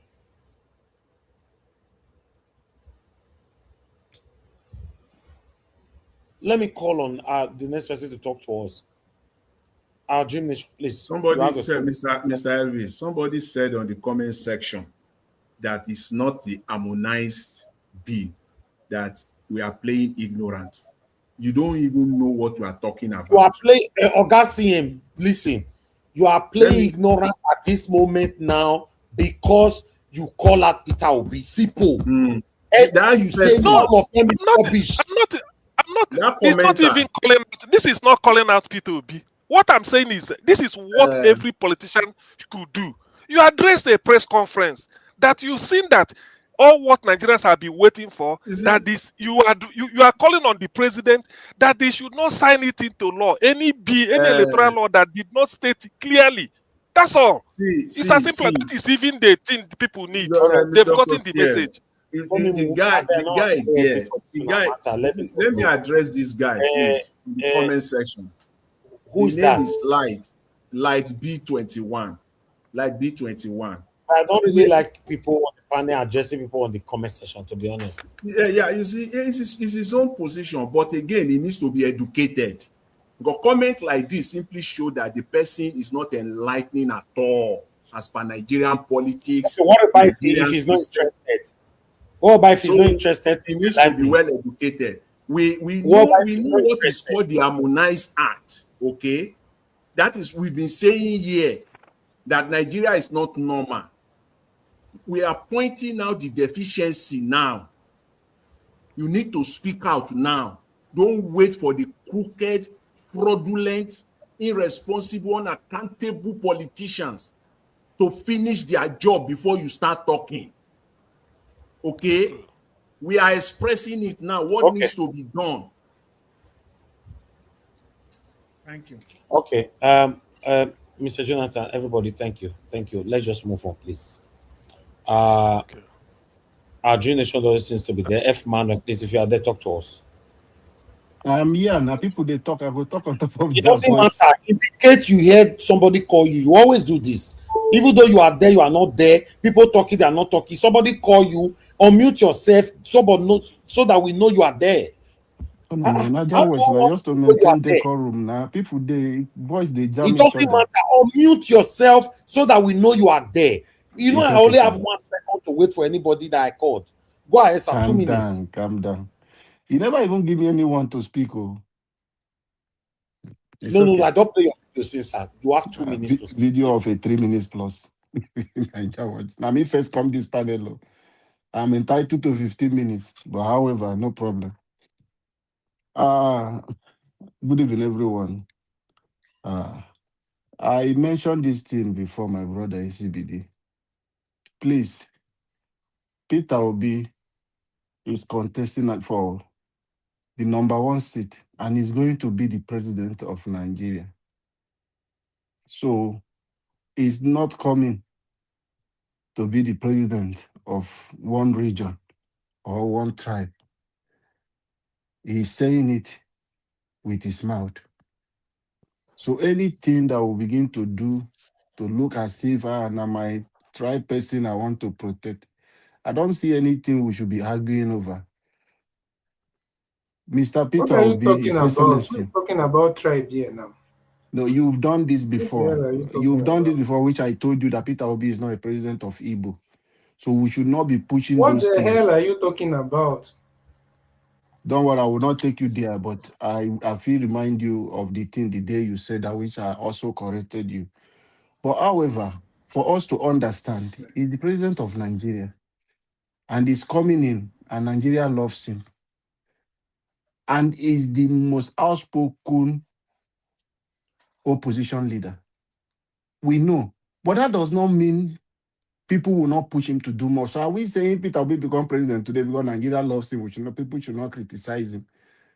Oh, that is the narrative we are pushing. They needed the leader to do more. Does not mean the leader is not doing well. UK, they are having good life. America are living life better than Nigeria. But their citizens are still pushing that they are not doing better. Then next election, they will vote them out. That is a developed place, not to talk of us, Nigeria. So people have the right to call and demand more for that. Me, I love that one. For I believe even Peter Obi himself loves this. He loves critics. Peter Obi have said he doesn't want people always agree to whichever way he behaves. If you don't argue with him, challenge him on his own decision in making, then he will keep away from you. He has been saying it. So Nigeria are calling him to come out now and speak. You don't know the aura, the power that Peter Obi holds. A word alone from Peter Obi today, come out today and tell National Assemblies, I'm coming to visit you so day. I give you 1 week or so time. If this is not done, I myself, I will step out. He will not call anybody. But presidency, every Nigeria will be on standstill. That is the power Peter Obi holds today. It commands power more than President Tinubu. Forget about using state institution. If Peter Obi call out Nigeria today, millions will troop out. Let President Tinubu call, except they will use money to mobilize people. It will not get the crowd Peter Obi will get. So why people are calling in place? We need our leader to speak. We should encourage people to do that and help them to push the message to go to reach Peter Obi. That is what we want. Not for us, just allow me to finish my minute, please. Nigeria Watch will give you your own time. I've not spoken since on this platform. All right, no problem. Go ahead. Okay, thank you. So I don't want us to gag anybody. Someone is trying to criticize or demanding something. But I don't even see this as criticism. It's not criticism. It's just asking my leader, I need you to do more. This is what we want, which is good thing. And Rita will be somebody. So if we are the corner, we want to be defensive. When he did not send us, those things I see it as high service. Just the same thing I said Akpabio is doing high service.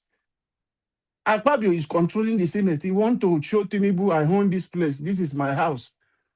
This is my own chapter I'm controlling. Wike is the one controlling opposition and judiciary. So they must show their power. We are in charge. So a lot of things happening. But me, I'm saying, Nigeria will drag Tinubu. If Tinubu is claiming that he's a Democrat, as he's pretending to say he's a Democrat, they fought for June 12th, they did this, they called this, and is not committed to electoral reform, is not committed to free and fair election, then he doesn't have any reason to come back for second term. That is one thing Nigeria should understand to know. Tinubu is not worthy to come for second term. Nigeria Watch, please, I will appeal to you. I have some video I will still send for you. Gather all the video of Tinubu, the 2012 video of Tinubu criticizing, organizing like this. They hold rally in 2013, 2014 against electoral reform. And Jonathan did a lot of electoral reform before APC took over. So that kind of thing is possible for us to do. A lot of things Tinubu said when he was in opposition. All those things he had been saying, those are the videos we will keep playing for Tinubu during his campaign. We want to come. So we'll continue to repeat those things to him to see. That should be our campaign. Don't vote for me if I did not give you electricity. That will Thank be you. a concern for Nigerians. Thank you, Mr. Najawash, and God bless you. Thank you, sir. Thank you very much. Okay. Yesterday there was issue here concerning war concerning ECBD, that ECBD left a submission while I was watching football a day before yesterday. And ECBD said all the South Side, something like that, are all Igbos. And that yesterday, I could not pass information or to pass a judgment on that matter because although I was trying to look for the video, the same time people were giving that submission, I couldn't find the exact part. So my admin was supporting me to do all that. Mr. Abo Azi. So today, as we were talking just now, we find the part, and I was reading it, the part where they said, ECBD said that all the South are Igbos. I want to say here that ECBD never said any word like that. Madam Patricia, if you are listening to us, I will want you to pass apology to ECBD for that, because I've listened to all his submission. He never said that. To be honest, his submission was very, very accurate, because what he was talking about, he was referencing to things and history. He never said all Satanás or whatever, we all are this. Please, on this platform, let's get things right. He never said that. I say things how it is here. I don't care who you are, where you come from, the tribe you are. I'm just doing my part. I come this life alone. I'm just living my life. He didn't say that. I played that video over and over. I transferred it back again to my admin who sent it to me. He went through it so many times. Then he came back and all that. Nothing like that. Please. Mr. F. Emmanuel, are you there? I call you. This is the fourth time I'm calling you now. You might not have opportunity to speak, sir. My brother. Happy New Year, sir. Thank you, sir. Yeah, let me observe all protocols because there is no time to acknowledge everybody. Yeah, this has been a wonderful submission and contribution from everyone, So, but one thing I also want to add to the pressure mounting on Peter Obi is that, first of all, Peter Obi is vying for presidency under a political party called ADC. And in this ADC, there are men of different calibers, men that have tested powers, men that have been in different political power in the country. So this shouldn't be only Peter Obi alone issue. I expected ADC, starting from David Mark, the chairman, Atiku, Chibika Mechi, all these people. These are people that have held power in one way or the other. Seeing this kind of electoral reform, and they kept mute and they left it for Peter Obi alone. I don't think that is fair. I don't think that is fair. This should be an opposition party issue that cut across the whole country. This is something that they should capitalize on and dish it out to the general public. PDP has died naturally. ADC is still alive. So for me, Peter Obi is doing a little bit that he can do, but for me, here's my opinion, ADC should come out strongly, just like Dr. CM said. They should do a conference. Let the chairman come and speak. Let them know that they are serious. Not just shouting, this one want to be a president, this one want to be a president. Konkoso, what has Konkoso said? Everybody is dragging position. The main thing that will make you get there, we are not talking about it. You are leaving it for only one man. Is it only Peter Obi in ADC? It's not only the one. Let's be sincere. Let's be fair to this man a little. I know he has power, he has influence, but then he's coming under an umbrella called ADC. What is ADC saying in this matter of electoral reform? That is one. What is PDP2 saying in this matter of the electoral reform? That is two. What are the obedience? Because I can remember very well. Obedience is either Peter Obi or no ADC. That is a strong word. Now, what are the obedience saying now with respect to this this electoral reform? Apart from your platform now. So, for me, it's a collective effort. Peter Aka is just a single man. That is not going to make any impact. He guy has been screaming on top of his voice before now. So I think this is open to everyone to come out to put our head together as a country, because the reform is going to benefit everyone, not just the presidency, everyone across board. So we should focus on, in fact, including the media. The media has responsibility rather than us coming to complain about Akpabio. What are the people doing? What are the Nigerian people doing with respect to this?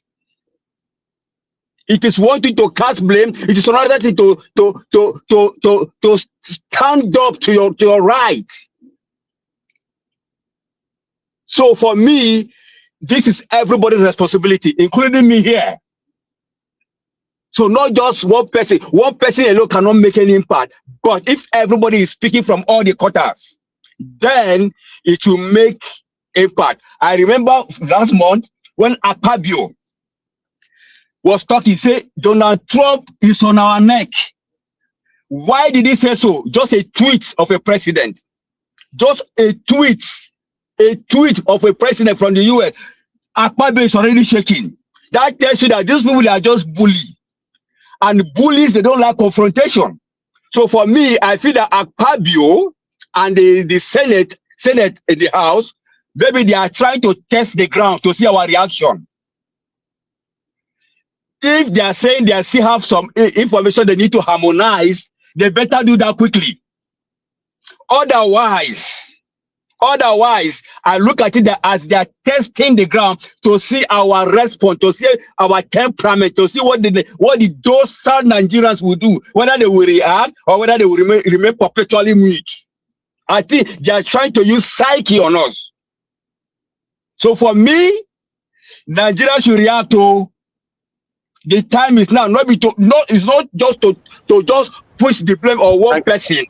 A tree cannot make a forest. Please, let all join hands and come out and speak everywhere. The media, call them out. We are no electoral reform, no election. Let's echo it loud. Okay, Mr. F. Emmanuel, you see why I miss your submission.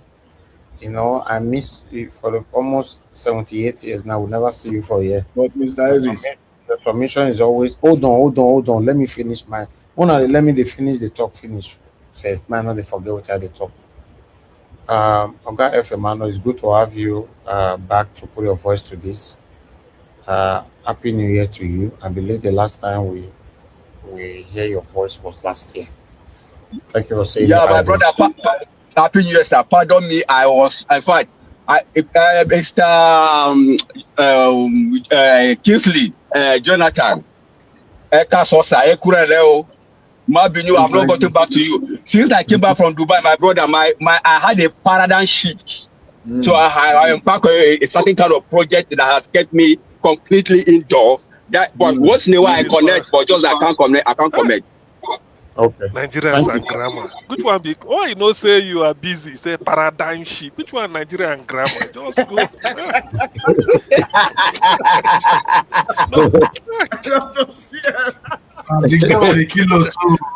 Anyway, thank God I go school. Me say if I dey hear you. Hold on, Mr. Jonathan wants to say something quickly. You know, You know, Mr. CM, you know, so we understand all English we come here now. No, I'm happy that one of the panelists today buttressed my position. You know, in my submission earlier, I took time. The reason why I did not even dwell so much on that electoral thing, I took time in my submission that the ADC, that Mr. Peter Obi is doing his own part. I deliberately did that. It looks like I deviated from the central topic. Mr. Peter Obi is campaigning in Abuja as we speak, literally door to door. Where is Atiku? Where is Amechi? Where are all these people? They want to be president, but they cannot campaign. It is their own party, ADC. It's not like Peter Obi is campaigning for another party. ADC. They are not there. So I tried to balance it because I knew I'm still coming on Mr. Peter Obi. I'm still coming after him on this one. But to be balanced, I stated it that you got to be fair on this man. He's doing his own part. But on the electoral matter, he has to do more. Mr. Najawood. Thank you. Okay, you have one. Yeah, go ahead. Yeah, thank you. Thank you so much. You see, I think this whole thing sometimes is just a misunderstanding. The reason why I was interjecting Black Panther that time was it came to my understanding at that moment that we are not like so much updated with maybe the latest information about Peter Obi. And because I posted, I don't know, let me just read only this part. It says, "Let there be no illusion, the criminality witnessed in 2023 will not be tolerated in 2027. Nigerians everywhere must start getting ready to rise up, resist, and reject the backward trajectory. Legitimate and decisively reclaim our country from the clutches of deliberate malevolence." That is just one part, not even the main, not the full, because it was a very lengthy tweet. That's just one part of what Peter Obi responded. Strongly worded response from Peter Obi. So the reason why I was interjecting Black Panther was I was trying to understand, is it that he has not seen it, or because the whole thing was he has not said anything, why has he not said? So it was not coming from the side of Peter Obi cannot be challenged or cannot be criticized. I was looking at it like it was coming from a place of ignorance a bit, even though it was passionate, and we all want that. So it's just so if somebody accuses me of maybe I don't want Peter Obi to be held accountable. Okay, all right. This article was yesterday. No, just yesterday here. After Obi left it about just a few hours ago.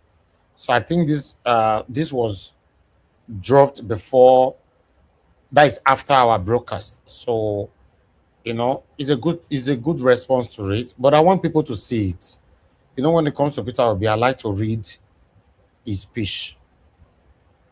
You know, because this is my principle. Make an novice. I know say sometimes I know say I don't get trained to read a lot of things, but when it comes to Peter Obi, I like to read all of them. Electoral Act, direct assault on Nigeria democracy. Peter Obi blasts Senate. The former Labour Party presidential candidate Peter Obi has taken a sweep at the Senate over its rejection of mandatory e-transmission of election results. In a post on X verified handle on Thursday, Obi described the Senate's action as a direct assault to Nigerian democracy. Obi added that the move is an unforgivable act of electoral manipulation ahead of the 2027 general elections. Daily Post report that the Senate on Wednesday turned down a proposed change to Clause 60, subsection 3 of the Electoral Amendment Bill that aimed to compel the electronic transmission of election results. Senate President Godswill Akpabio has clarified that the Senate did not reject the electronic transmission of election results during consideration of Electoral Act Amendment Bill. Reacting, the former Anambra State Governor said This failure to pass a clear safeguard is nothing short of a deliberate assault on Nigerian democracy. By rejecting these essential transparency measures, they are eroding the very foundation of credible election. Then Peter Obi went on. One must ask, does the government exist to ensure order and justice or to institutionalize chaos? Question. Is it purpose to serve the people or to fulfill the sinister ambitions of select few? That's another question. Peter Obi went on. The turmoil, dispute and manipulations that plague past election, especially the 2023 general election, stemmed directly from the refusal to fulfilling to implementing electronic transmission in Nigeria were fed excuse of a fabricated glitch that never existed. Then Peter Obi went on. While numerous of African nations adopt electronic transmission to bolster democracy, Nigeria, the supposed giant of Africa, shamelessly lags behind, dragging the continent backwards. I like that part. We are wasting time hosting conferences and drafting papers on Nigeria problem while we the leaders and elite are the real issue. Our deliberate resistance to reform is pulling the countries backward, dragging us towards a primitive state of governance. By rejecting mandatory electronic transmission, a critical safeguard for electoral integrity, we are entrenching disorder aimed at perpetuating confusion according to the whims of a small clique. Then Peter Obi went on. Have we not reached a point where we must think seriously about the future of our country and our children? Question.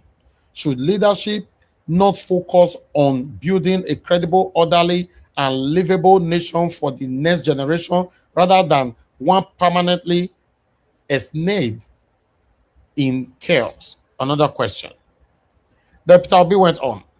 When the former Prime Minister of the UK, aware of history, labeled us fantastically corrupt, we reacted defensively when President Donald Trump declared us a now disgraced nation. We were incensed. Yet, with every act of resistance against transparency and reform, we continue to affirm their claims. Those responsible will later point fingers at others for harming the country while they quietly suffocate its potential. Lastly, let there be no illusion. The criminality witnessed in 2023 will not be tolerated in 2027. Nigerians everywhere must start getting ready to rise up, resist, and reject backward trajectory, legitimately and decisively reclaim our country from the clutches of deliberate malevolence. The international community must take heed of this groundwork for continued future electoral manipulation, endangering our democracy and development.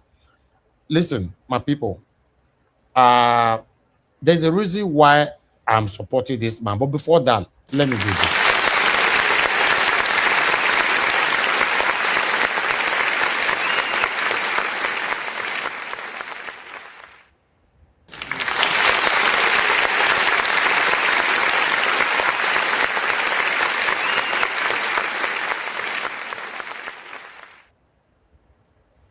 Okay, I'm very pleased with this.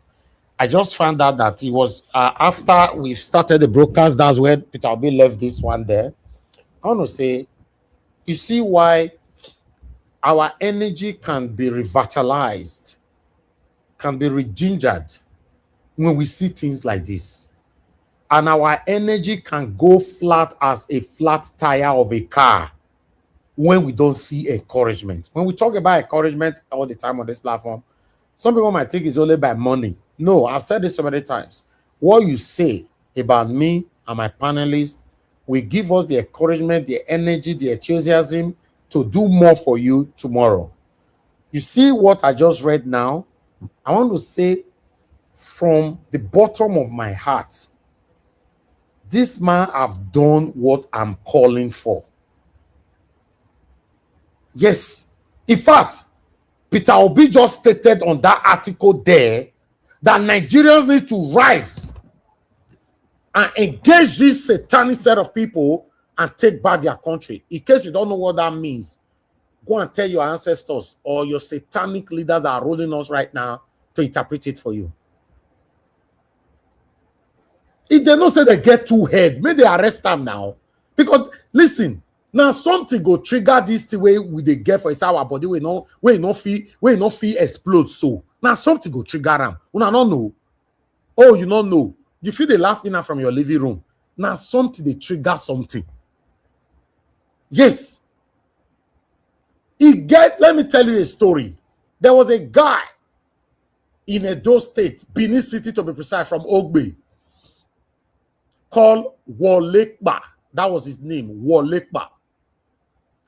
Wolekba is the kind of person, anybody who step on his toes, he go beat you because he get power, he muscle now everywhere. He bullied people, he suffocate people. In fact, he buy people for a living. Wolekba, I mentioned the name here. I know the fear any of now. Now God they punish you now. I mentioned the name here. Do you know what happened, my people? After years of this guy doing everything, he went to a wakekeeping, a burial ceremony or whatever you call it, celebration or whatever. He went to a wakekeeping. Somebody sat on a chair. Wolekba sent his boys to tell this guy, make him stand up from that chair. They go meet and say, our up share, the share of all share, say make you get up for this seat. The boy now can say, now me first sit down for a year. And now what is all this? Now he say, they go tell Wolekba, say, they get up. Now he sit down for a year. I don't know who be Wolekba. Now Wolekba get up because where this guy sit down was just gutter past the back. So the chair did there. Wolekba yon command they carry chest. I will say I dare screen they demonstrate this for you now because there's a demonstration to this thing where go make you understand that, where go make you laugh. Wolekba yon get up, they walk like Incredible Hulk. They come like Incredible Hulk. Here they come. He say, me tell you, make you get up for jail. You say, me they come tell me, say, who be you? Who bore you for this place? As he say, me you raise his hand. Make he slap the boy. The boy, your bed down. Now, so what by your turn, like a 360 degree. He just fall. He go hit his chest for that gutter. Concrete way did that gutter for back of where this boy sit down. Now Wolekba die. Wolekba was confirmed dead immediately. In case you don't know where this story they go and why I talk this story, go digest them, you will understand. That's the way they shock you. Before you and I were born, Nigeria not better, Tina is not better. You know me say not go better. You see that way they shock them so. Now something, now you go trigger around. Yeah, not be coward. Now Nigeria I do. I tell Nigeria, not be coward. I'm not a coward, and I can never be. SAS, now my president, they off CCTV for our head, they remove and say and repair. They off light for our head, they started shooting. I travel all the way from United Kingdom, come this Lagos for enter. I was on ground. I'm not a coward. Death is inevitable. All of us already know that. So what are you talking about? I'm not a coward. The story of Wolekba, what you just gave now. That's a classic David. That's a classic. Naija Watch, can I say something? David and Goliath. Yes. I want to say something. Okay. Hold on. You will say something. Hold on. I want to let you guys know. Now something now he go trigger that something. You see all this one what they do so, hey, no, Nigerians are not united. Nigerians are not united. More are not worry. Now that's something one of the plan. So now una go do, una go trigger. You feel question me now? Nothing can happen. When they carry now the Kanu, nothing trigger. Yes, you cannot compare now the Kanu with Peter Obi. It get why. It get why. No worry. Now something go trigger something. We are waiting for the responses from tomorrow. We are waiting. Now something now go trigger something. You get the way everybody take D. You get the way everybody take D. I know they fight anybody, but you get the way everybody take D. We can't continue like this. Peter Obi, God will bless you. The only thing I want you to do for me, when you know you are pressured, you are tired or anything, for you to run as a running mate with anybody, resign, sir. Your respect will live till eternity. You just resign. Just come on air, call a press conference. We are there to back it up with a restreaming from our platform. Say, ladies and gentlemen, I've come to a conclusion to resign from politics. We will celebrate you till eternity. Now something go trigger something. One day. Now something go trigger something. When I see the way Peter Obi talk like, Peter Obi have never spoken like this before. Never. For the first time I'm reading Peter Obi's speech, I was feeling goosebumps all over me. Now something, they trigger something. Walekba intimidates so many people. It buys so many people. But that day, you don't know, say now go be end. Now something, they trigger something. I'll leave it right there. Thank you. Black Panther, say what you wanted to say. Thank you. Yes, I am glad that he gave this authoritative and well-articulated statement, press statement. And he has told all Nigerians to wake up and take back your country. This is what I'm expecting from Okute. And that is why I was loud and clear and straightforward. Because if I am his advisor today, I will speak to him like this. Because if he goes down, do you know the millions of people that will go down in Nigeria, that will cry? Some of them are commit suicide. So I am very glad. And now I want him to take another step, calling for a world conference so that it will ring in Washington, D.C., it will ring in France, and it will ring in Caesar Palace, the palace of the King of England, that a voice has spoken. Black Panther, I promise you in the next 72 hours, Peter Obi will call for a world press conference. Yes, this is what I'm saying. This is what I'm pleased with him now.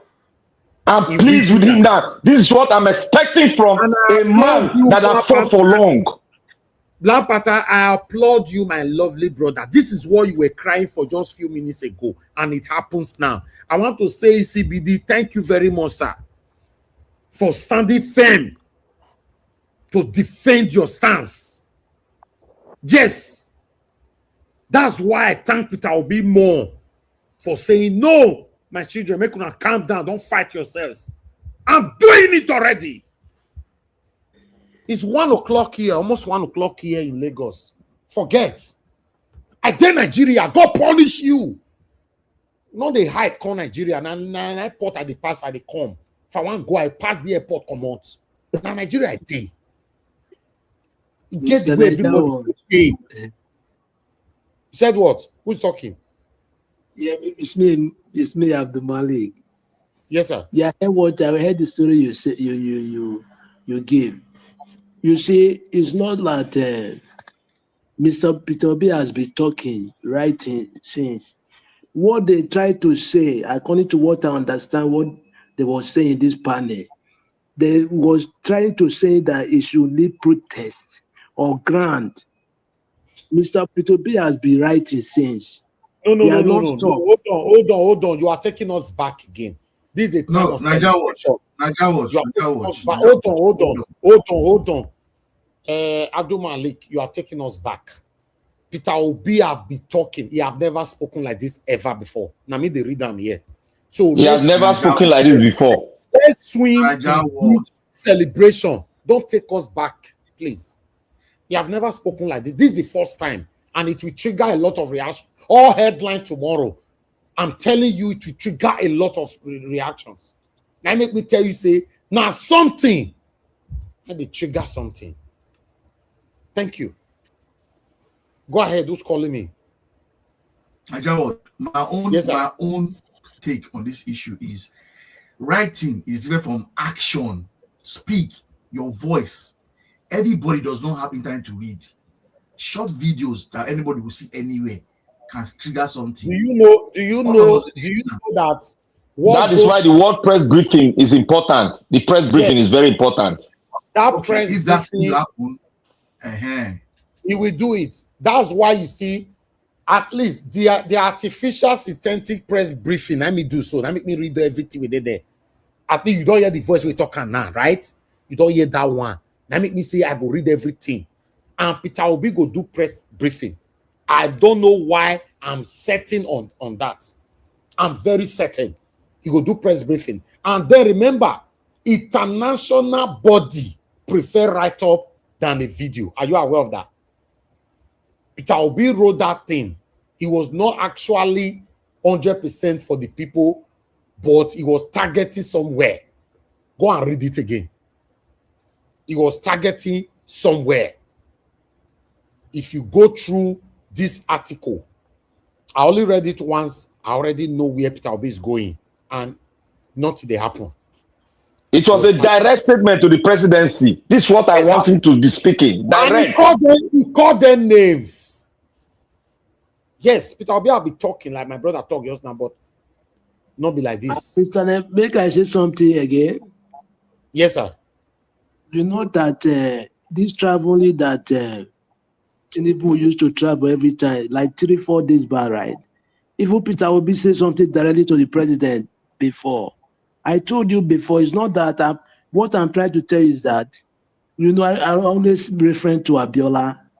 Nigeria people, they know how to push somebody to somewhere after they will run back.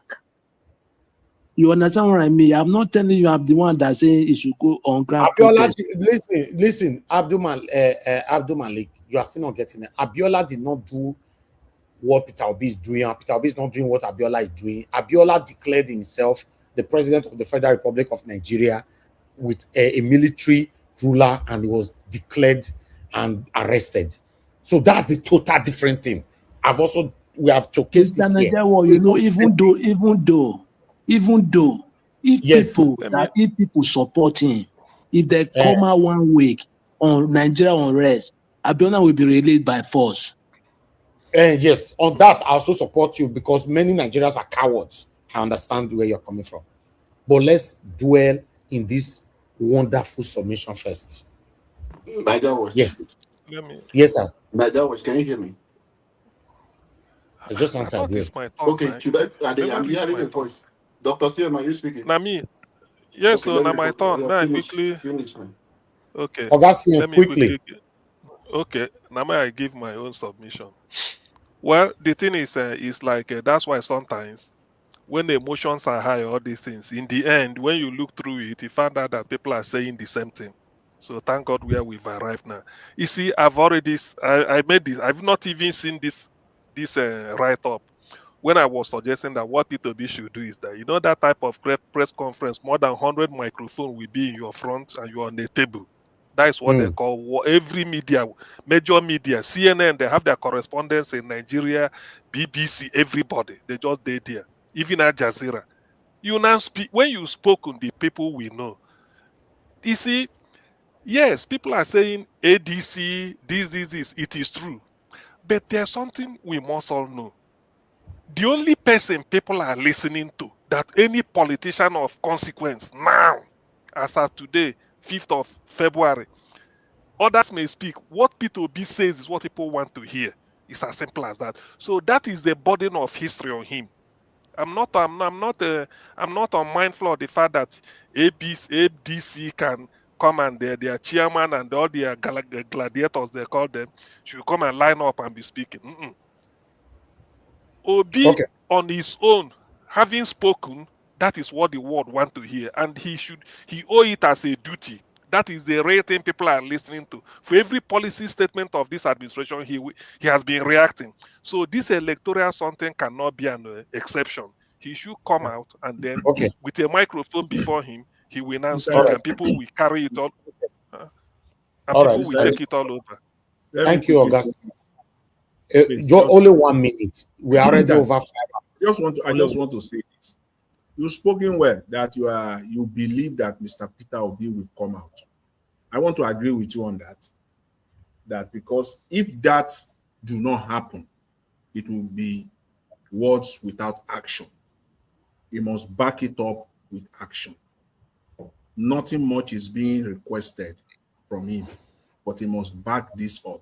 If not, it will just be like many other tweets or statements that he had released over the years, at least for the last 2.5 years.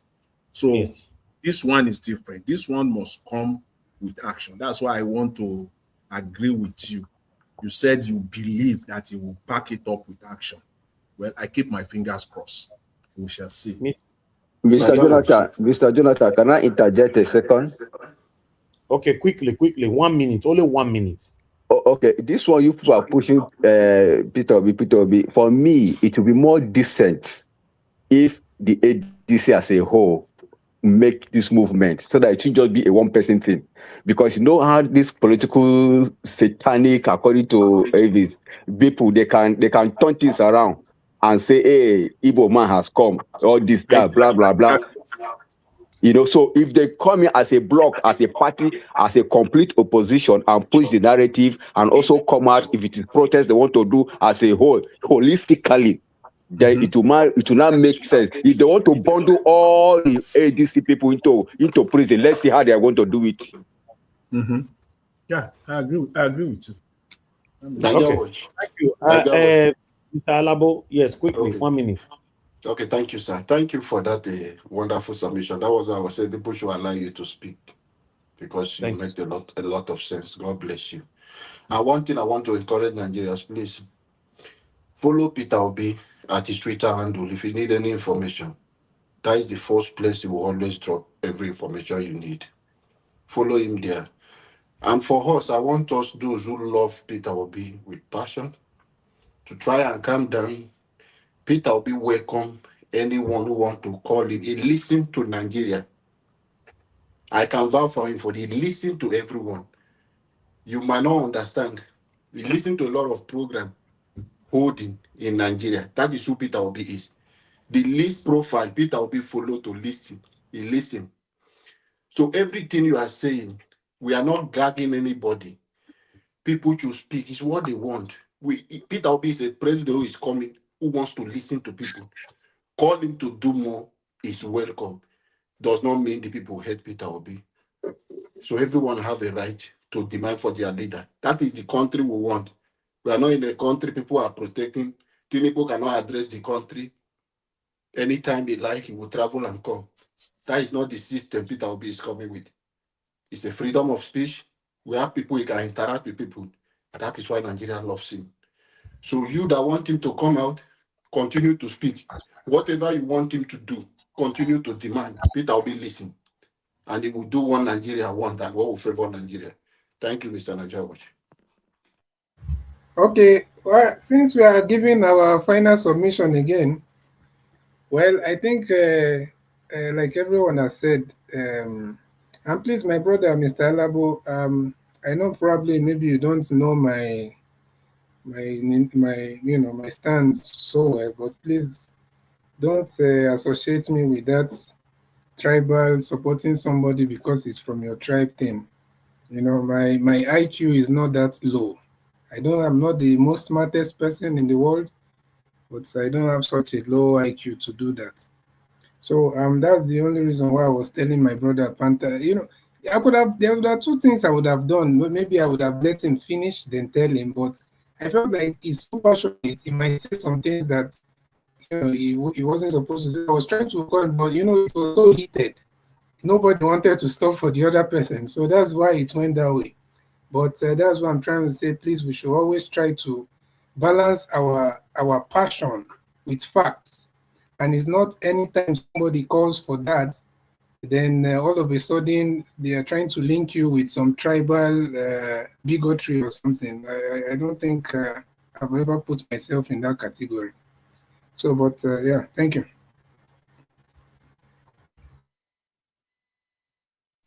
Thank you, ECBD. ECBD. You see why I said that you are right in your side. Black Panther is a fraud. My own stand was let people make their demands. That is what I'm still saying. Make their demands. Whatever they want, that is who Peter Obi is. Whether he has given information, he has spoken. Like now, people are believing he will do press conference. Nigeria have the right to call him for all those ones. Whether there is information or he has been saying something, he has been talking. That was why my statement, I say, he's the most outspoken opposition leader. He's the only opposition leader people are seeing in Nigeria today. He's the one doing the job. So that was why I put it that way. All right, no problem, no problem. But just get, I think I've already made my point. Yeah, I agree with you. I understand you what you are saying. But I don't So want people, it's why I was saying that. if anybody is doing that on this platform, then I think we are. Yeah, a lot happen. Something is not right, you know. We at this age. Mr. Pansat have done that before. No, You know, yeah, people that's what I'm always saying. come to say it's Igbo people turn. No, Kind forget of about thing. that. So Forget about that. Forget it's about not that. bringing those kind of things. Something we are protecting. We love Peter Obi, and we don't want anything that will try to spoil something that Nigeria, because it's Nigeria that is demanding for Peter Obi, not any region. So when we begin to do that, this thing. Those things does not it does not help anybody. Does not help any. And I think at this our age, I believe everybody here is above maybe 35. I don't know. At this age and at this stage in life, I think nobody should be, should be talking about that, especially if you've been exposed with just a few things. There's no way you can come here and be talking about some tribal, politics. Okay, Una do well. Okay. Thank you, Mr. Naja Watch. God bless you, sir. I think we need to round up now. Gassien, do you want to say something? Yes, I want to say something, and I would like to. So it's just like a note of, advice on all of us. You see, let's not, out of, I don't know whether it's a exuberance or just whatever, and get ahead of ourselves. When we are giving suggestion, we can disagree, but not being disagreeable. I like a debate whereby somebody might say something, you add something to what he said, or you disagree, and then you give your reasons so that we educate. What P2B is following is like a script he has planned, but what we are expecting him is the way it is in our body, in our mind. P2B will not abandon us, because do you know why? This election is consequential. He knows it. And that's why he's all out for it. And he means that he wants this if there's anything, this electoral reform is now something like an albatross on their neck. Any mistake, if they fail to do it the way the people want, I mean, this time it might not even get to 2027, but something must have to change, must have to give. So what P2B is doing, let us even at this point, I will even like, is there any way? I don't know who has a contact or somebody we can reach him.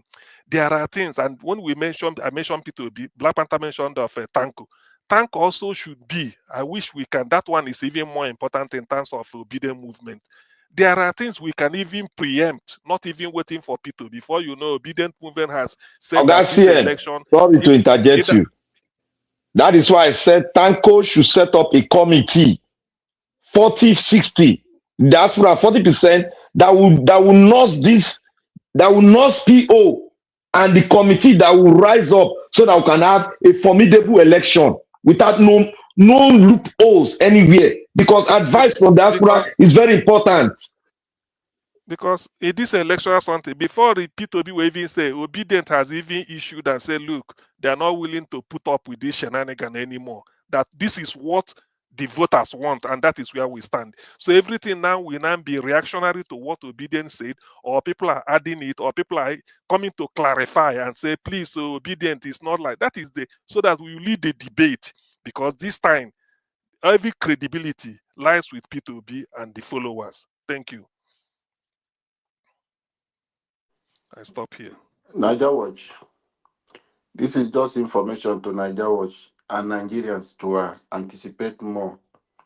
The way Peter Obi will be coming out now, this is just a piece of information. If everybody should know, it's Yes, it's going to be even you the know, presidency. They know there is something going on. and there's something P2B said before, which I feel is like he read the manifesto the day he was joining ADC. He said there are so many things they go to court. They say it's pre-election matter, like certificate. He said this time everybody go show certificate so that And before he's they do serious election, about so it. that Dr. CM is he's very serious. serious So about not that. that when you go to court, they say these are pre-election. So every pre-election must be determined before the election. So these are the, maybe it's sequential, I don't know, but something like this is like where he's headed to. He's never left forbidden to be, sort of amplifying this, and that is where this Dr. Tanko comes in. These are some of the things obedience should be amplifying. That we want, when you go to court, they say this is pre-election matter. You should not come to court. Election has been concluded. So those pre-election matter, we must determine it before we go for election. For instance, Operation Show Your Certificate. Without it, because we don't want to go and be challenging it in court. So these are some of the things Tanko should have sort of taken upon himself and be going from different and propagating it. Rarely can people disagree with him. And that is where obedient movement should sort You of see, in the necessary Dr. that it CM, is. now God will bless you. Yeah. Dr. CM, now God will bless you. You see why I said Dr. Tanko has not started yet? Because it's neglecting the diasporans.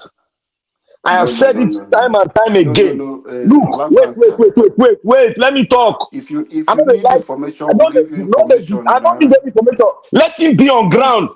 I don't want information from him. We need to be in that committee 40, 60, so that we can give advice. I'm telling you, if you need information, calm down. Just calm down, my brother. If you need information, there is obedient chapter in US in different phases. So if you need which obedient chapter in US, you don't get any chapter anywhere. So you get involved. You get involved, bro. See. You are obedient when you are talking like the people listening to you. My brother. See, I don't believe in that thing where they do for darkness or come they tell us stories. Wait. Diaspora have their own. Wait, diaspora have their own. Who are the diaspora that Tanko chose? Black Panther is not what will stay online, please. Why would you say it? Why would you say is this secret? Private chat is there. The movement is wide. I know they talk like this now. For public, calm down, yeah. Mr. Alabo. I like your diplomacy. We said you Mr. Alabo. For what reason? If you know it, why can't you say it online? Look, Mr. Alabo, I've been involved in politics for a very long time. I know when they play games. I know when they are doing something secretly. I know when it's not going to work. No, Alabo, let me tell you my experience. Okay, Alabo, I will send you contact so that you join WhatsApp group. Send me the contact. I will drag that man. Come this Niger Watch. Send me the contact, and I will drag the man to Niger Watch. Dr. Jonathan, he cannot hide himself. Even to link you to your Ogun State chapter for not Alabo. The man that is Alabo. I want you to stop all this hide and seek game. Say the man they don't elect people. You say they don't elect people. The person now, you know to talk about public. Who is the fear now? But don't you fear? Not the Nigerian. Have you not been ruled Lagos State? Tinubu, they buy people. We are managing the obedient, please. All right. Now those start on our argument. The plan that they have for the future. Okay. We are managing obedient directors. Thank you, Alabo. Thank you. Now we'll do director and I'll go fail election. Once you are Black Panther, don't start this on our argument. I'll mess all the good work we don't do for here. I'll mess them up. So be like someone to go open another feed. Once we don't end broadcast, I'll go start the fight there. Anyway, my people, and God, I go bless you. I go make coffee. You know why I go make coffee? Because I want to be strong to start Coffee na another drug. episode. Coffee no fit make you strong, oga. Coffee na drug. Make you know that. Naija watch this try and No, sleep it's and true. listen. Try and Coffee sleep. is a drug. Leave No, me her too. make you dey say I strong dey there. drink coffee. I dey drink. No, it just coffee No, na it drug makes now. me strong to face the next episode now. It makes you awake. That is what it It's does. okay. It's okay. Everybody they they drink drink. am Na raw, Americans, or they put na milk and Americans they sugar. drink. No, No, I which dey one be put raw? only Now we milk. dey drink coffee well now. I know they take Which one be sugar, raw? only milk. You know they put milk, you know they put sugar. I dey put milk, I know they put sugar. Okay. Because na real drug be that one. If you take a run, a drug you dey take. Oh. No, I dey put milk, just only milk. That's what. They put. If you know they put sugar, they put honey, raw honey. That's okay. No, I like it bitter. No, they like bitter. They want to take drug. No, they like a bitter. Remove the bitter taste. I take No, Cameroonian. I take Cameroonian coffee during my final year exam. Make we read well. For 2 days. For 2 days I no sleep and I no read. No, it's true. Ask anybody. That one a drug you take. That one a drug you take now. You know what you dey do now? For 2 days, we go meet the lady when bring and say, sure, say no, the Indian hemp, the girl mix. We take coffee. 2 days. I just dey sweat. Not the sweat. I no feel read. No, I no feel sleep. This one, Hey. although I take more of decaffeinated coffee. Okay. Yes, I take more of that. That one no dey work now. No. Coffee. You Only that have will the reduce same the taste stress. of coffee. That the stress You will have the same reduce. taste of coffee. Yes. But Naija watch try the rest here. No, they work against nature. And If they go after I don't do so, they go carry another keyboard. Oh. You never know am. Now they support her every time. Say go rest. Now lie. If they go rest, now another thing they go do. I be like robot for your eye. The rest too. Okay, now 3 o'clock never reach. Now you go still start. I the rest. Okay, see, I say make I go rest. I know say Alabo and Black Panther not let me go rest. You know. You want hurry enter channel 4. Forget that thing with the yank. Anyway, you know, I appreciate you all. Make you sleep. Thank you. Now God will bless you. Now I'll see you guys again later on, 7 p.m. Nigerian time. If we can, we'll put out a pre-record. Obviously, by God's grace, there will be a pre-recorded video later on because of this whole situation, because there will be a lot of reactions. So look out for our pre-recorded responses or rebroadcasting responses from Nigerians, you know, on our platform later on. God, I go bless you now. Mr. Jonathan, Oga CM, Black Panther, Mr. Alabo, Abdul Malik, Mother Patricia, Oga CBD, Oga F. Emmanuel, good to hear from you, and many others. And God, I go bless you now. Amashola, thank you very much. I appreciate you. Give us a mandate came in, but he couldn't speak. And now our brother, Teju, that came in from Lagos. Thank you. Those of you who super chatted us, once again, I want to echo your voice, your name again with my voice. Madam Lady Gina, thank you very much. My second girl met there. Sedam, thank you very much. Thank you, my people. Mr. Joseph Oji and Mother Peggy Muddy. I'm very, very, very, very grateful. My people in the comment section, Mother for Mommy Diaspora, thank you very much, my lovely mother. I appreciate you always for all you do for us here every day. Now, since my mama don't comment already, even though I ran till we finish, now we see a comment there. Our comment start and our closure comment is always there. Abu Azi, his comment start, his closure comment always there. We are doing our part. We are doing our part every day. You know, God bless every one of us that is genuinely, organically doing everything to see Nigeria better. Any Nigeria, anywhere you do all over the world, this prayer is coming to you. That is genuinely, that's why I talk about that is genuinely actually fighting to see a better Nigeria, and God bless all of us. And even though that another platform you belong, you don't know it, you don't know whether platform like Nigeria Watch is existing, but you are doing the right thing there. See Nigeria become a better place. Now God now go bless you. Now God now go bless all of us. Continue to grow from strength to strength in the mighty name of Lord Jesus Christ. In Jesus' mighty name, I've prayed. Amen. Thank you very much, everyone, right there. Thank you, Esther. Thank you, At Peace. Thank you, Isaac. Thank you, Manastella Masaredo. Thank you, Love Manduka, my brother Ikechoko, Madam Adama in the comment section. I don't know, so you did there since so, Mama. Thank you very much. I appreciate every one of you right there, my people. Now God will bless you. Now light and many, many more. We've come to the end of the broadcast. Allow us to end the show right now, and I'll see you guys again later on. Good night and bye for now.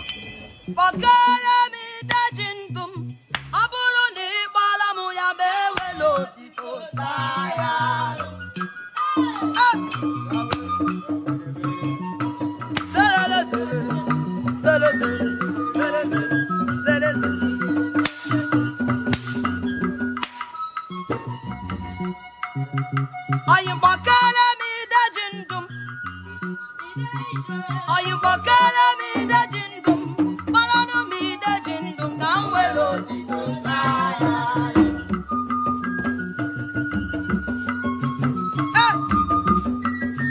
Abianaro.